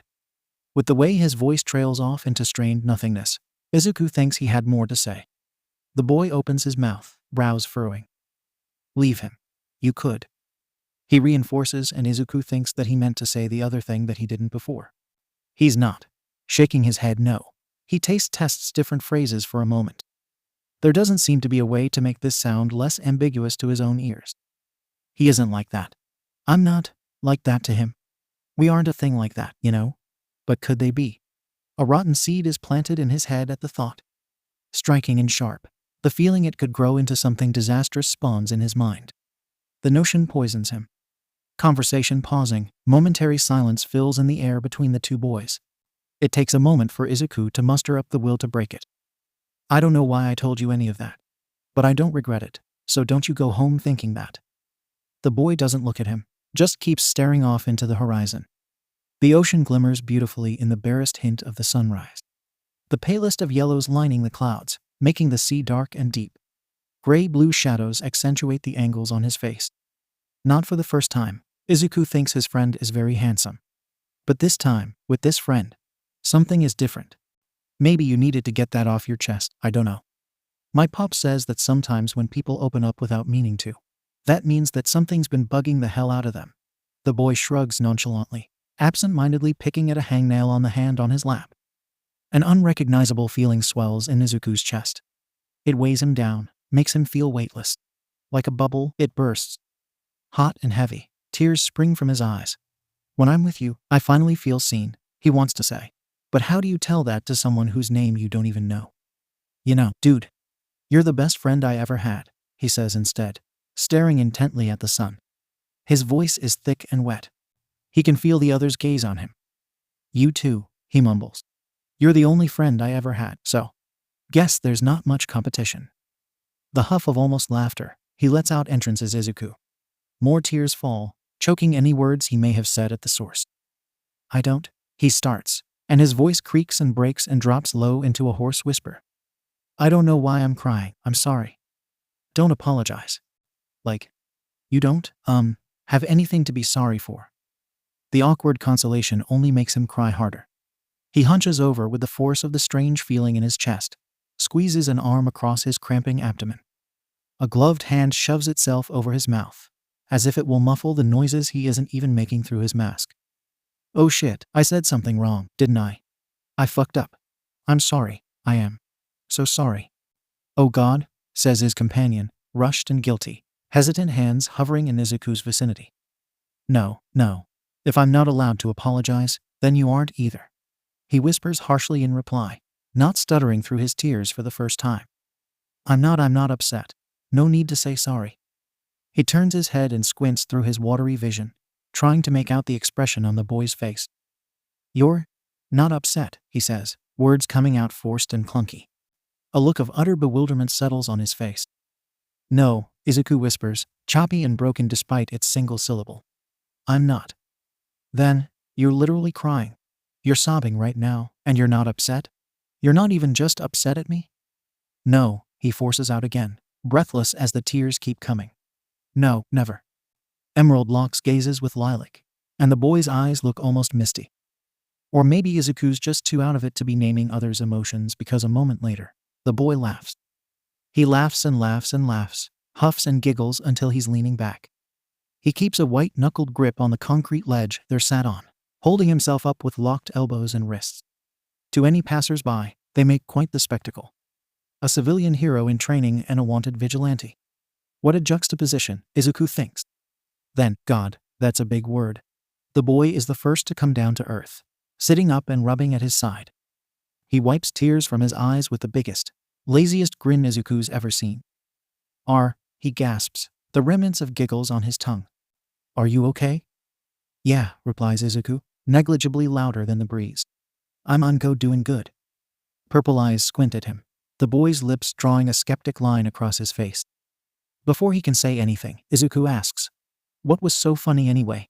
What made you laugh like that? The boy shakes his head again, that easy smile returning full force.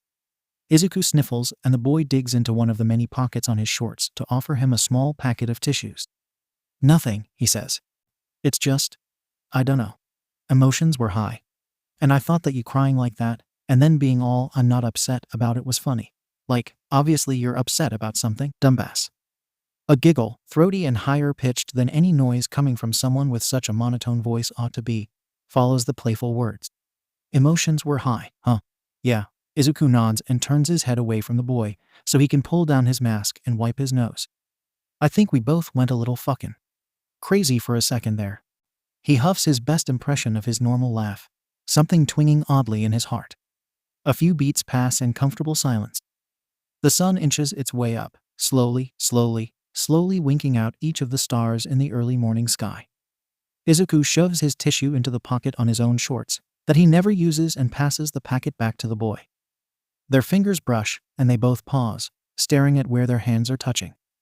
Sorry, says the boy, not sounding very sorry at all as he moves his hand away and returns the tissues to their place. You're good, Izuku says, and he means it. You don't know my name, do you? The boy states after a moment. No, I do not, Izuku confirms, shaking his head. Well then. Silence. Hiking one leg up onto the ledge, Izuku leans forward in anticipation. Well, the boy shrugs, running long fingers through his purple hair. Sucks for you, he exclaims, eyes suddenly wide in glee as he laughs again. What? Izuku nearly shouts, a smile blooming behind his voice changer. I'm kidding. The boy waves a hand in the air in dismissal. Name's ♯, but, you can call me Hitoshi or whatever. A breath passes and Izuku opens his mouth, but the boy cuts him off. If you want to, he tacks on awkwardly. Only if you want to. Oh, says Izuku. I can call you by your given name? He receives a stiff nod. Really? Another nod, less stiff, but by no means relaxed. I'm flattered. Can't give you my name, though. I get it. Obvious reasons and all. ♯ nods again and Izuku begins to worry that his head might fall off if he keeps moving it like that. Well then, Hitoshi, he goes stiff for a split second. Then something odd appears behind his eyes. Izuku would kill to have a closer look into what his friend must be thinking. There's got to be a quirk for that somewhere on Earth. Yeah, he replies after a moment. Can I show you something instead? At the quizzical look he's given, he hurries to clarify. Instead of telling you my name, I could show you something so that it'll be something personal, like a given name. But just, not, I don't know. ♯ says slowly. But, go for it. Nodding, Izuku lifts a gloved hand up to his goggles. Before he can push them up into his hair, a hand darts to his wrist. His eyes dart between the hands stopping him and the person who the hand belongs to. Shinso's face is suddenly tight. What the hell are you doing? He asks. But it isn't a question. I'm showing you my eyes, Izuku answers, and it is a question. Why? Well, he huffs. It sounds weird when you put it like that, so. That doesn't answer my question. The grip on his arm, teetering on bruising, loosens considerably. His hand is warm. Nice for holding, I'll bet. Wait, what the hell? Now not being the appropriate time for gay thoughts, Izuku forces himself to refocus. It's only fair, he says matter-of-factly. You trust me enough to let me call you Hitoshi instead of just your family name, evidently. ♯ crosses his arms this time, turning his head away to avoid looking Izuku in the face as he says, It isn't a thing about trust, it's just a friendship thing. This old guy at the beach told me that trust is the critical foundation of every friendship, so. How the hell did that ever come up in conversation? I dunno, he shrugs jovially.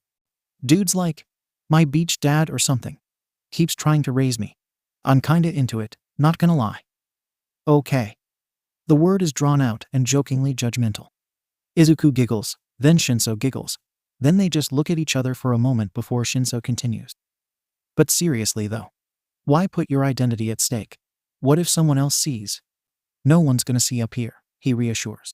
And if they do, whatever. It's my eyes, it's my choice to show them. I trust you with this. I trust you to see me, and maybe even recognize me, and to not say anything to any heroes or police. You're good like that? Fine. Thank you. For trusting me. Of course, trusting you is easy. You're a very nice person, Hitoshi. Very genuine. He chatters as he pulls his goggles away from his eyes and pushes them up into his hair. When he turns to look at his companion, Time freezes. Their eyes meet and Shinso's mouth opens in a small, bewildered "Oh. You have eyes." Spell broken, Izuku bursts into laughter. "Thanks, I got them when I was born," he forces out between gasps for air. "You what? Your eyes form before you're born, don't be a moron." No. Spontaneous eye creation is my quirk. I made these myself, straight from the womb." The sheer intensity of the look shot his way is enough to have his sides in stitches. "The worst part of all of this is that I can't tell if you're being serious or not," Shinso mumbles, shaking his head with a smile on his face. "That's for me to know and you to probably never find out. But I do mean it." Something serious is suddenly lurking behind Shinso's eyes.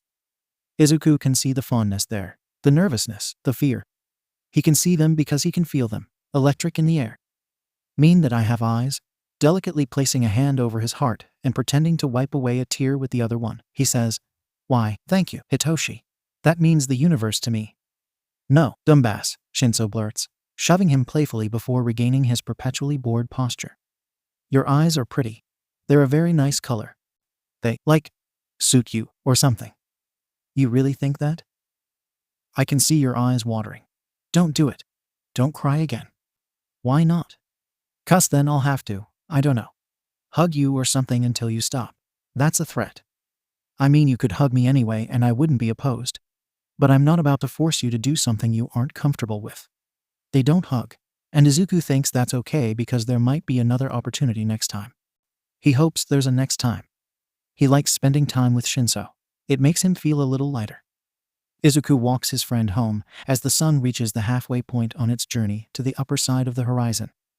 They do hug this time, Shinso turning around and taking an awkward step toward Izuku when they reach his street corner. He starts. "Can we, just..." Carefully, almost as if he's afraid of the action, Shinso opens up his arms and takes another centimeter step. Wordlessly, Izuku opens his arms and lunges forward to wrap them around his friend's middle. He accidentally knocks the wind out of Shinso, but then Shinso squeezes him so hard his back pops, which triggers Izuku's fight or flight and makes him kick Shinso in the ankle. It's a mess, but they're both grinning like idiots when before they turn and run in opposite directions. Something lingers in the air, staying over Izuku like his own personal sunshine. Even as he wiggles through his window, shimmies out of his vigilante gear, and flops onto his bed, it leaves him feeling warm. He sleeps until 3 o'clock in the afternoon on Monday. Dream after dream of purple eyes in free sewing class and stargazing continuously pulling him under. Somewhere, in the basement of some sleazy bar, a man made of mist is polishing a whiskey tumbler. "How are the preparations going?"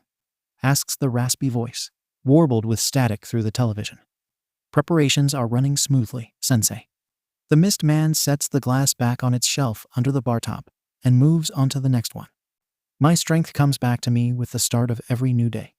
A dark chuckle, deep and low, carries into the room.